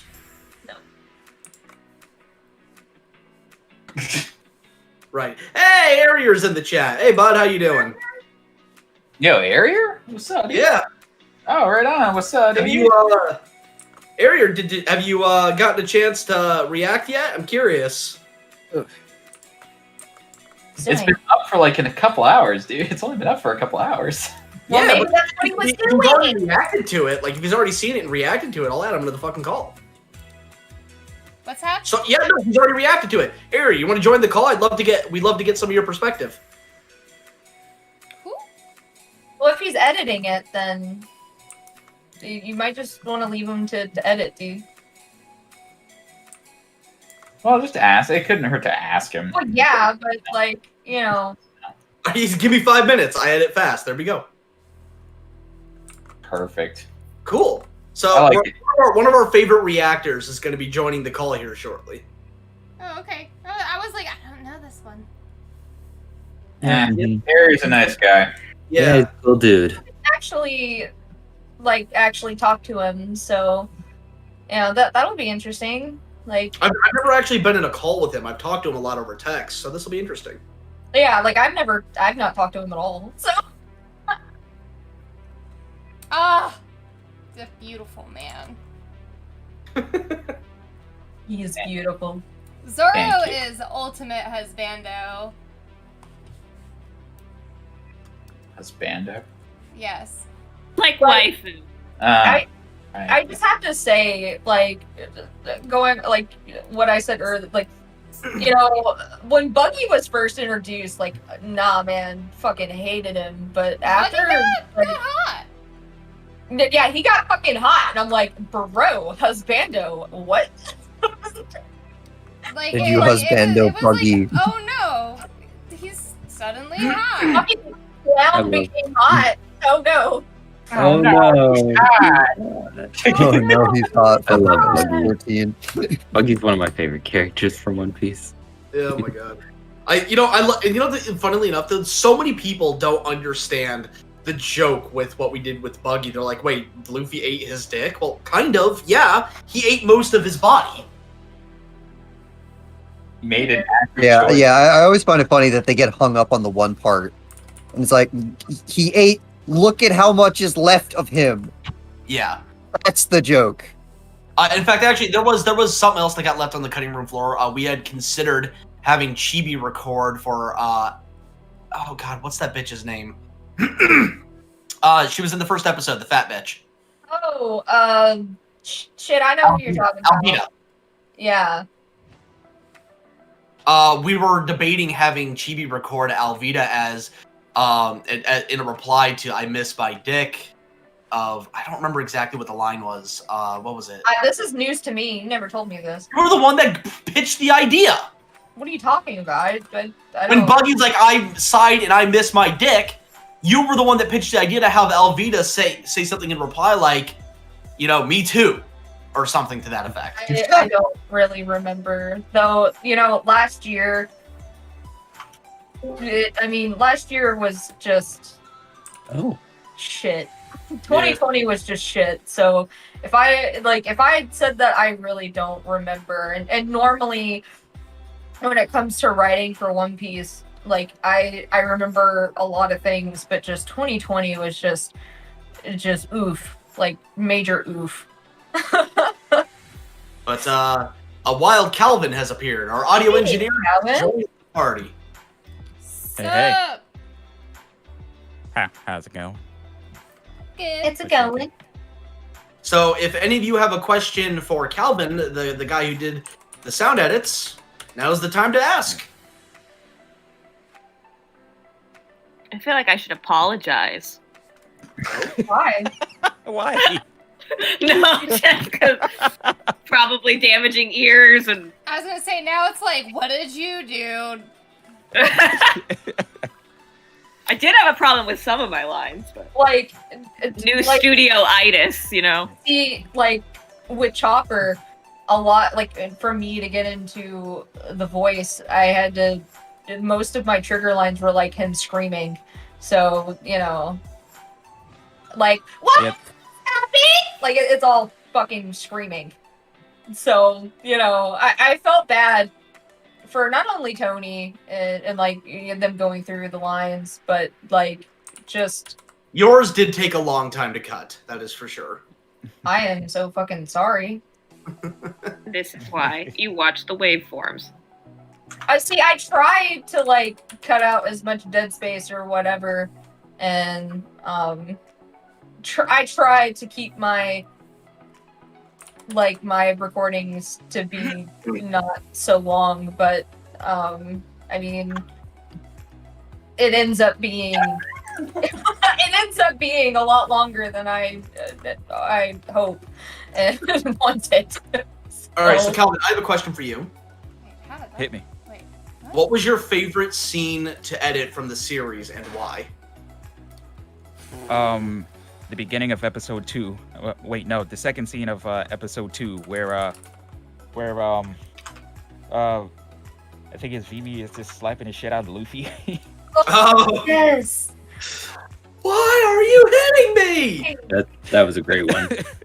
That was a fun one to have Carrier record because, like, yeah, you're just beating the shit out of yourselves. Yeah, Yes. it's just literally Hit Feed many something. times and then receive hits. The same hits. And like all of the slaps I had to splice into that scene, it was just it felt good. All right, so follow-up question from each. All right. What is your favorite scene from each episode? let's see. So my memory is not that good enough, so I can't remember too much from episode 1. Let's see. Episode 3. Actually, which episode was the restaurant scene? Yeet. Which one? Which restaurant scene? The restaurant scene where it's Luffy crashing into the. That's episode 1. Okay, that one. Okay, so all right, my memory's a little better than I give myself credit for. So, yeah, that one was fun to edit. Let's see. Episode 3. Episode 3 had some really good ones.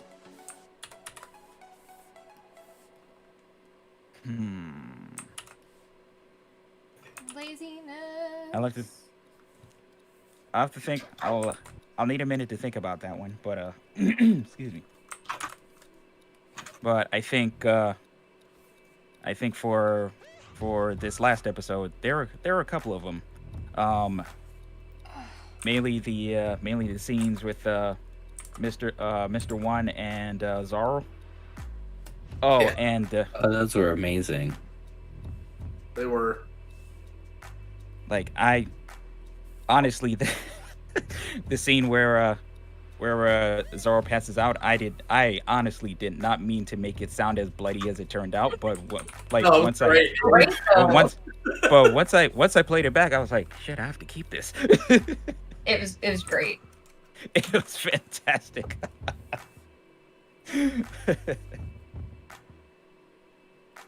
So, for those of you just joining us, we are having the Straw Hats dressed as their respective sin from Seven Deadly Sins. And what I mean by that is when we first started writing for One Piece, we decided to base each of the Straw Hats, with the exception of Vivi, after a deadly sin. So Zoro is Sloth. So, and I don't mean like a deadly sin from Seven Deadly Sins, but the literal sin. Yeah, like well, I mean, even in Seven Deadly Sins, they do like sort of act upon their sin. Like fucking King, he's always floating around on his fucking a pillow and being aloof, and then Relatable.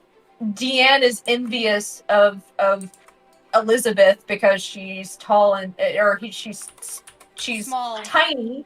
She's tiny and like Elizabeth's tiny and she's getting all the attention from Meliodas, where Deanne's like, why can't that be me? And like they do kind of sort of. Sunboy is very obvious. Yeah, like he's the most on the nose out of all of them. On like, that's just my character. Yeah, Which Bond. one's I that? mean, Oh, he's yeah. Bond's a greedy motherfucker. He's like, I steal shit. Like, but they kind of do act upon their sin. But we also were thinking Full Metal Alchemist, but I'm glad that we went with this because of Vivi being Elizabeth. It just makes sense. They're both princesses. I don't want to draw Luffy.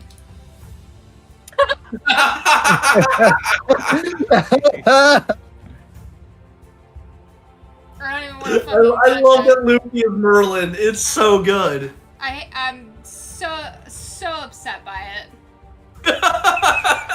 The upsetty spaghetti. But all right. I love funny AMV. Second asks Calvin, what did you sneak in that the directors didn't catch? The only thing I ever actually snuck in, that I actually ended up having to tell Tony about just to let him know I did it. The opening scene in episode 1,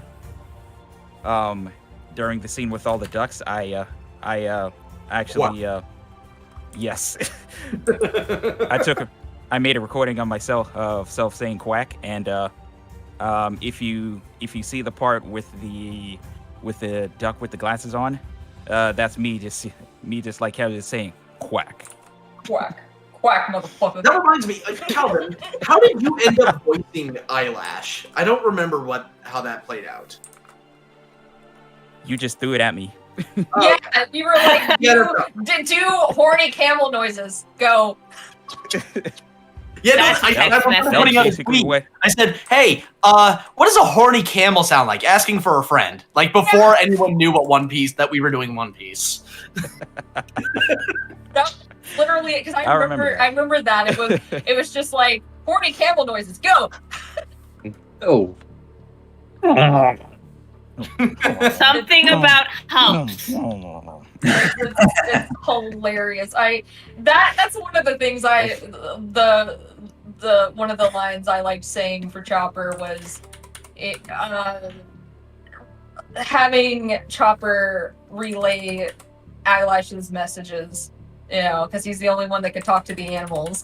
And then when he comes in with the sand crab, he's like, and I'm like the camel, the crab swings both ways. Like that was definitely That joke flew over so many people's heads, like they didn't understand it. what?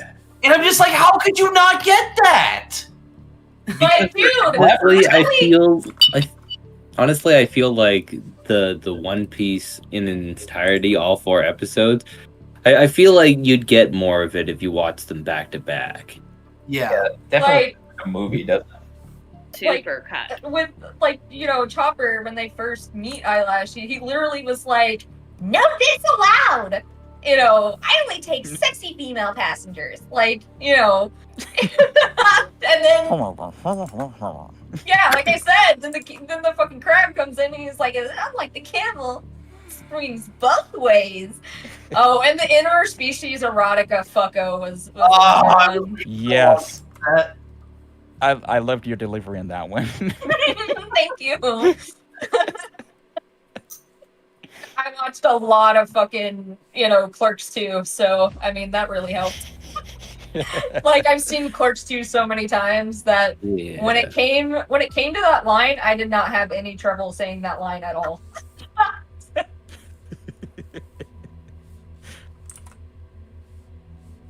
But as weird as it sounds, I really enjoyed doing the lines for Eyelash. My worst This- camel noises. Just like how does one emote as a camel? You know, it's like, Well, it's like you have Chopper method do acting it. in a Well, you have Chopper do it. That's how you do it.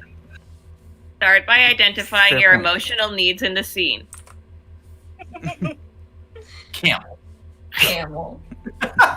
But Yeah, you know, and you so have so what is my another- motivation? You're a camel. You're a horny camel. Perfect. That was just literally it. You're a horny camel. you're the Marlboro camel, except you're trying to get them to smoke your dick. Go. Oh my god. That is descriptive. That is. Yeah, that you did not have to say that. Yeah, that was unnecessary, but still, thanks for it. Yeah, I disagree on both of those. Like, I mean, well, on the second one, I guess. I appreciated it, but it was unnecessary. Okay, fair enough. I'm in the same boat with you, Doker. You know another joke that people it was surprising to me that people didn't kind of, it wasn't even a joke, it was just a line where fucking Crocodile's like, and I'm off to save a country and terminate your employment, and people are like, okay, so he's gonna fire them? That's fucking weird. It's like, no, he's gonna kill the princess. She employed them. I was like, oh, come on. Yeah, sometimes I feel like the writing for One Draw a Piece fucking picture. is a little. Hey, Mickey, Yeah. you're doing a great job. Thank you for being awesome. All right. Yes. Yes. Agreed. Also, remember to save. I just Yeah, saved. That's what I thought he was gonna say, so I preemptively saved. But thank you. That's very nice of you to say. That's very nice. You're welcome. It's what I do. You know, actually, now that I think about it, one other thing that I thought, now that I think about episode 4, that I'd like to do differently, Hmm. it's very minor. Arier, go ahead and jump into the general call on the PhatDog server. I'll pull you in. Hi, Arier. How's it going? But the thing that I would have done differently is when oh my god, I'm brain farting. Describe. Words. 3, 2. I know they're hard, but you can do it. I believe in you. When. Oh my god, what is this fucking name? Cobra. There it is. When Cobra. You could have just said the king. Yeah, when Cobra's like, oh, tell me about it, and Robin said, shut, this doesn't involve you. I wish we would have had both Robin and Crocodile say that simultaneously.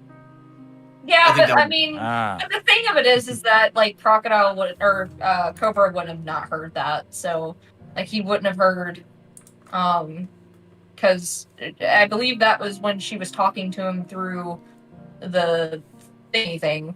So, No. That was when they were both down in the. I thought she they were was all down talking to him through the thingy thing, and then the tell me about it part and shut, this doesn't involve you, and his reply was, I'm feeling pretty involved, and then Crocodile says, interrupt again and I will let her kill you. So they were all in the same room. to be fair, I'm too engrossed into the art to remember. So, So Arier, one of our favorite reactors, has just joined the call. hello.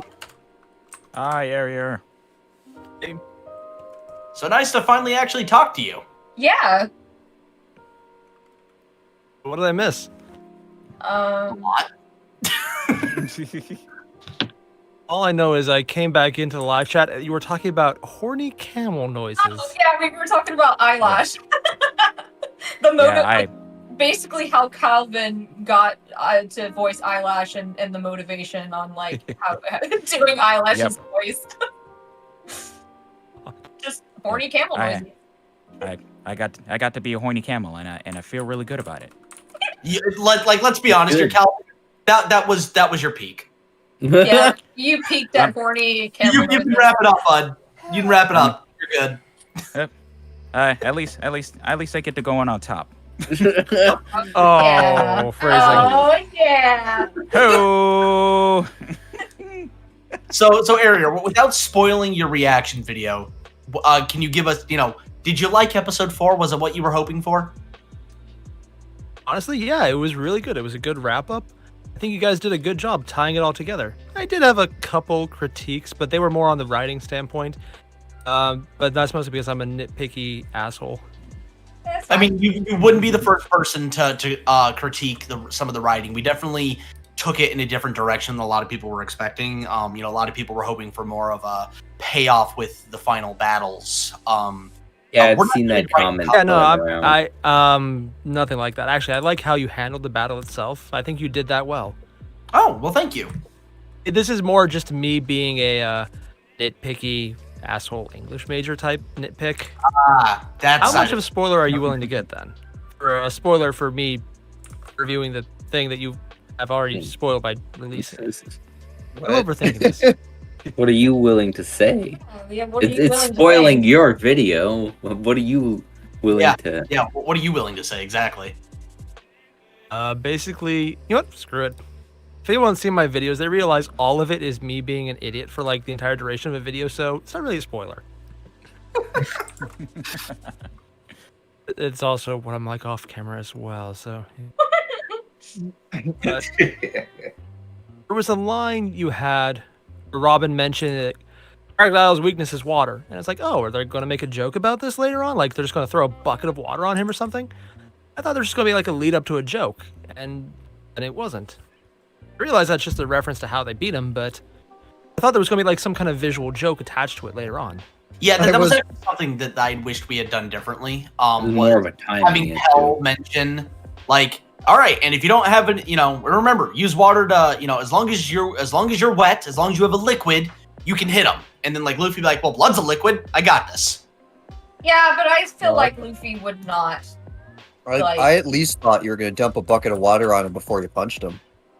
Yeah, I too was looking everywhere for the water part. Yeah, Luffy's hands had blood on them, so that's how he was able to hit him. Yeah. Okay. Like, I feel like that just tossing a bucket of water at him You know is a missed what? opportunity, though. Fuck it, give him a belly button. Like, You know, Bro. I'm just like, I'm not really sure that we ever actually see Luffy's no, belly there button. is a like time skip where like his shirt's open. But, Yeah, no, like, I'm looking at that, but it's always covered above the belly button area, his yellow sash. And even when he's like healing from injuries, he's covered in bandages there. I don't think that they want us to know that Luffy doesn't have a belly button. give him one. But so anyway, Arier, do you wanna? Yeah, we did. We missed. There were a few things that I wish we would have handled a little better. One of the things that we did with the writing for episode 4, especially episode 4 versus other episodes, was that we left. We put a lot of faith in the viewer to have enough to be able to connect the dots of what we were doing, and we really didn't want to hold the people's hands on kind of leading to the conclusion. Mm-hmm. Honestly, though, I know you're trying to say that was making it harder to follow, so you weren't holding people's hands, but honestly, it didn't seem like it was a very hard to follow ending. It seemed very straightforward. You got exactly what you needed down. It didn't feel like you needed to hold people's hands, or that you were either.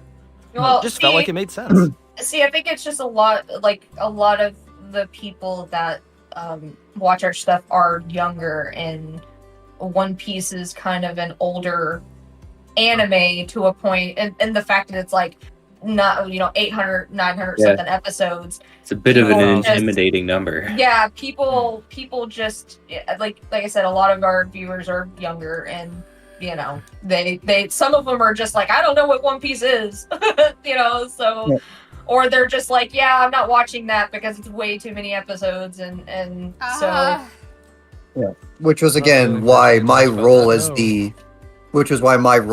never seen One Piece is, does this make sense as a story, was so critical, because I went through the whole thing and just went, oh, okay, so like it was in terms of like, okay, she's gonna portray this guy and then yada yada. As its own self-contained story, I was able to follow it just fine. I think the only tricky part is the middle group, the people where they know enough about One Piece that they're trying to find the One Piece twist, but that specific middle group on, I don't know everything about One Piece, but I don't know nothing about One Piece, that could be specifically where it could be difficult, because then you're looking for the One Piece reference when you yourself don't 100% know it. yeah. And like there's when- really nothing that we can do about that. Like when Ace, he was like, I need that, like I need a hole in the chest, and then he's like, oh, I feel some foreboding, like a sense of foreboding. Well, see, Arier had remember made that line, and that was one of the he better knew ones. what we were doing. Well, yeah, but I'm just saying, like, there were other, like, I'm pretty sure there are other people that didn't understand what that meant. Like, they didn't get the reference. But by the way, Arier, that reaction you gave us, what made it all worth it? Yeah. Yeah, it's pretty great. It's pretty great. But there's safe ones like that where it's just like, oh, I guess that happens later in the series or something.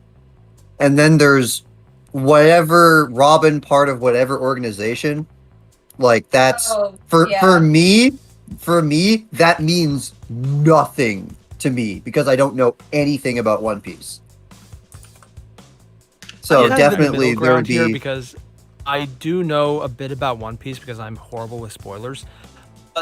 And this is just a weird coincidence. The only arc I ever really watched all the way was Alabasta. It is a good one. So the thing with the CP9 thing, that was, we put in subtle.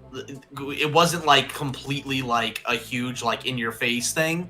We started with the Khalifa, her mentioning Khalifa by name, and then Pell be like, that's what I get for working with CP9. Like that, the whole thing there saying, oh, Pell and Robin are working with CP9. Robin is in CP9. Whoa, what? Like that was there for the people who are longtime One Piece fans to kind of like blow their mind a little bit.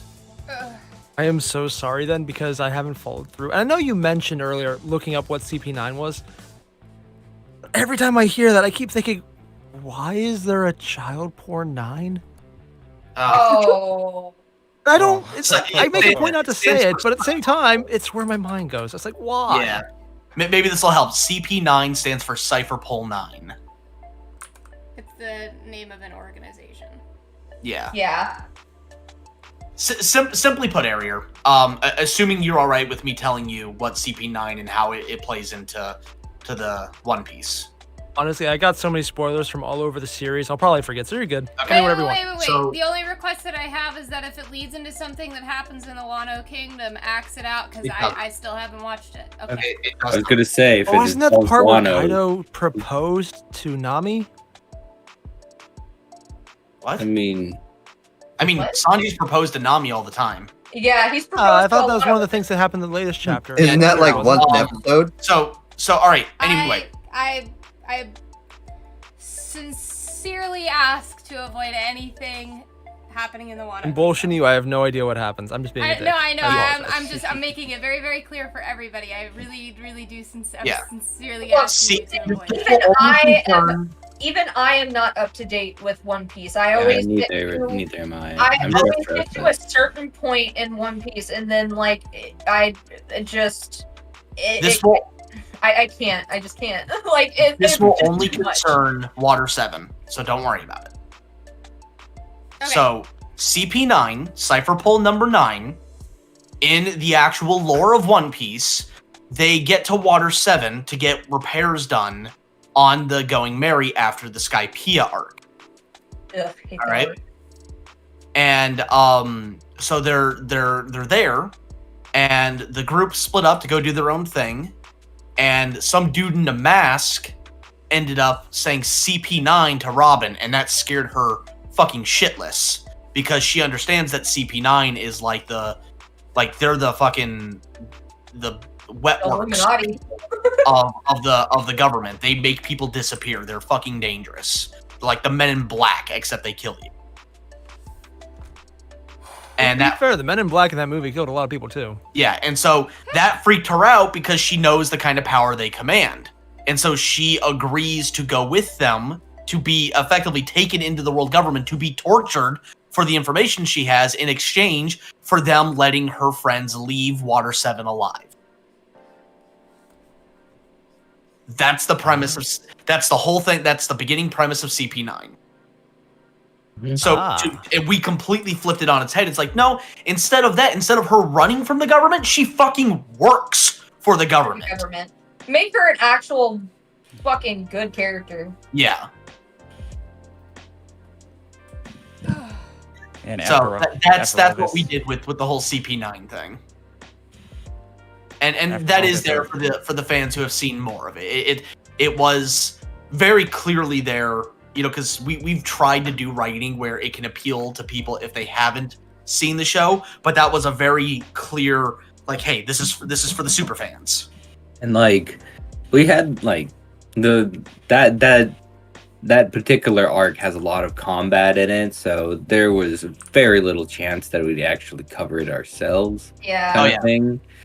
But we would have like ideas where like if we were to do like a flashback scene or something. Yeah, like flashback scenes, like flashing back to when they dealt with them back in that arc, and we could draw some jokes from that, and I think that would be enough because abridging combat scenes is a bitch.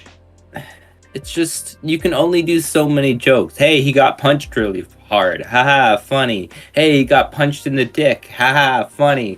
Hey, he got blasted to the other side of the world. Funny. It's just like you can only do so many things with combat. Yeah. And unless they like stop and talk. Yeah. So You have immediately reminded me.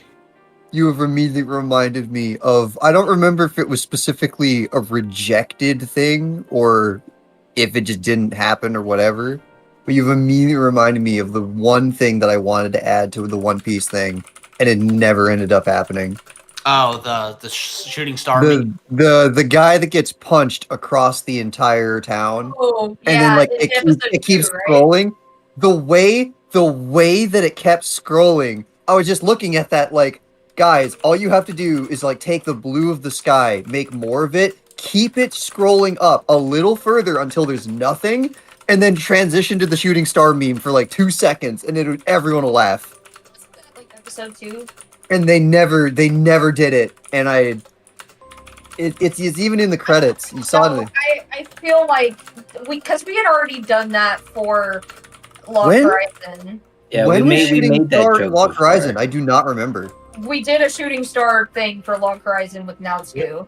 Yep. So I do like, not remember and that. That That's, and the fact that that meme had already ran its course at that time. So that's my favorite meme. I still run I still Shooting like Star. it. I still like it, but at that point it had already ran its course, and it wasn't like it wasn't. Yeah, I know. Funny then. It's just so. that thing. Even in the original, that's the original pacing of it. That it's such an unnatural way that he flies away from the screen. That's the only reason it came to my mind. Yeah. So, Arier, my question for you now is, did this series progress in the way that you were expecting? That's interesting, because I was kind of wondering if you might actually change things up to make it so Crocodile did win, just to throw a curveball at people. I didn't think you would do that because that would be a ton of work. Oh, I was kind of wondering if you might have tried that. We kicked around some ideas, but we certainly did. We didn't have a very good way of implementing that with what we had on hand. Overall, it kind of went like I expected, but because of where you cut it, and then how to put this, it wasn't so surprising as that. What I really found fascinating was just how you absolutely bastardized every character to such an opposite extreme of what they normally are. Honestly, that was the best part. Yeah, that was a conscious effort on our part to do that. Yeah. And I thank you for sharing your thoughts. But one thing I would like to ask, just you as a viewer and as someone who consumes this kind of content a lot, the message you mentioned about like the overall message, did that come across and was that clear? I mean, the overall message of what exactly? Oh, just what we were. Did the choices we made were they clear enough so that you would be able to follow the narrative that we were putting forward, if that makes any sense? I mean, I followed it. I'm pretty stupid, so that's usually a good indication. Basically, at the end of the day, the social commentary of the people at the top are fucking evil. Was the overarching message of that of this. And we sort of unintentionally built to that at first, and then we're like, "Oh yeah, this is actually working out perfectly for us." All right, cool. Yeah. I think you did a pretty good job of it, and turn more into importantly, though, you didn't make it too heavy-handed. It felt like it was still that was in my character concern. for everything that happened. Yeah, and we had It never felt like it got preachy. You might have made it too The heavy. character I'm broke very through. happy to hear that. Excuse me. and we had to juggle a lot to just make that work. It just internally, we like Tony and I and Chibi had a lot of discussion about that, and that was one of the things we didn't want to come off as is preachy. I will say, if you had made one style difference with Crocodile differently, if he hadn't been so preachy the very first time you saw him, then it would have probably come off very fake if you had those similar lines later, especially when it became a message issue. Because he was over the top preachy every step of the way, it fit perfectly every time he had a message. Yeah. Okay, good. I'm glad that makes me happy. So to we hear were that. preaching in the right spots. Good. I mean, I know a lot of people don't like when other characters go preachy. I just think that normally people don't like it because it's used badly. It's used out of character. Like someone who doesn't string more than 3 words together suddenly has a monologue. It doesn't make sense. It's made sense. Okay. Well, thank you. I appreciate the feedback, man. Thank you. Yeah, thank you so much. By the way, for those of you who haven't, you should definitely go check out Arrear's channel. He does a lot of great reactions. Yep. What's up, this man? Just don't look at the current uploaded community section. I might have linked some more spicy thumbnails that I don't think YouTube wants Yeah, me to you know, use. for the record, I'm Spicy thumbnails. See, I'll be honest with you, Arrear. I'm glad that you're going back to your previous style, because I felt the raunchy, suggestive thumbnails were a little much. yeah, that's one of the things for me.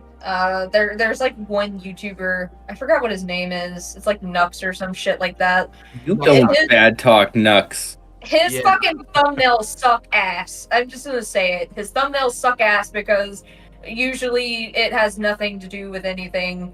Like, he just puts boobs in the thumbnail, and then like that, you know, I hate that shit. Like, I understand clickbait is clickbait and it works, but like at the same time, you know, it's like, I hate that shit. I hate it. It sucks ass. So Okay. Bit of a confession about those thumbnails. I made them that way not because of clickbait, because honestly the videos that had them weren't very good at clickbait. I just did it because at first I was just bored and they kind of made me laugh because I have this stupid sense of humor. This is the same Literally no other reason. I did episode 1's thumbnail that way. like we did something like that with Minora gets cream pied. yeah, Minora gets cream pie. Where I literally get a cream pie to the face, like an actual pie to the face.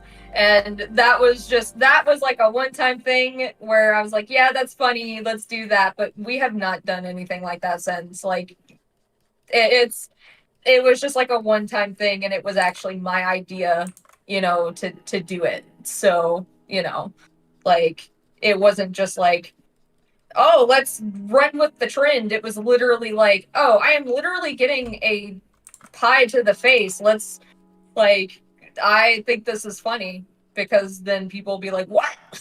So that was just pretty much it. But Honestly, do it. though, that fucking video got views so fast. It did, and that wasn't really the point of it. Like, getting views wasn't really the point. It was just basically what ended up happening is I told, you know, like, people, especially like in PhatDog, like Richie, for example, he like, we did a thing where one of our surprise prizes in our panels, the mystery box in our panels would be a pie, and he would always get the pie to the face. Like, Yeah, so basically, the person who took the mystery box, they got to choose any one of the crew members that was there that wasn't in cosplay to pie, and literally every single time they're like, "Oh, I'm pieing menu."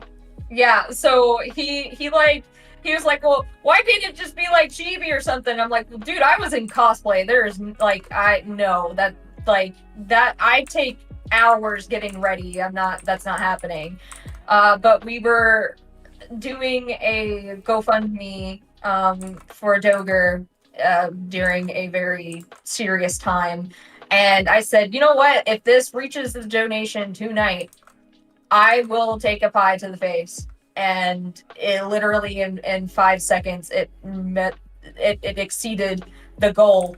And so I was like, you know what? I am a man of my word, and I will take a pie to the face. And that was literally and I will video it, and it'll go up on the channel like that. It wasn't to garner views. It was literally for a good cause, and it just ended up getting a lot of views. So, like, I genuinely am one of those people that when I see a thumbnail that's like got raunchy fucking, you know, anime titties, whatever, I'm just like, yeah, I'm not watching this video, because it literally has nothing to do with what they're probably going to say, and this is stupid. So, like, I have not seen those thumbnails, but I probably would have been like, yeah, I'm not watching this video. Like, I like the thumbnails that you make for your videos, and if I had saw that, I would probably not have watched your video at all. So That's fair.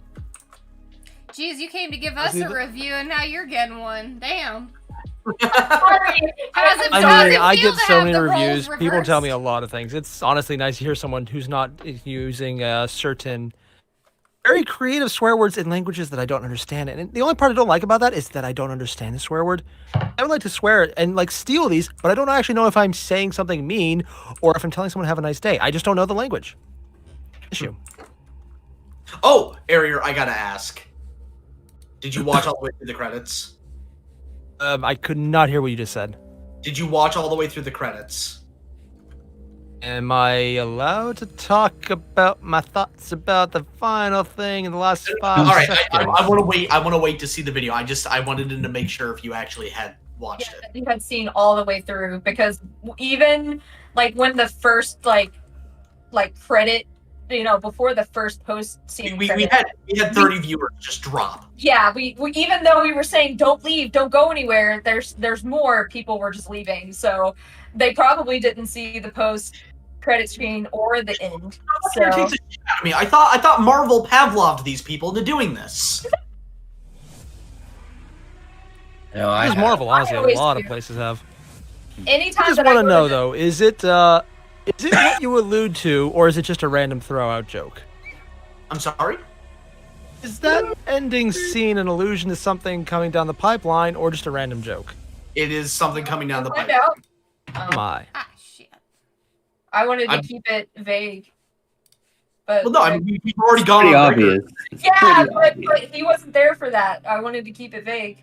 Like I thought I it would knew be it. funny. I knew it!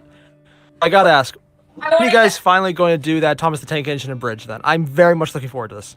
Damn it, you figured it out. You see, Son of this a is the bitch, reason actually- they don't let me. This is the reason they don't let me do suggestions. The last time that they were like, "Hey, what do you think we should do for Fat Dog?" It was immediately Teletubbies abridged, and then they barred me God. from quest. They immediately barred me from saying words ever again. Do me a favor, don't say that when my wife was within earshot. She would actually support that. Yeah, we were like we're not asking Ben for any advice. Yeah, my name. Dude, gross. Hey, he is making the attempt to call me Asha. Now I'm going to make the attempt to actually call him Ben. So Get you yet, Fat. We'll get you yet, Anthony.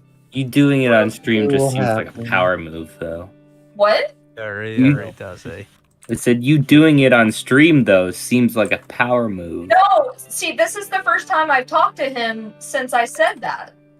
Yep, So that is the absolute first time she has ever actually made that attempt, and I appreciate yeah, it. like when I literally said this to him 2 days ago, and I haven't really talked to him since. So, like, I am actually trying to make the attempt. Like, yeah, I know earlier I did call him Darkon, but I am trying to make the attempt, like, to call him Ben. Wait, is it is that a request? Is that being asked?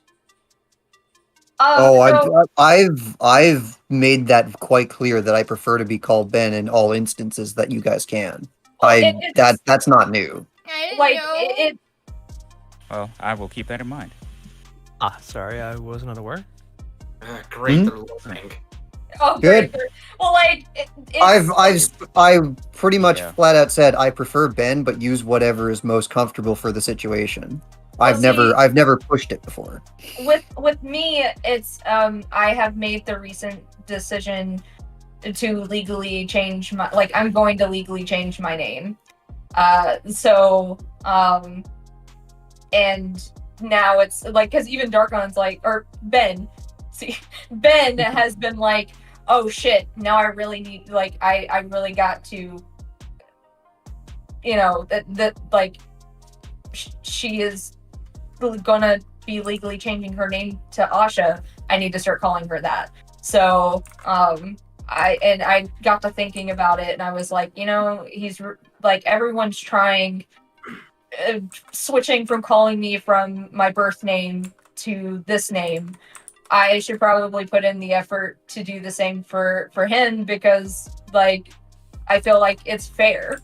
So, you know, it was more so a decision on my part to start doing that than like, you know, because like at first it was like, well damn, like I don't like I've been calling him Darkon for so long that like I don't think I can, but now that, you know, I'm going down this road of legally changing my name, I'm kind of like, you know what, if he can do it, then I can do it. So you know. Real quick, so we're getting pretty close to wrapping the stream up here. So one last thing I wanted to ask Gary before we wrap things up for the night. Hey, real quick, before you answer that question, I'm gonna have to boogie because I have a radio show to do in 9 minutes. But I just wanted to say, Wow. well, I do it from I get to do it from home because Dorona. So Yeah. I'm lucky in that respect. So I've been setting up while you guys have been chatting, but I've enjoyed talking with everybody. Carrie, your voice is amazing, and it's been really nice just to like be in your presence for these few moments that I have. Wholesome. And Cody, I had no idea you were Ace. I feel really, really dumb. It's all good, my man. It's all good. Hey, thank you for all your work on this, man. This is we really do appreciate it. Yeah, you did a fantastic job, you know, with everything. Thank you. And that said, like I'm also in the boat of never having watched One Piece. So like after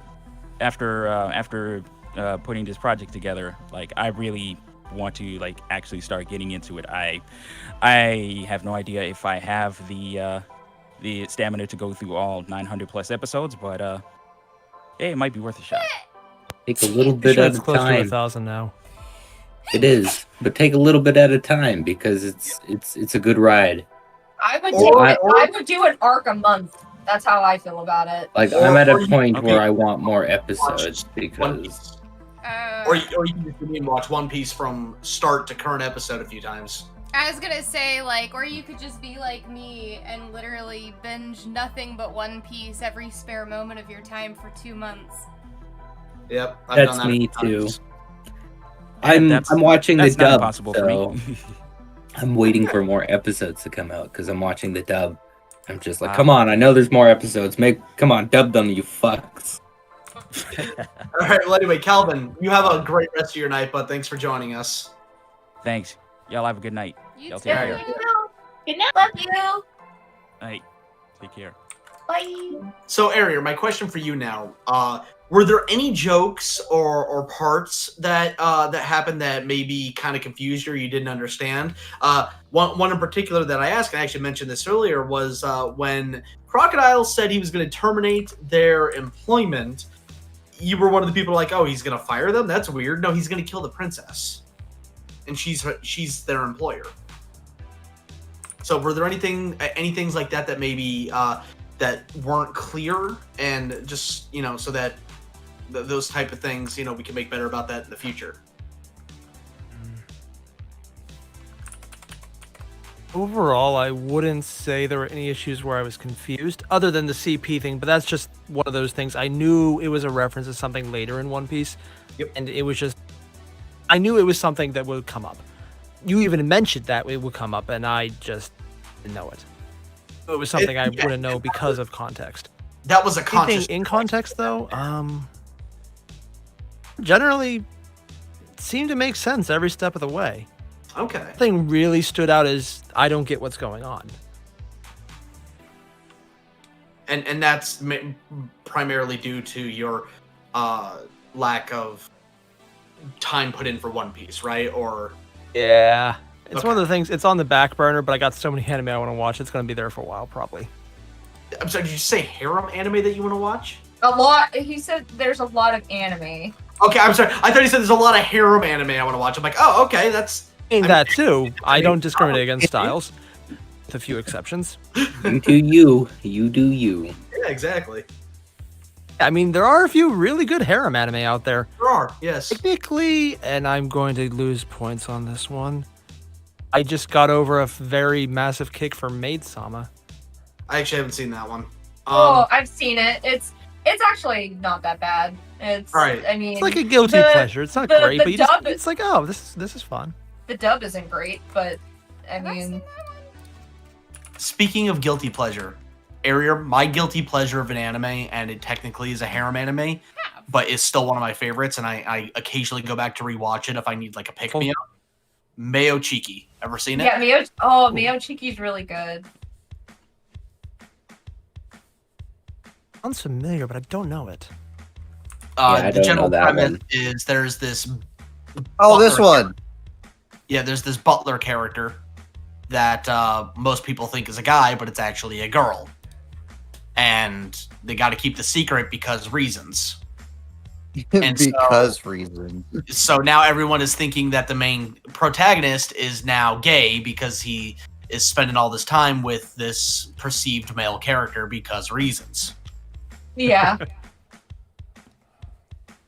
That sounds like so many misconception pileups. I think I might actually like this. I'll really link to it. it's really good and I really like has a lot of wholesome moments in it. Like Tony actually made me a birthday video one year because I wasn't home. I was in Kentucky at the time, and it sucked spending my birthday, away from home. And so he made me a birthday video and sent it to me through a flash drive. And it actually showed the scene in it where one of the characters was having a birthday, and all the characters are singing happy birthday, and it was like I actually cried because it was just adorable and cute. Like it has wholesome moments in it with some hilarity, and that's one of the things that another thing I like I love hilarity and I love lewdness, but I do like my wholesome and my seriousness, and if you can put it together and kind of do a good mixture of everything, then I will enjoy it. But if it ends up being the whole premise of the show, it's like, okay, I've seen titties in every episode, whatever, can we get away from this, please?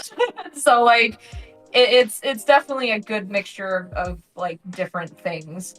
It's got the wholesomeness, it's got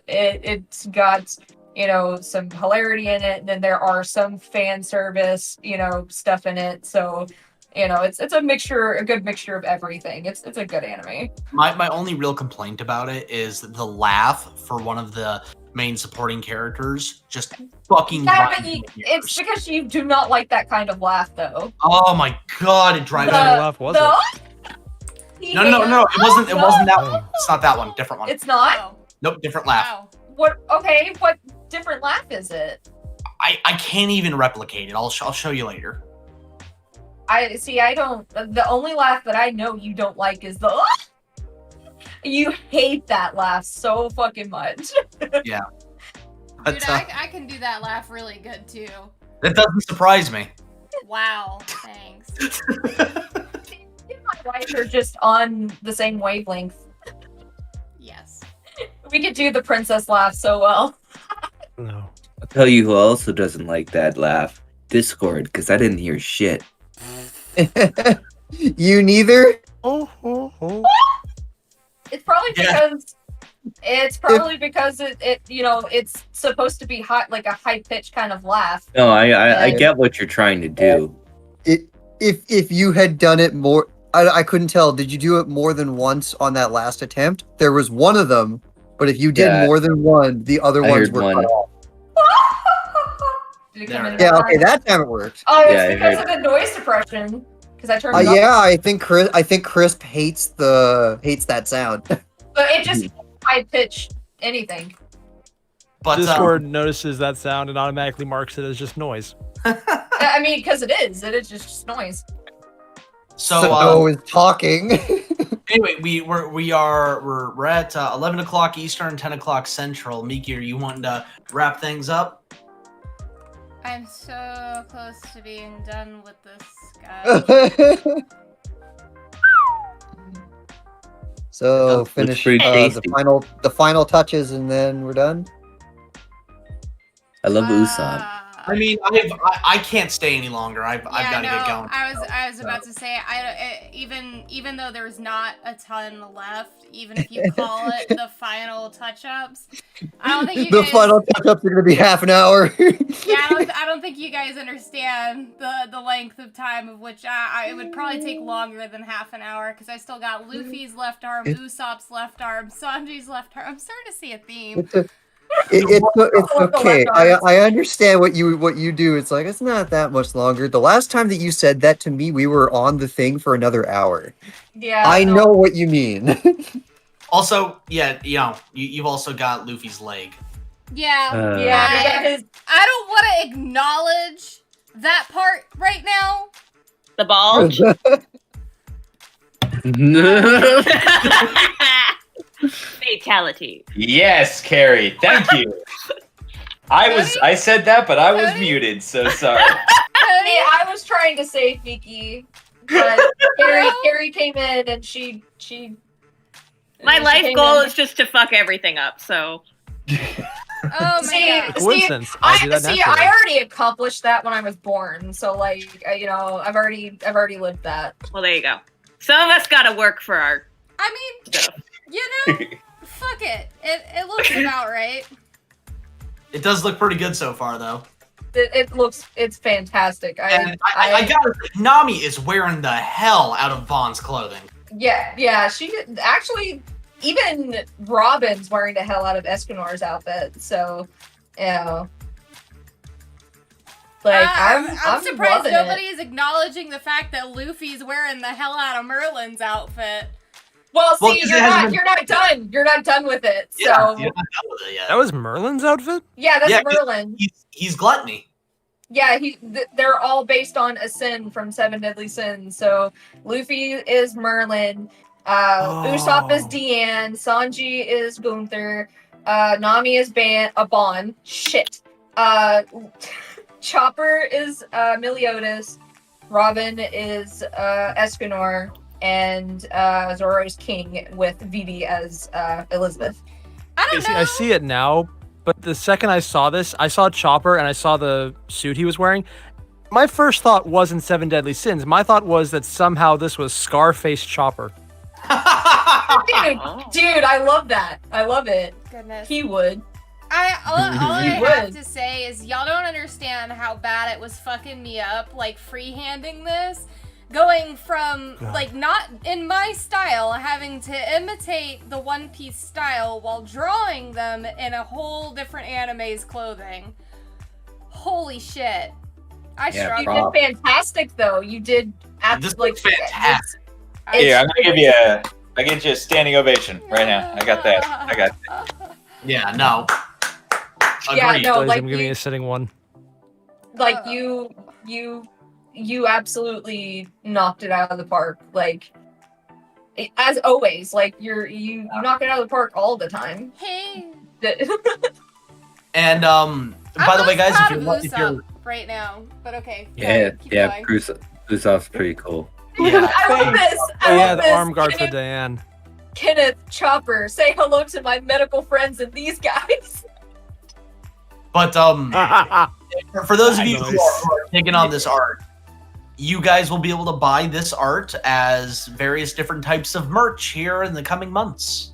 I have to say, Miki, if you could like have it just be Chopper, like, and like I just want it to just be like, if you could do a separate one of it just being Chopper himself, I would just love that. Like, Fucking, you know what I mean? You know what that look is? It's like the I love like Monday look.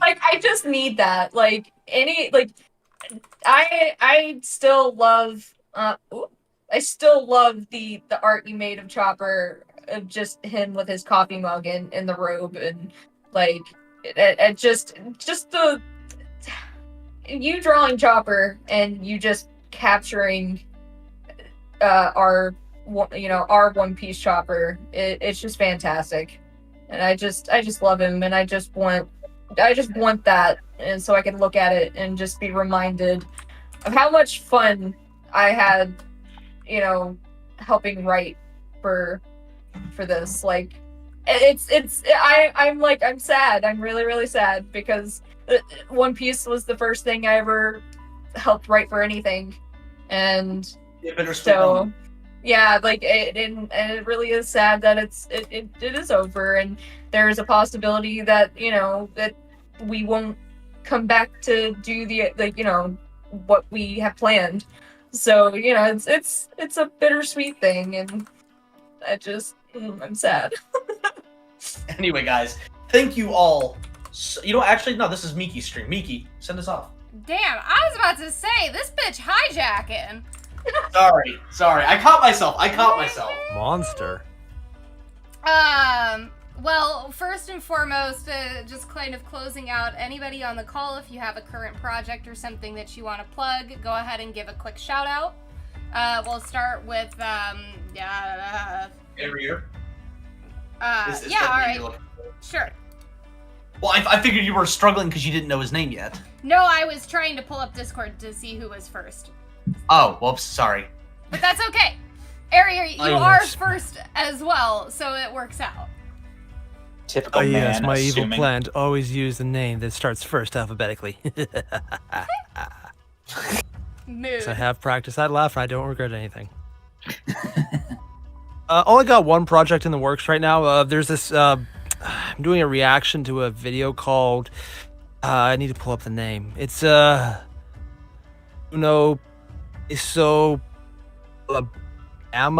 It's coming out tomorrow. It's like the 4th episode or something. I'm gonna take my basic opinion on it. I've heard of it. Come out at noon. YouTube. Awesome. Nice. All right. Ariel, I appreciate you. I'll actually What go was last. that? A little louder? What?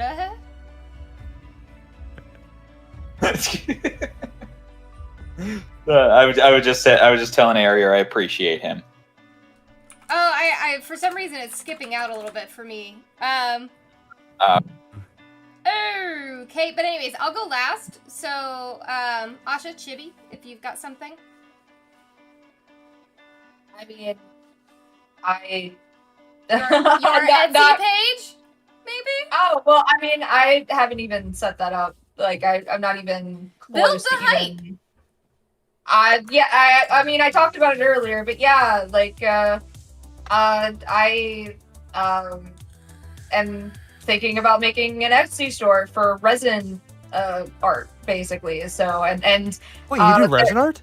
yeah, I'm getting into it. Like, I've been kind of starting it. Like, Wow. so far I've made some I've gotten some pop sockets and I've kind of resined over them, and I have a few molds. I actually got a new one yesterday, and it's a lot bigger than I thought it was going to be, but I'm going to see how it would look on a pop socket, and if it's like way too, like, you know, just obnoxiously big, then I might not make it, you know, for a pop socket, but it could be like a pendant or a pin, like, you know, whatever, like, and I'm also doing, you know, like, venturing into not safe for work stuff, so, you know, yeah.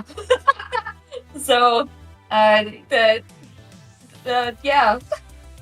I don't know what all I can, like, say on that. Like, it's got nothing to do with Bible Black or anything. Like, I'm actually, like, venturing into not safe for work content, like, voice-wise and, like picture-wise, like, actually doing, like, OnlyFans, like, that type of stuff. So I'm just, like, I don't know how much of that I can share, especially since, like, you know, I don't know most of the ages of the people that follow us, and I don't, you know, I don't want them following me on Twitter and then finding out they're I don't have the OnlyFans yet, not yet. That I'm still in the works of figuring and putting that together. So if you join our Discord server and for $1 a month, you can see our Not Safe for Work channel, and you might see some posts from me on there. So if that is something that you want to see, then $1 a month on our Patreon. You thirsty thoughts? and you will get all kinds of updates of what I'm doing and stuff like that. So, there you go. There you go. That's pretty much it. All right. See, you had plenty.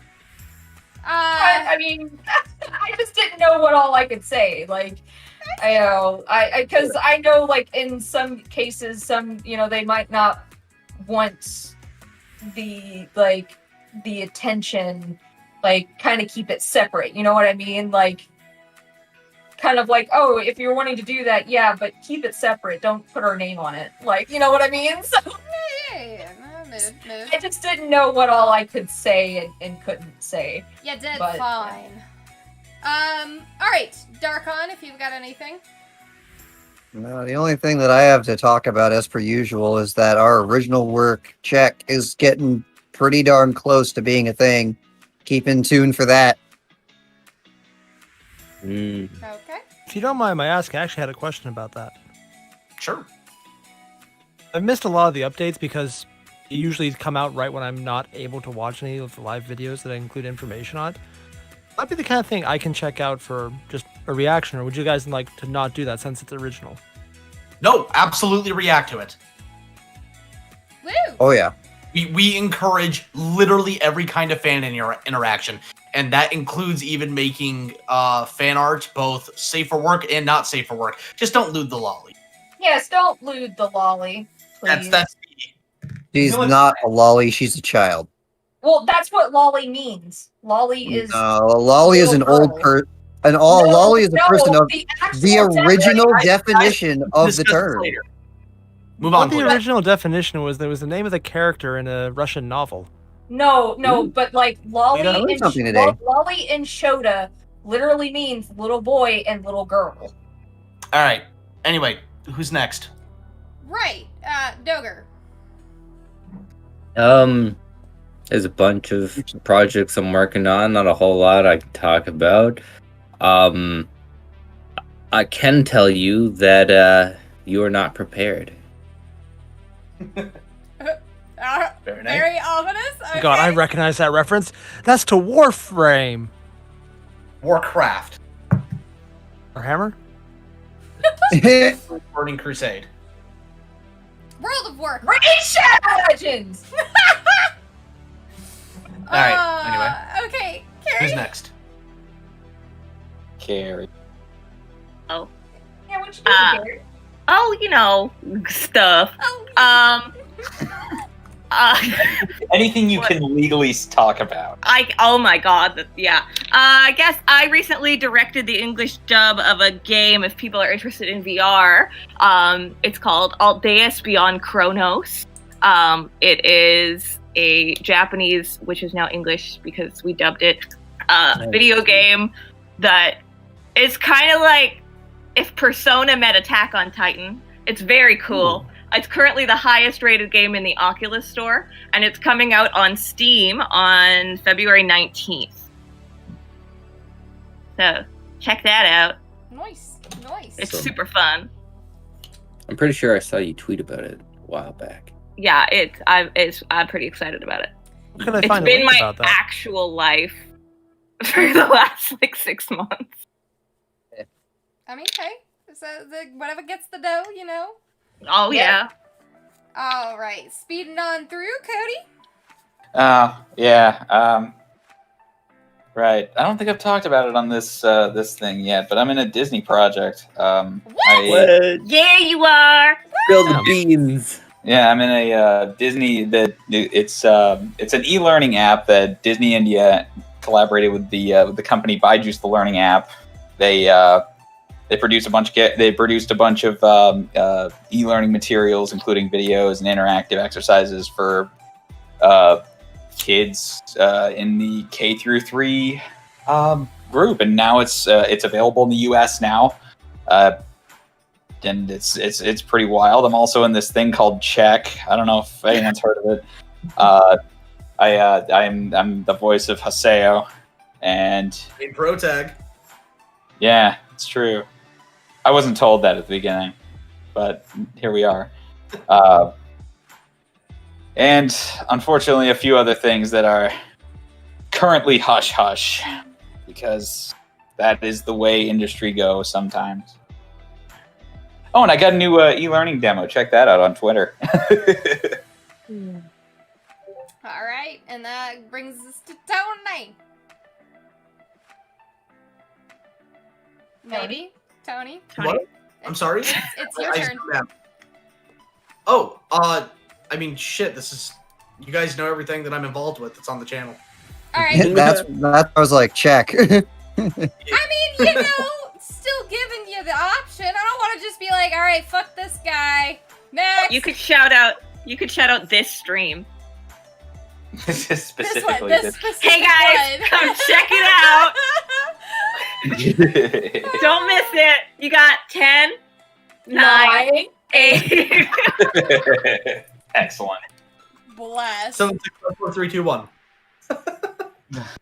All right. So, I guess that brings it to me. So, hi, my name is Miki. I'm the artist that did the art that you currently see on the screen. No, it is not finished. Obviously, we'll get there, but we do have just like a set amount of time to spend on these.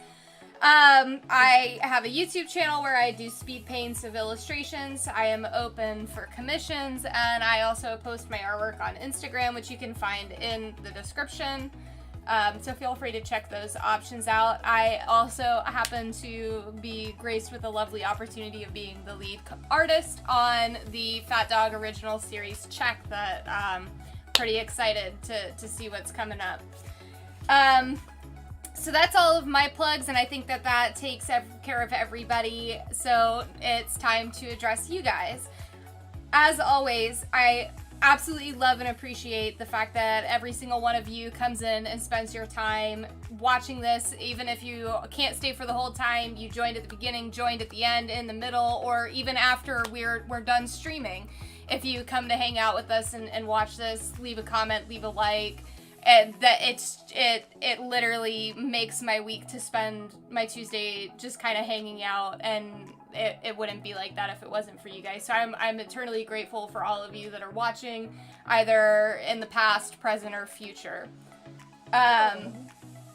With that being said, I also want to turn my attention to those that are in the call. As always, again, you guys never cease to amaze me to spend time with me on Tuesdays, and I cannot tell you from the bottom of my heart how much it means that you would actually take your time to spend your Tuesday afternoon with me.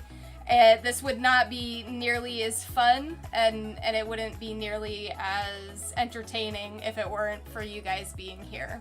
So, shout out to Yummy for being here for 4 hours. That's awesome. Hey, real MVP. Yeah, seriously. So I really hope that you guys have liked what you've seen. I hope that those of you who are returning continue to like what you see. And Chris, I'll just quickly address that we're doing a quick fan art of Fat Dog's premiere for One Piece Alabasta Abridged. If you haven't seen it, go check it out. The final episode's out, so no more cliffhangers for you there. But that's currently what you're seeing. We do an art stream every Tuesday. I'm glad that you popped in here at the end, but I'm also sorry that it had to be the end. Yeah. So with that being said, I'll go ahead and close it out for today. Guys, wherever you are, have a good night, a good morning, and we'll see you next time. Bye.